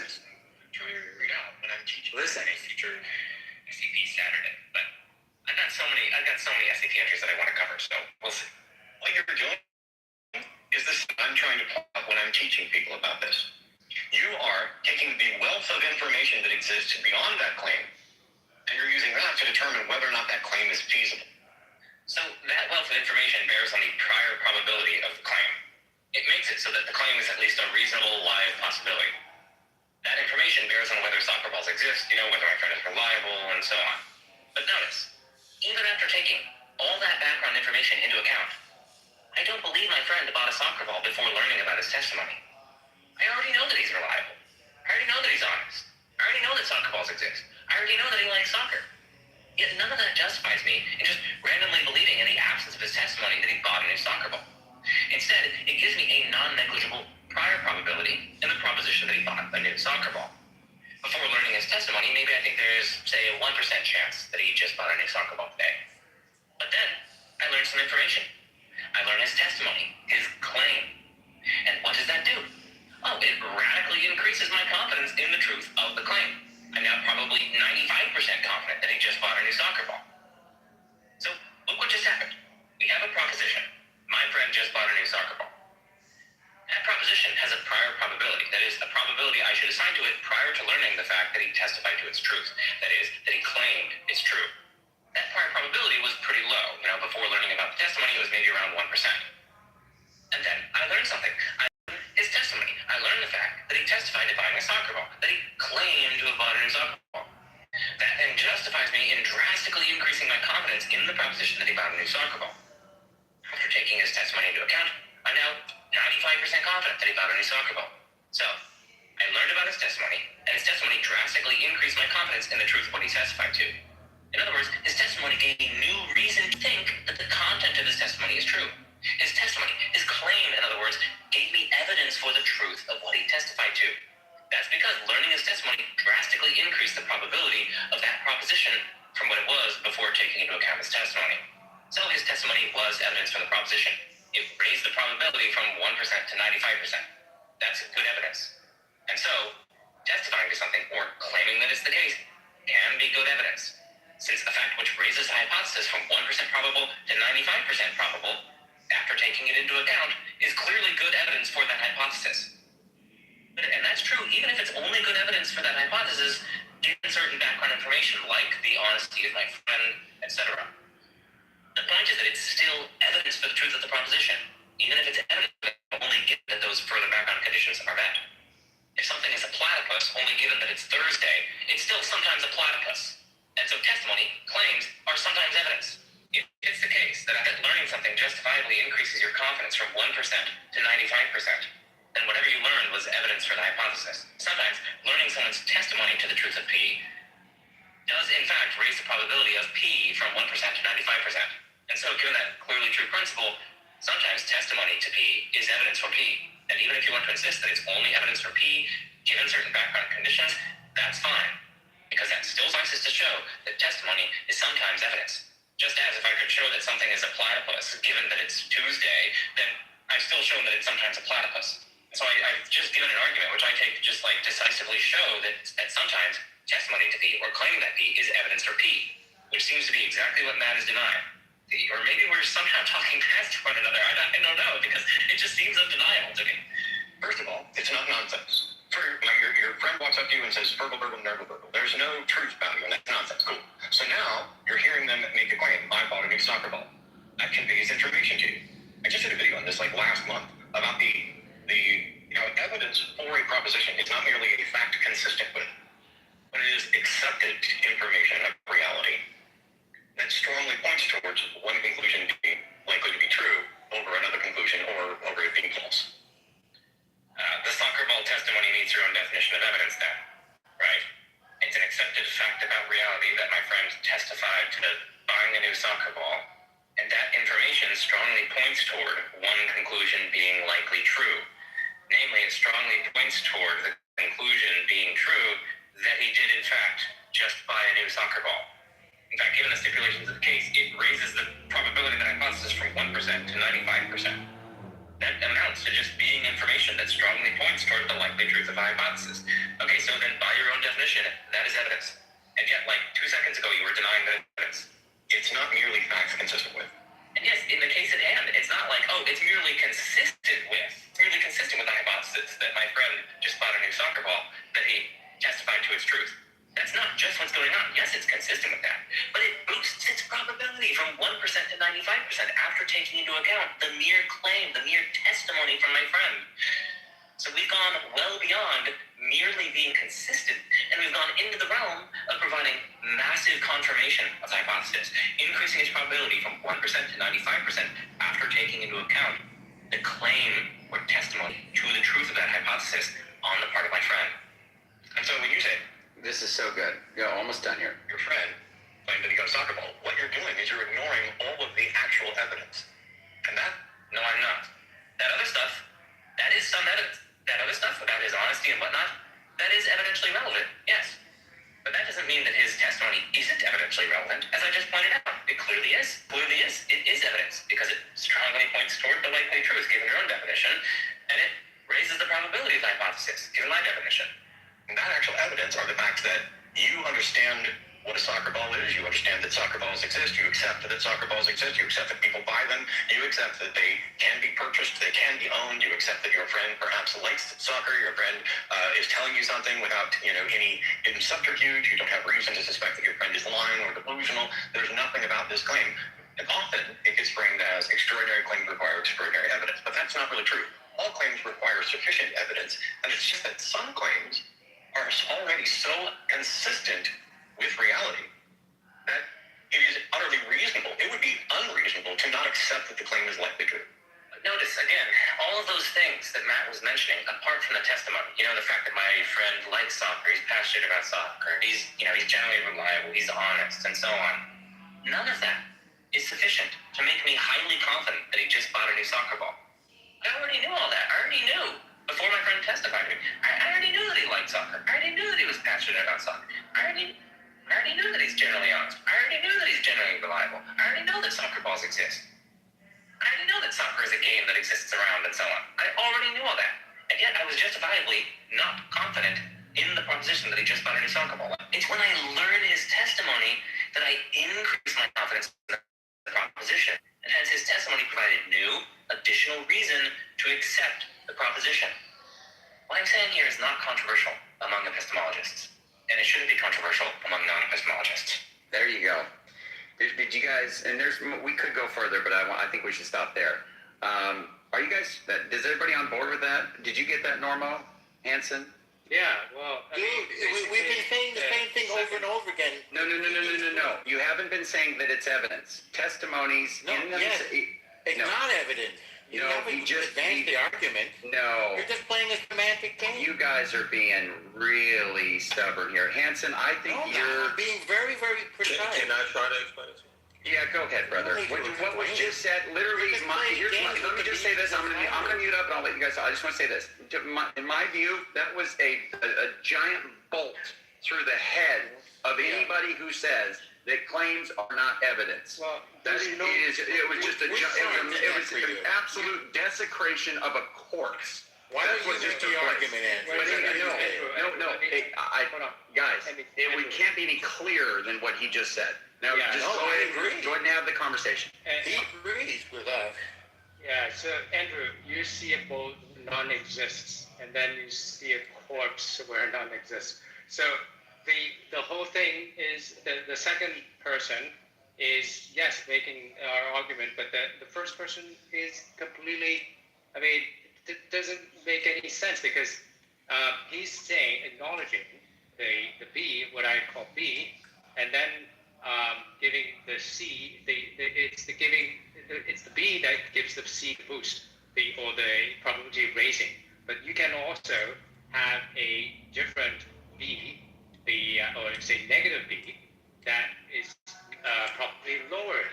So by C itself does not lower or raise probability. You have to have the two factors put together. Then you have lowering and raising probability. That's all.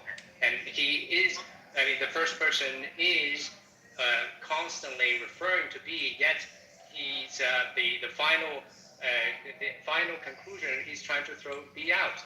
This is contradictory. And then also he keeps saying that this is obvious, this is true.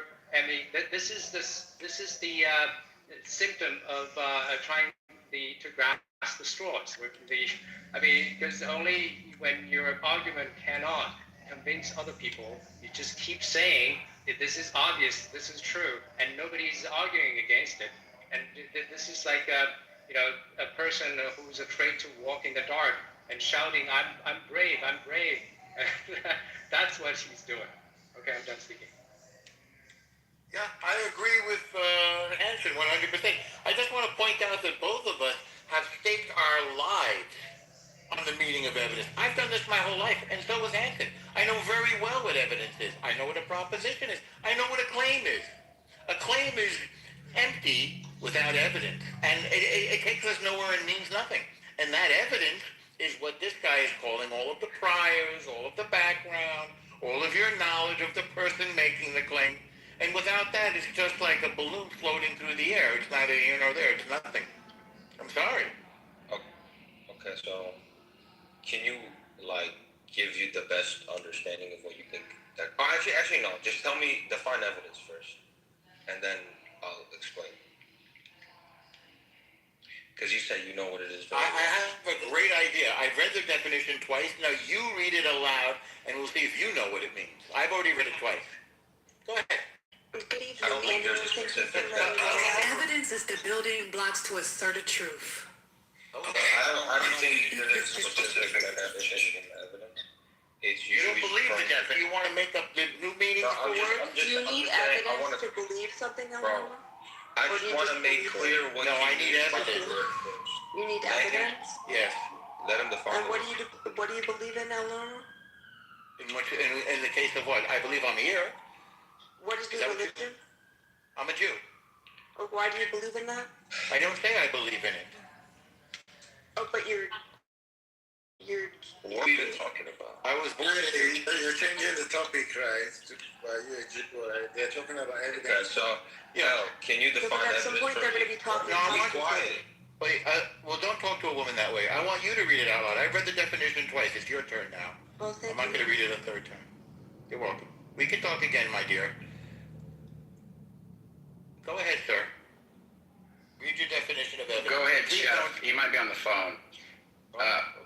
Go ahead, Chef. And by the way, good to see you, Chris. Hope you're doing well, brother. Hope the orchid is doing well. Hope you've litigated some good cases. Put some people behind bars. I don't do that.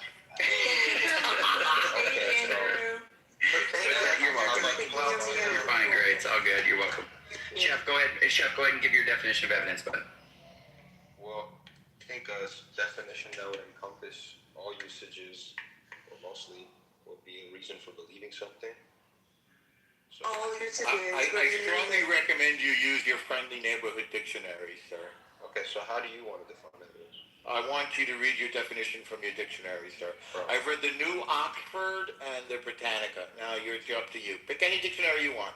Okay, what do you mean when you say it in your day-to-day usage? Okay, I think we're having. I'm going to read a dictionary definition right now. Evidence. Okay, evidence. I want to know what he means. Yeah, I know. He doesn't want to do it. He doesn't want to do it. Well, bro. I've read it twice already. He read it twice, so I'm going to read one right now. Evidence is evidence. Evidence is information. Listen carefully to what it defined. This is evidence. Please listen. Yeah. Evidence is information. Yeah. Objects. Or this is actually awesome. This is hold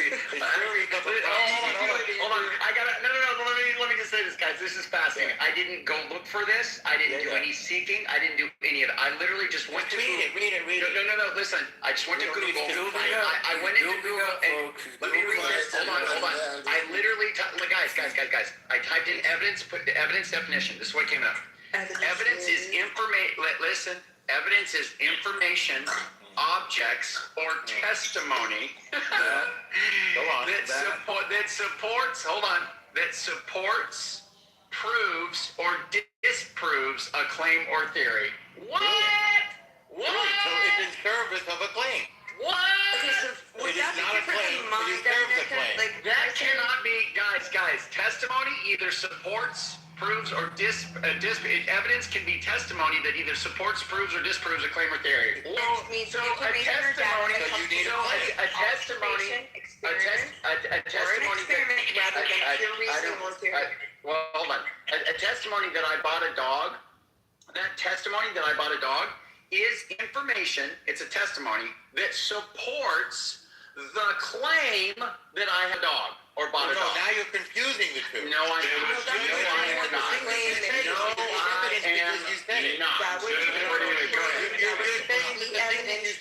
Maybe we should look at the definition of testimony now. No, testimonies are claims. They agree with that. They agree with that.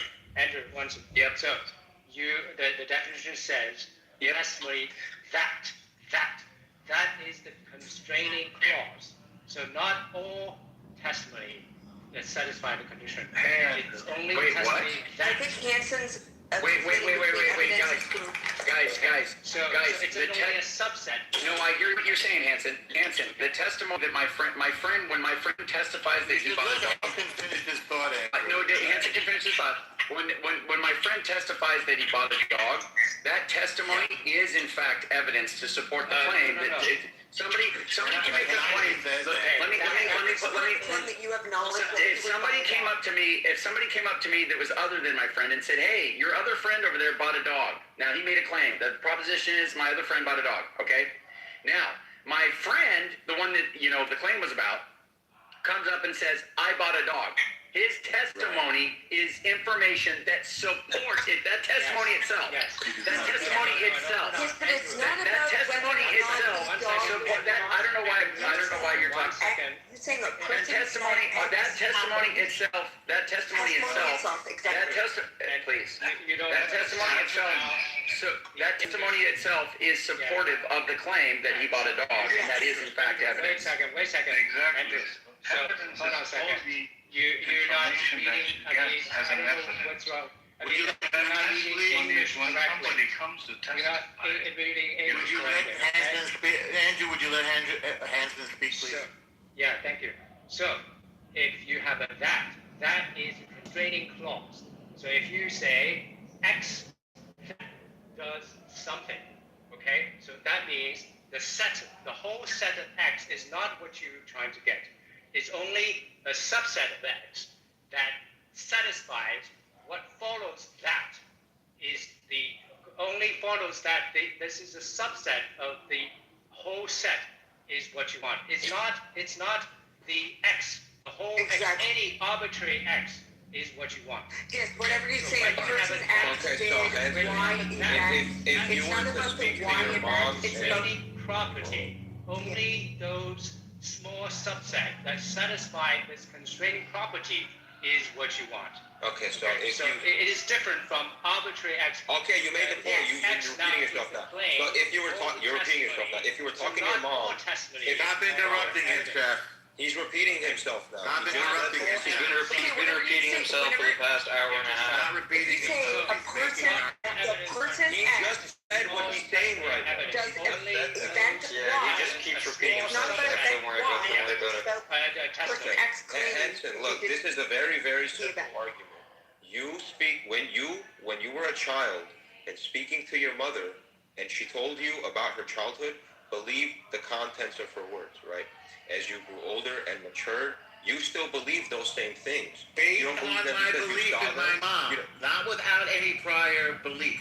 Okay, so then that means you're saying only in virtue of your credence in this specific person. That's right. And their Exactly words. right. Okay, so then testimony is evidence. No. Testimony I think based on the contextual information. They're inseparable. He's equating on evidence and what. No, there is no all you have is their You're testimony. conflating between the definition of evidence and proof. Wait, all you have, hold on. No, all you have is their testimony. No. It's not all you have. You just Hold said on. it's mom, okay? You Yes. just said it's your mom. So It's in not the some other neighborhood listen. Hey, you're misunderstanding. You're misunderstanding. You cannot correct me saying that you do not know anything other than the testimony because I'm presenting the hypothetical where that condition is true. Well, it's not. Okay, so what I'm saying, okay, listen. But you what you're saying probably is wrong. you came in late. You came in late. So what I said earlier was you have the ordered pair, the two things forming a pair. One is the prior belief, prior probability, what we denote as B. Okay, and then you have claim, which is just that one sentence, one proposition, one statement. Okay, you denote as C. So B and C together, you have the evidence or whatever probability raising and all that. Yes. Not just B, neither just B nor just C. That's the point. Evidence is what raises or lowers the probability of the claim being trying to true. say only C and discard, throw away B. Okay, that's not correct. Bro, listen, Hanson, I'm saying, imagine you're speaking to your mom. Okay, this is for you. That is B. Your belief. Your prior condition. All I'm presenting is your mother's testimony. That's the only condition that's true so far. That's all I'm presenting. Evidence is what the probability is that it raises or lowers the probability. Okay, But the obviously claim is the words are dependent on the evidence speaker. is. What you think when we're speaking of testimony? Is the prior evidence. Mute your mic for a while. Mute your mic for a while. You go. Mute your mic. Shut up, Hanson. Go for a little while. Let them respond to you. So I don't know why you think saying it's the person is a relevant distinction. Obviously, when we're speaking of testimony, we're speaking of the reliability of the person also. Yes. The point is, if a person is reliable, chill. Well, chill. I'm saying Does the mother not have credibility or reliability to be true? Yo, Can y'all not control y'all? You're all twice my age. Maybe you're too young to be in this Maybe you're conversation. uninformed in your age. Yes, Yeah, you might be too young. Everybody, Listen. wait. You will get your Just turn. listen, Chef. Wait, everyone. You will all get your turn. You don't need to jump in when the other person is saying something, even if you don't agree with it. It's dumping him. You jumping in. I might be but jumping a you little did jump in. People did Chris, jump. I'm sorry. I heard 3 people talking at once. Okay, can you not, you want us to translate for you? He said it comes from your mother. That's correct. That's the evidence. The source is the evidence. And the claim is supported by the evidence. The claim is, when I was a little girl, I used to play with dolls. Okay? That's a claim. Is it true or not? Well, it comes from your mom, so therefore you tend to believe it more. Your mom is your authority. In that case, it's an appeal to authority. There's the source of your evidence. It's very simple. Very clear. Now, you want to play a game and say evidence is a claim and a claim is evidence? Well, then you're making a circular argument. Then you're basically saying there's no difference between the claim and the evidence of the claim.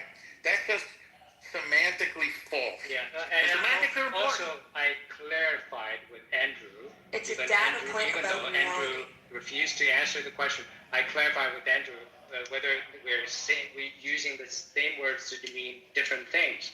Right? That's correct. Specifically asked him, I don't know why he refused to answer.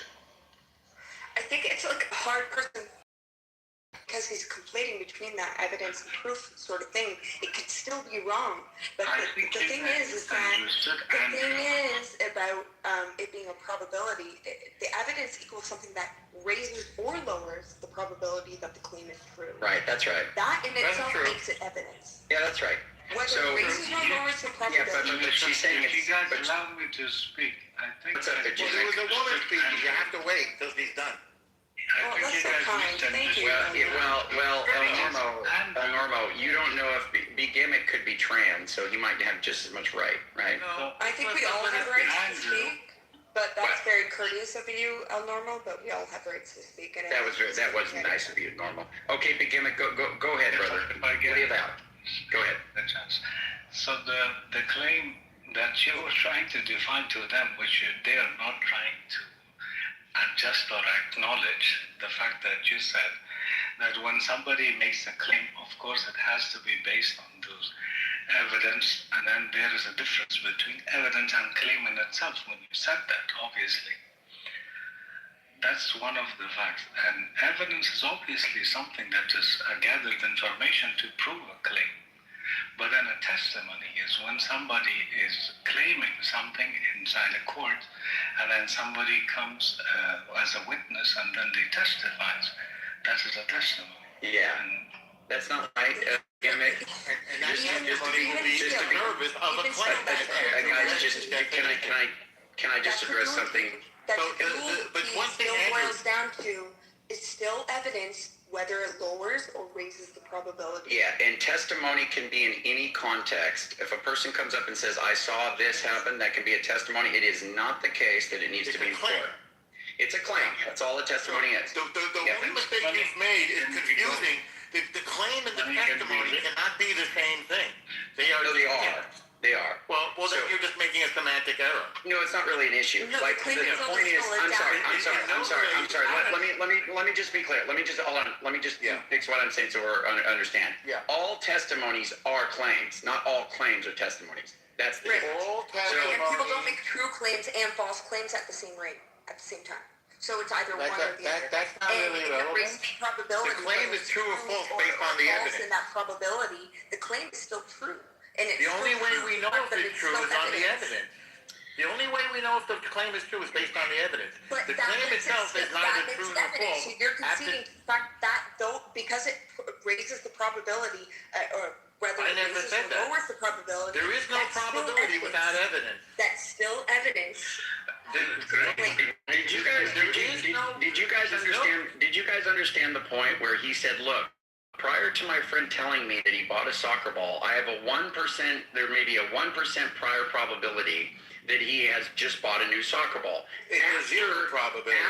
No, it can still be the case he bought it, and it should, and because he loves soccer. But we don't have any evidence. No, but The point is 1% just means, the reason he said that is because his friend loves soccer, buys soccer balls, all that stuff. Okay, so, based on the prior evidence? Yes, based on the prior, that's what we're talking about. So the prior probability, the prior probability, the prior probability, things operating in the background. Yes. Before he hears the testimony of his friend that he bought a soccer ball, before he hears that, before it's 1%, let's say. Okay, let's just put a number on, doesn't matter. 1% that he bought a new soccer ball. No, it's not zero. No, it is not zero. His friend could have bought it. No, his friend. No. If somebody said, if the proposition is, are they friends? Are they friends? They're friends, yes. The friend is that friendship is evidence of the probability of the claim. You can't divorce them. No. The prior probability is the background information. That's what we're talking about. Yeah. The background information is yes, sure, and that's evidence that there's a 1% chance that he bought a soccer ball. And then I take the evidence and I see whether the claim is true or false. No, hold on. Without the evidence, there's no way of knowing. Listen. Andrew, you're actually wrong there. No, it's not. Guys. Wait, can I just correct you a little bit, Andrew? Go ahead, buddy. So it's the evidence, like, it's not evidence that he could have bought a soccer ball, right? It's evidence that the claim he's making, like your prior relationship with him is not evidence that he could have bought a soccer ball. Your prior relationship with him is evidence that the claim he's making is even more likely to make the proposition. Yeah, that's right. You're right. More likely to make. You're right. That's right. That's right. I shouldn't have agreed with El Normo when he said it's evidence, because it isn't the evidence. That's correct. You have evidence. It's not the evidence. It is evidence. Well, no, but it's not really. So the fact that he buys soccer balls and has in the past, that's something that's a fact about the world. The fact that he's your friend, that's a fact about the world. But the evidence is only going to be in service to the truth or the falsity of a proposition. So the proposition is. Well, actually, no. Wait a second. I think. So if we, just to be clear, if I say, okay, say before my friend tells me he bought a soccer ball, if somebody else comes up and says your friend bought a soccer ball, right? But they don't know anything, they're just making the claim, or somebody writes it on a piece of paper. Okay, they make a claim. The proposition is your friend bought a soccer ball. You don't know this guy, right? Now I don't know the guy who's claiming it. Right? You don't know if it's true or false. So I don't know if it's true or not that he bought a soccer ball. But then I can look at my background, and here's the thing, Milf, I do think maybe. No, you just have to think about it like this, Andrew. Well, then just tell me why it wouldn't be. Tell me why the fact that he buys soccer balls routinely, that he likes soccer, not about his trustworthiness, because we're not talking to him at this point. It's just about that he likes soccer. He bought soccer balls many times before. He goes to the store often and buys a soccer ball. All of that does seem to be something that is going to increase. It's going to increase the probability a little bit that the claim that I just run into randomly that he bought a soccer ball is in fact going to be more likely true than not. It is going to be some evidence. Yeah. That's right. I think that's right. But the point I was trying to make is that like there are aspects of like your friend's character, right? Yeah. In the background that make it more or less likely that he bought a soccer ball. When he says it. Yeah. When he says it, right? Yeah. But there are also aspects or even before that make it more or less likely. The friend being reliable part doesn't matter. After the fact, it doesn't really matter whether in your friend's character that make it before the fact. Holy shit! Shut the fuck up! Enables us to make the claim. No. Normo, listen. Before your friend makes the claim, his credibility. If you're just analyzing the proposition he bought a soccer ball without talking to him, then his credibility before the proposition. Yes, I know. Before the proposition at all. And come up with the proposition. You're saying before the proposition. Listen, if the proposition hadn't been ever posed, if you just thought of it in your mind, I wonder if he bought a soccer ball today. Yes. The fact that he does buy soccer balls routinely and all of that stuff, that would play into it. His reliability, as far as what he claims, that has nothing to do with it right now because you haven't talked to him yet.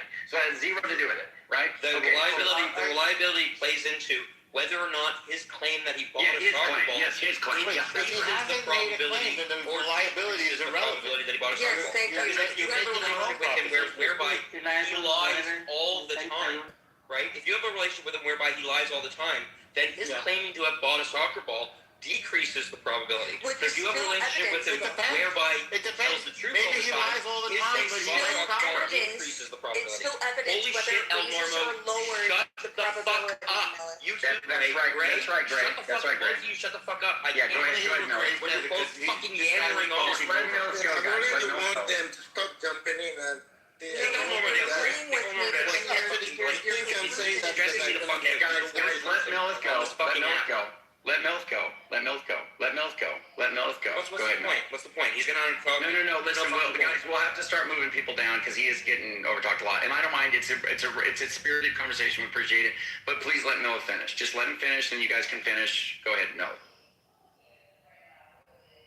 So the relevant point about like your relationship with this person is that if you have whatever background data about your relationship with this person is, that determines whether or not the claim that he's making, right, is more or less likely. So like if you have a relationship with someone like El Normo, whereby like El Normo always lies, right? Well, you should pick a different example. No, I thought my example was really good, and I thought you were. Well, you shut up. No, but I thought my example was really good, and I thought you were going to talk me. Thank God. Yeah, so if you have a relationship with someone like El Normo, where El Normo always lies, right, then his claiming to have bought a soccer ball is going to decrease the probability that he bought a soccer ball, right? If you have a relationship, the background information is that your relationship was with someone like Chris, where Chris always tells the truth, then his claiming to have bought a soccer ball will increase the probability that you thought they think that he bought a soccer ball. Right, and the point that's relevant to like what Andrew was talking about, right, is that like when you start off on your initial assessment as to whether or not you think this person had bought a soccer ball, right, there are going to be facts about that person, how much they like soccer, that are going to determine like the likelihood in your initial assessments, right?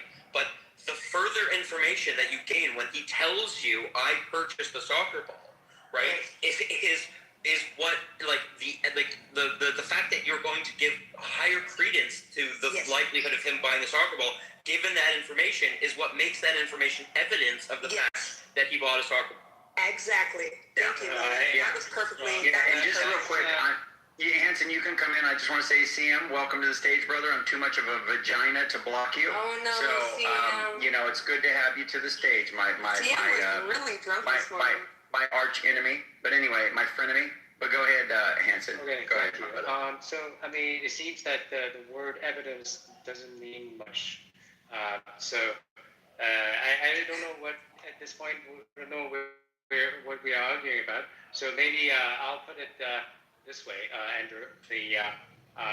I'll put the formula so we can, use the same words, not in the using, different words. Okay, so Hanson, do you agree that evidence is... Great. Can you allow Hanson to land first and then ask your question, please? Great. Just allow Hanson to land and then you can ask your question, please. Okay, that's fair. Okay, so Andrew, can we have a little bit of a one-on-one conversation? I'll try. Cool. In the chat, I just wrote something with a symbol. Can you read that? Yeah, it says probability change function PBC. Correct. Yes. So the B is the prior background information. Or belief. And C is the claim. C is the claim. By claim, I mean this word, the sentence alone, the statement alone. Okay. So it doesn't matter who utters it, just a statement. And the B it encompasses all this prior information of who speaks it and his credibility and whatever. That information is encoded in B. And then the T is when you have given B and C, is it positive or negative? Let's say positive means the probability raising. Okay. After you have the C, it will be positive, it's probability raising. Sure. It is negative meaning positive low probability of lowering. Lowering. Okay. Okay. Is that sure. that's Yeah. clear, right? Yep. Okay. Yep. So we will have the given a same C, and we have could be B1, B2. It could happen that P B1 comma C is greater than 0, and the P of B2 comma C is less than 0, right? Do you agree with that? Yes, I think that's right. I don't think it would be less than 0. Why is it? Yeah, less than 0 means it's going to be, it's going to go down. I think Right? Hanson's on his way of understanding. Probability lowering. Yeah. Yeah, I agree with that. If somebody is always telling lies, and if he says something, then that probability of that what he says is That's true, right. It would is still negative, count right? towards that evidence. Hold on, Gray. Okay. So just real quick, Hanson, the only thing I would say, I might want to qualify that a little bit and just say that there could be the case, I'm not saying I'd have to think about this, but there could be certain claims, even given all the priors and everything, when taken all into account, it actually doesn't move it either way. Sure, it may just be, sure. It just says, I'm just saying it could be positive. It goes, well, not 0. Not 1 to 1. In the interval, the change in probability is from -1 to 1. maybe that's not right. Yeah, okay. it could be So let me just say something. If we agree with that, then I don't know what. Hanson, hold on real quick. What's your claim? I hear you, Hanson. Just real quick. You said what you put. So that's funny. But real quick, I have Down syndrome and failed first grade, so I probably need somebody like Deepak or Mark to understand the particular symbols that you're using and understand exactly if that's correct. Because if you all, can we just let Deepak talk to this guy for a minute? Remember, you and I were disagreeing that the claim.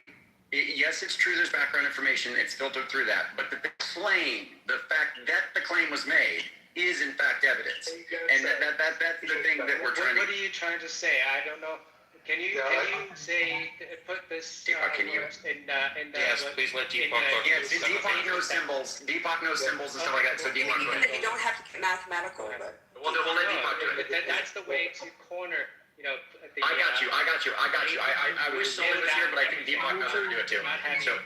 Argument about the nomenclatures and evidence and words, right? So, I could also answer him if Deepak doesn't want. Sure. Look, first of all, I do sincerely want to apologize. Yesterday, Hanson, for a bit of my slide, you might have caught some of my slide remarks about you. It was mostly frustration with people we were speaking to before you. Anyway. That's sweet. Apology accepted. Those kind of comments are completely justified. This Hanson guy's a fucking lunatic. Can you just stop, Miller? I just want to say one of my favorite. Deepak, you can go. I just want to say. Is the kind of person Deepak was speaking about. No, Deepak, I wanted to respond. I just want you to say earlier, my favorite moments is when Melith was kind of being, kind of agitating Hanson. Maybe he'll justify it on that, but when he was doing that, Hanson go, shut the F up, Melith! I thought it was actually really funny. But anyway, go ahead, Deepak. I think, so the claim, okay, so I think you understand the setting. The claim we're making here, we can start with, one version of the claim that we're making is that in the majority of cases where a person, makes a claim, where a claim is, understood as a speech act, right? When a person may name as a speech act, that should be treated as probability raising. So the delta probability would be positive in the majority of cases. That's the simplest version of what we're discussing here. Actually, that's a good statement. It's an interesting statement. So but then you introduce another concept of majority cases, right? So where do you take the measure of majority or minority? And then also, it reminds me of what you said yesterday about the conditional probability, right? Mm-hmm. And so maybe I don't know. I'm debating whether you do that first or do this first. The statement. Maybe yesterday's proposition would be interesting. Okay, let's do that first, because you just said yesterday you said the P of A conditioned on B is majority of cases greater than probability probability of A, right? Probability of, sorry, what is the A and B here? The subset of the probability sample space. No, but like A is so the way I said it was like, there's a claim being made. So the claim is the event of the claim being made is C, and the event that the proposition is true is like, say, B, right? So in that case, I would say that... Okay, so you don't want to do the more general case, right? So what I'm saying is what you said, what I understand what you said yesterday was probability of A conditioned on B is greater than probability of A. This inequality is true for most of the cases, right? For most cases where a claim is made, yeah. Yeah, okay, cool, great. So now do you agree with that? Like, it's just an intuitive, I understand. sort of... It's intuitive, but actually false. So basically, the reason is when you say majority cases for the best rigorous statement would be if you're most cases, meaning that one set is greater than the other, right? So one set, the case is covering the case is greater than the other, meaning that the smaller one can have one-to-one mapping into a subset of the bigger one, right? So now in this case, the I'm assuming these are finite. By the way, I'm assuming these are all like finite. Sure. Doesn't matter actually. It doesn't matter. Okay. So reason why it's not true, why it's false is you can look at the negative A. Okay. So you just consider the symmetry. Consider symmetry, meaning that take every A and then you take negative A. Negative A means the complement of A. Okay? Right. So when the P of A given B is greater than P of A, then the P of negative A given B should be less than P of negative A. Okay, maybe at that point you would say that the claim is just weak evidence if it falls below that line. No, I'm just saying that in most cases that statement is false. So let me put it in the chat. Why would you say it was false? It's just weak evidence. Hey, don't make it. It has nothing to do with evidence. We haven't defined what evidence is.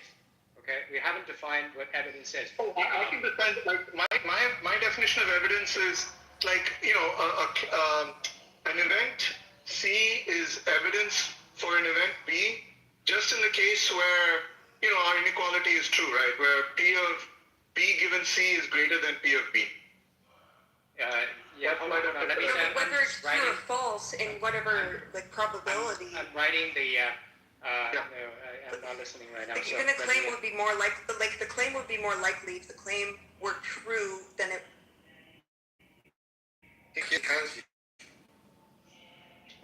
Thank you for that. Okay, like Matson is writing stuff down. I'm in a situation where I am not supposed to be looking at my phone. I won't say anything more than that. But I will find a way to safely look at my phone. Andrew, are you there? Deepak, I'm also in a situation where I wasn't here last night when you guys were talking about A and B or C and P, but I'm listening and trying to grasp an understanding of this. Okay. Sorry, I rambled and I got sent out. So. That's okay. While Hanson is writing out stuff, like if you're asking, sorry, I can't read your name, but like you can call me now, NAG. Yeah. So the basic idea is like we're just trying to find we're just trying to describe what our rigorous definition of evidence is. Like usually when people use the normal English word evidence, right?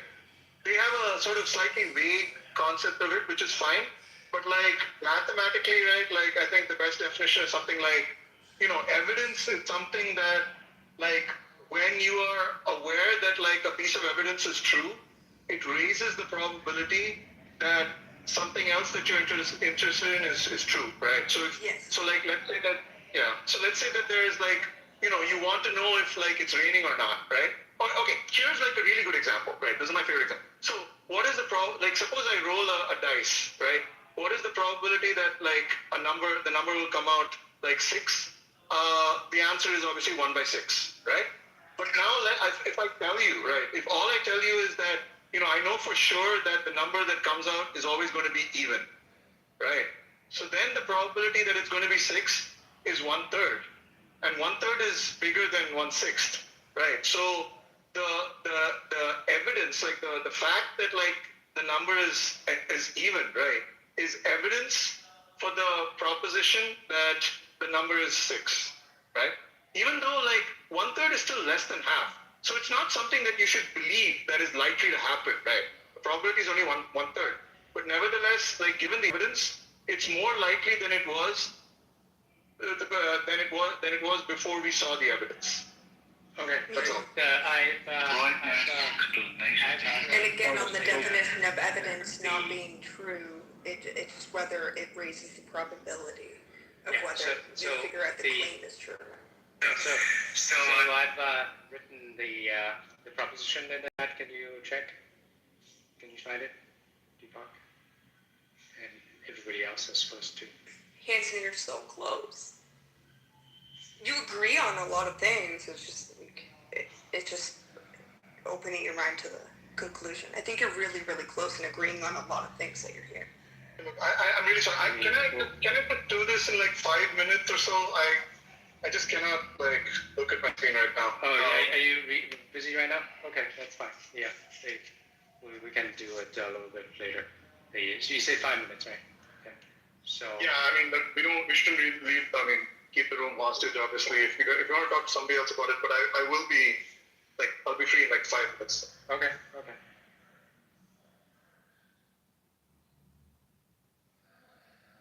Hanson, in your formula, P is the claim, correct? No, P is the probability. So basically, P. Can somebody to that?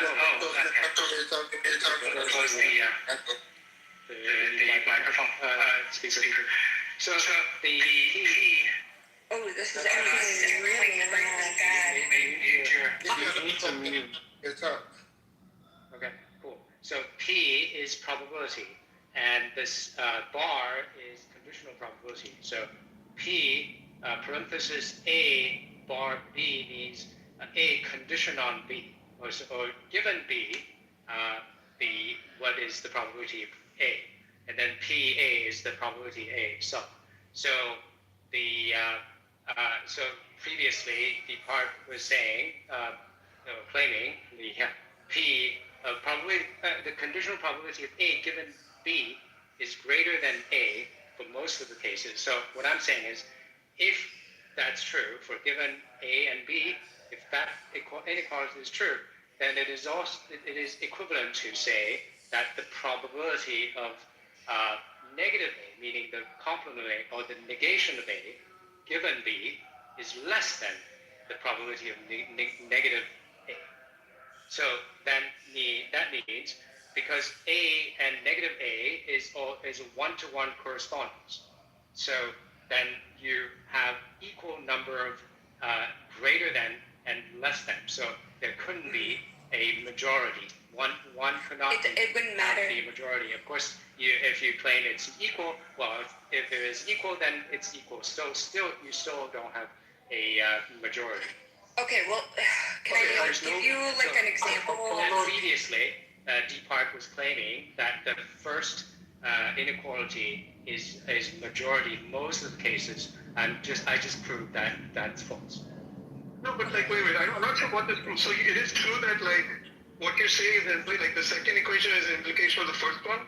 All you're doing is like taking 1 minus, right? You just say you just say 1 minus the first and 1 minus the second, and then you have to reverse the inequality because it's a minus. Yeah. That totally follows, but I don't see how that is a contradiction to the claim, right? Because like the second inequality is like, I mean, it's structurally different because the second inequality is in fact just reinforcing what the first one is saying. It's just saying that no. It would equal evidence, Hanson. Read so what you're saying is given A and B for arbitrary A and B, okay? So what you're saying is there's No. It's not. Not for arbitrary and B. Not for arbitrary and B. For A and B that have a certain relationship, right? Like, so B has to be a claim about A. Okay. So how? So a claim about A is by definition not a claim about not A, right? So if A and B have this relationship, right? Not A and B do not have that relationship, right? So that's the symmetry breaker.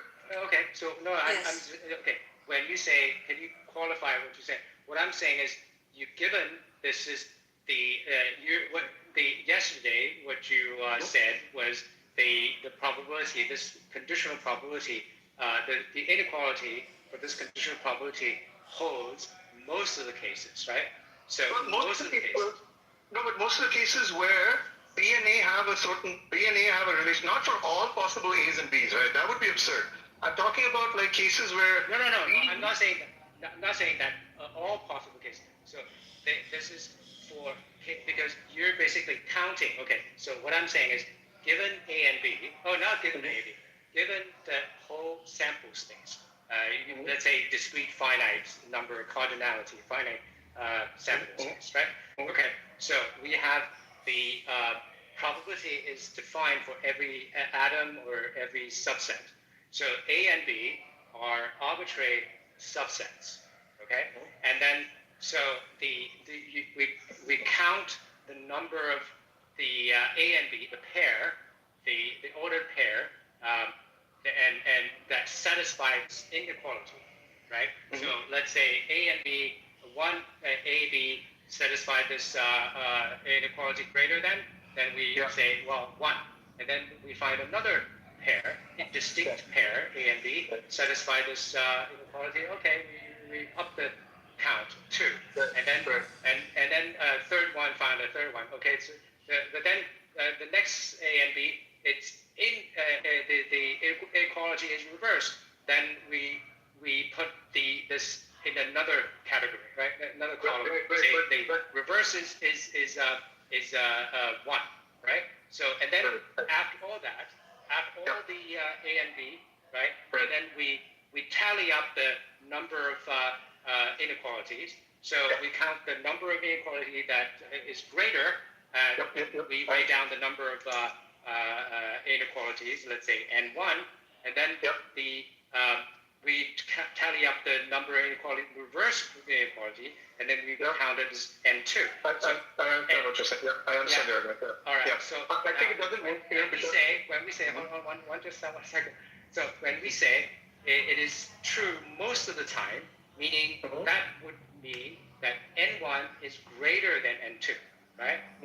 Okay. So what I'm trying to see, so if N1 is greater than N2, that means I can always find the this N2, the subset that whose cardinality is N2.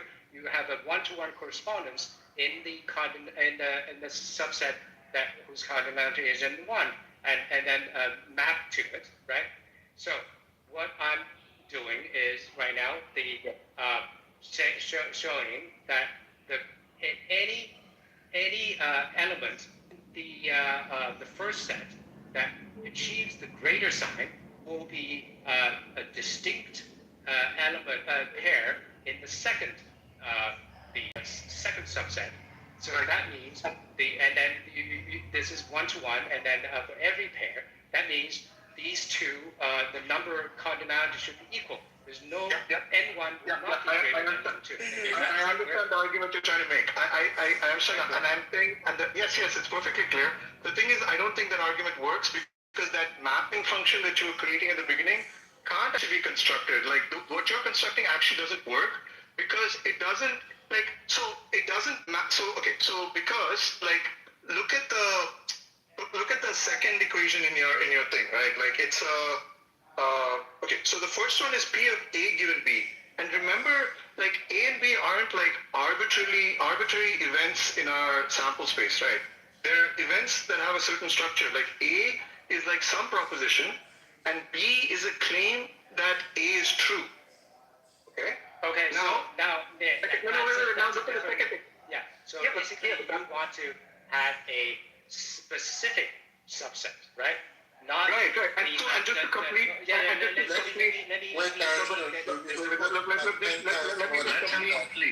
just complete the explanation of why why it is a clever argument. Okay, fine, but like, look, I don't mind if you think you understand. I don't mind you continuing, but like, this was kind of what happened earlier too. I understood what you were trying to say and I tried to cut it. But okay, fine, go ahead.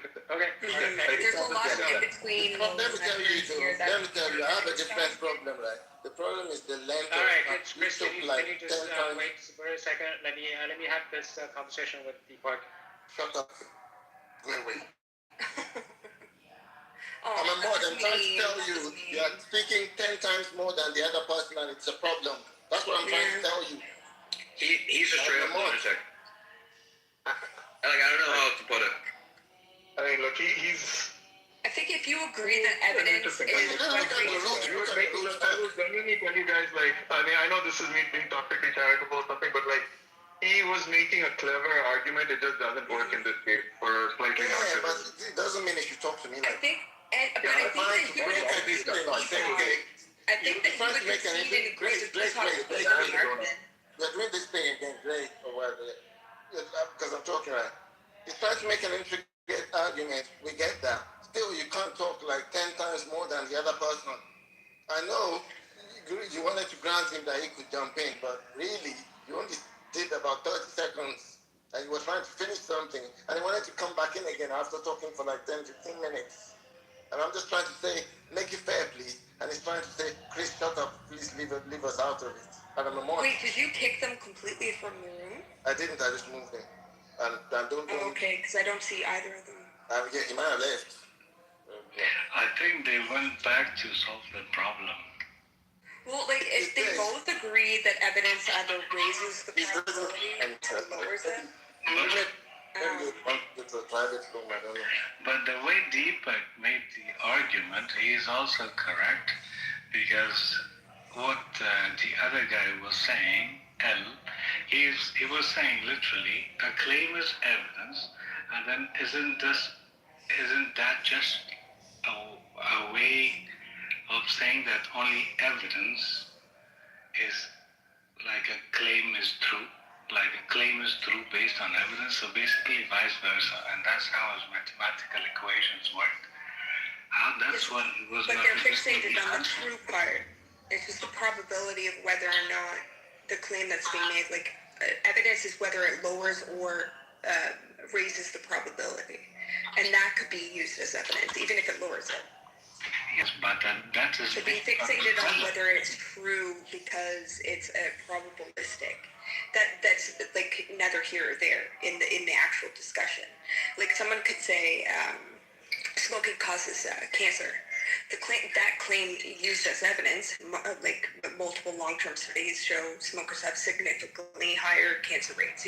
That claim is evidence because it refers to empirical data. But there's also ways to say that claims can be evidence in other ways, even if it's lower and probabilistically and relational to the person saying it in other inferences, right? So you could say a claim used as evidence would be his fingerprints were found on the weapon for a scene of the crime, right?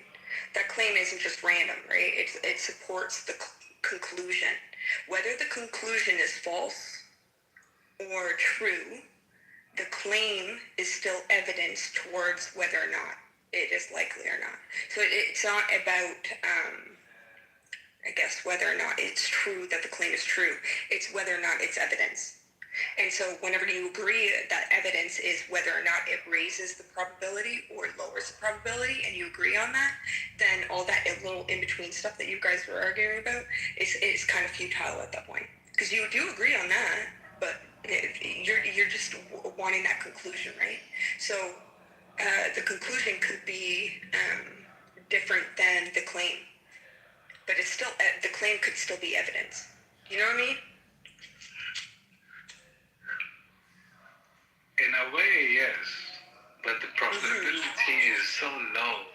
Yes, but it doesn't. It doesn't matter. It's just whether or not it raises or lowers the probability.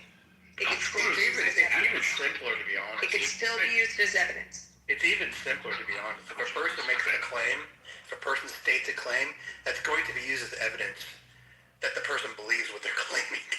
Yeah, well, that's very. The fact that the person states the claim is evidence that they believe the claim. Yeah.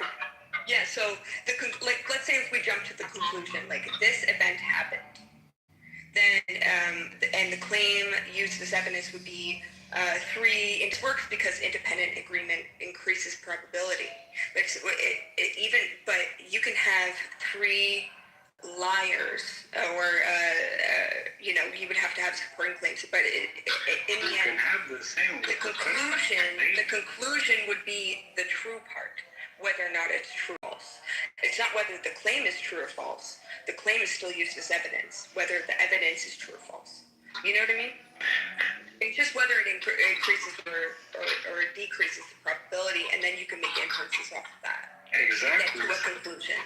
Exactly. So the person trying to make a claim, of course, against another person is like risking it or not risking it, but then they know the law that making a false claim is like against the law itself and misuse of the law.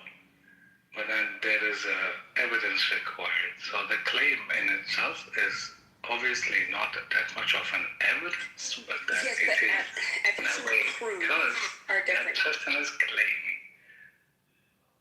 Evidence is not proof. Exactly. But then that person is claiming and trying to make a statement, so that's like a charge. So that's not an evidence, it's a charge. Yes, but even if it's weak evidence or not good evidence, it would still have an inference as to whether or not the conclusion will be true or not. But then more or less, when you so it's still evidence, whether it's weak or not. It would still be considered evidence.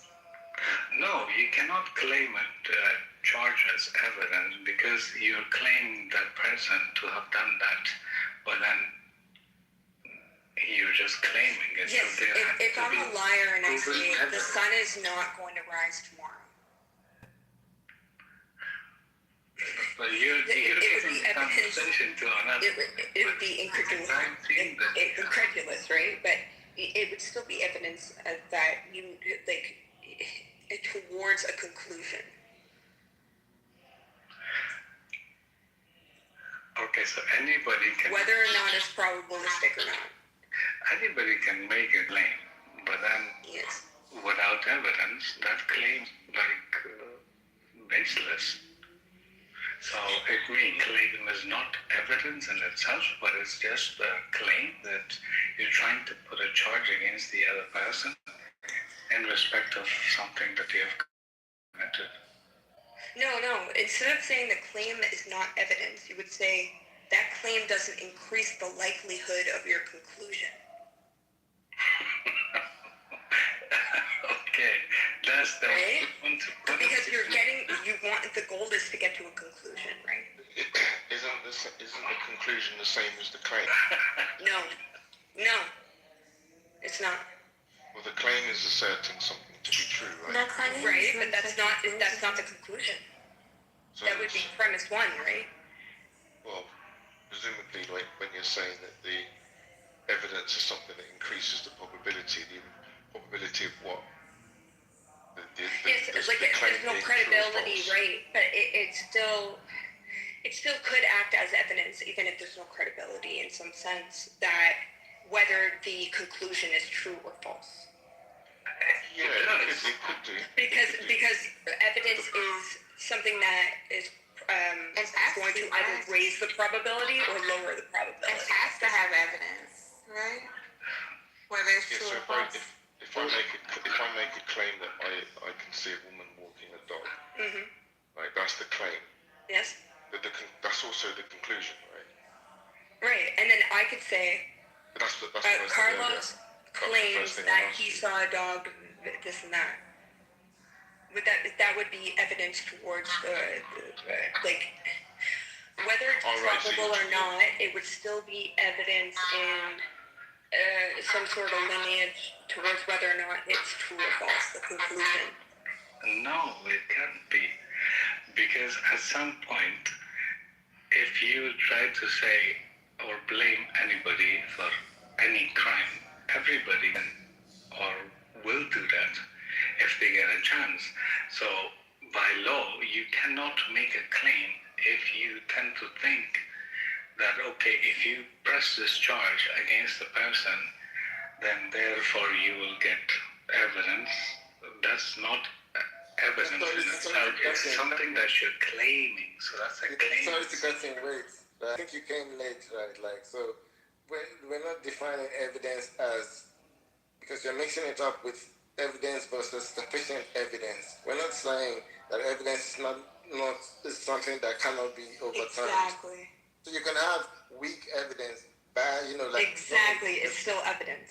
They can find your fingerprints somewhere, and it could be, and they can say, oh, this, let them finish.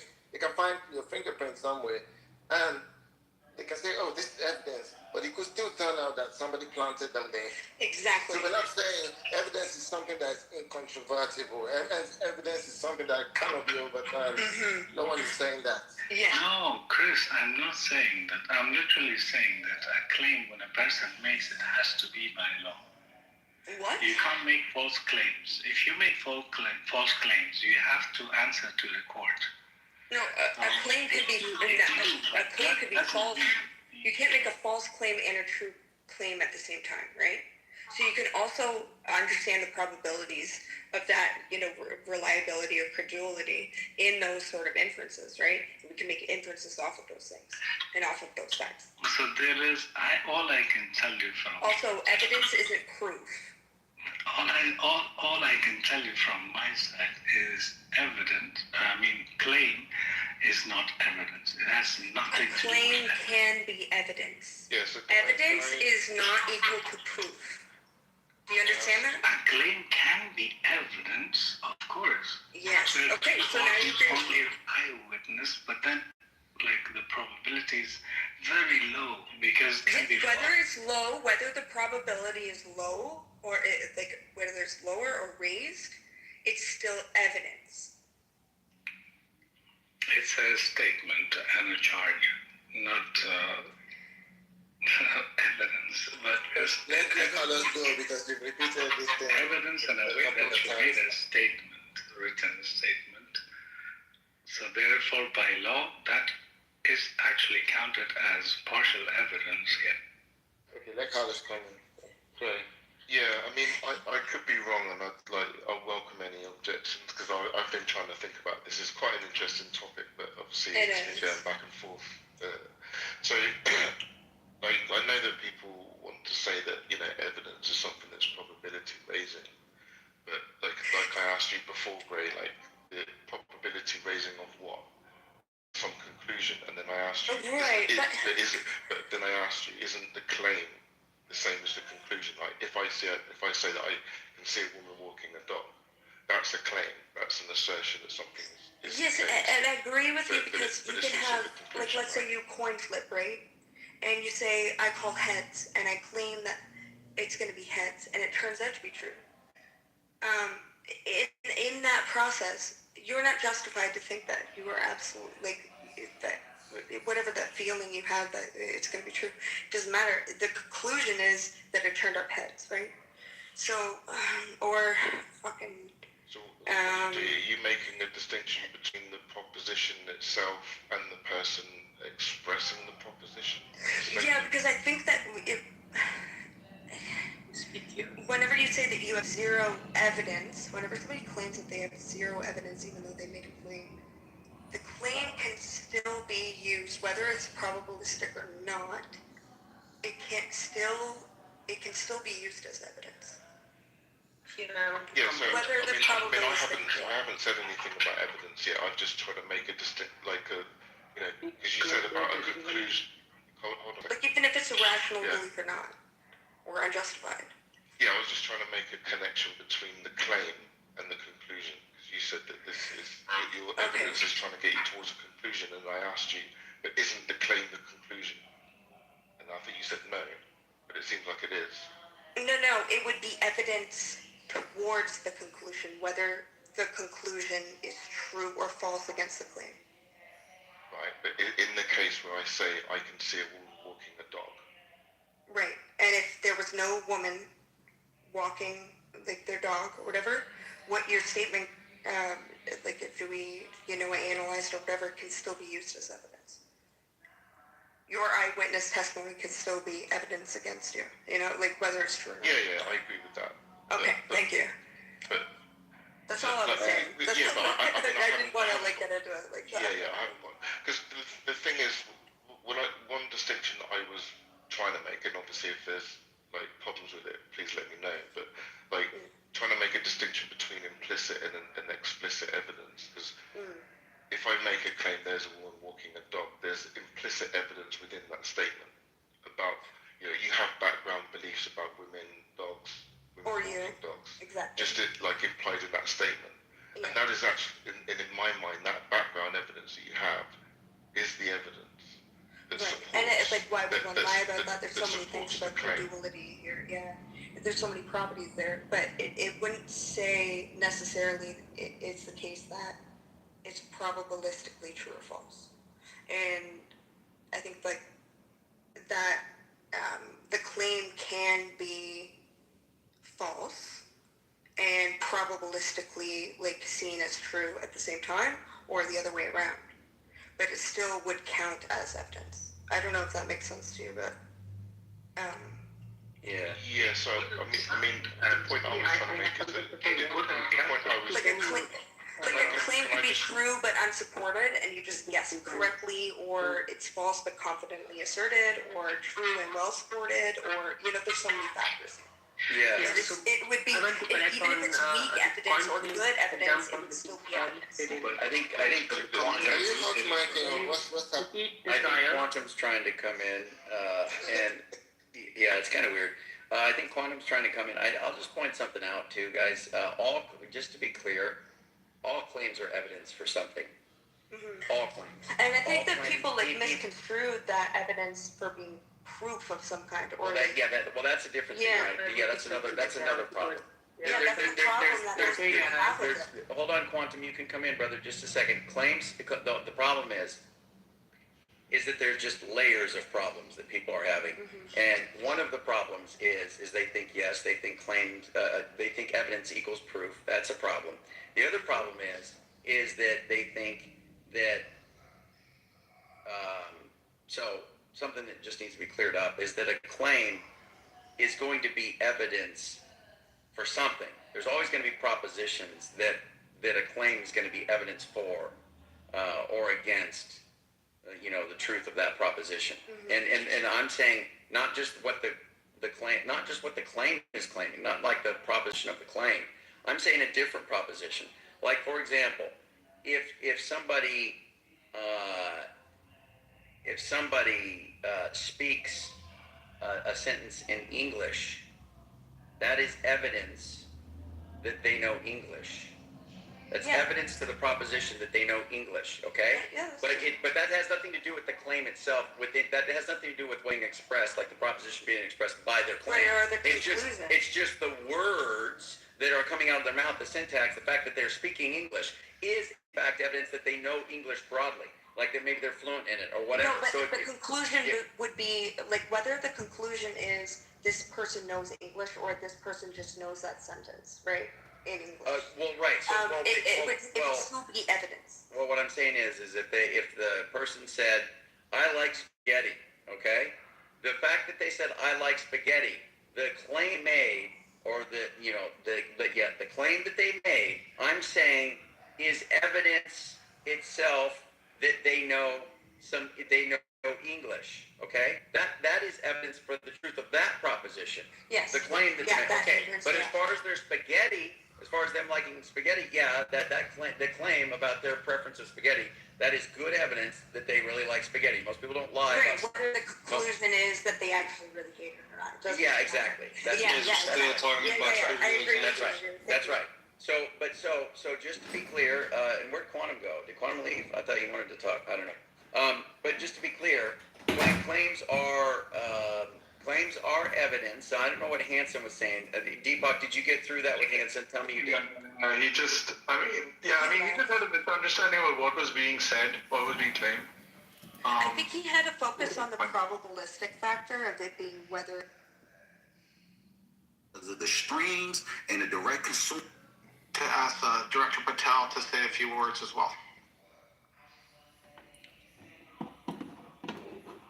Thank you, General Blanche. What we're here today is to announce what the General just told you. The Southern Boston Center, in a massive, sweeping indictment charged with allegations of fraud and using the banking system to perpetrate that fraud. I just want to talk about a couple of brief things here.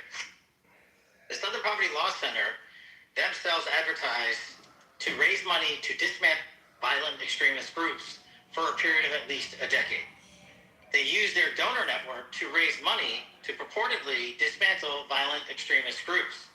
However, the SPLC, the Southern Poverty Law Center, used the money they raised from their donor network to actually pay the leadership of these very groups. I just want to say that again.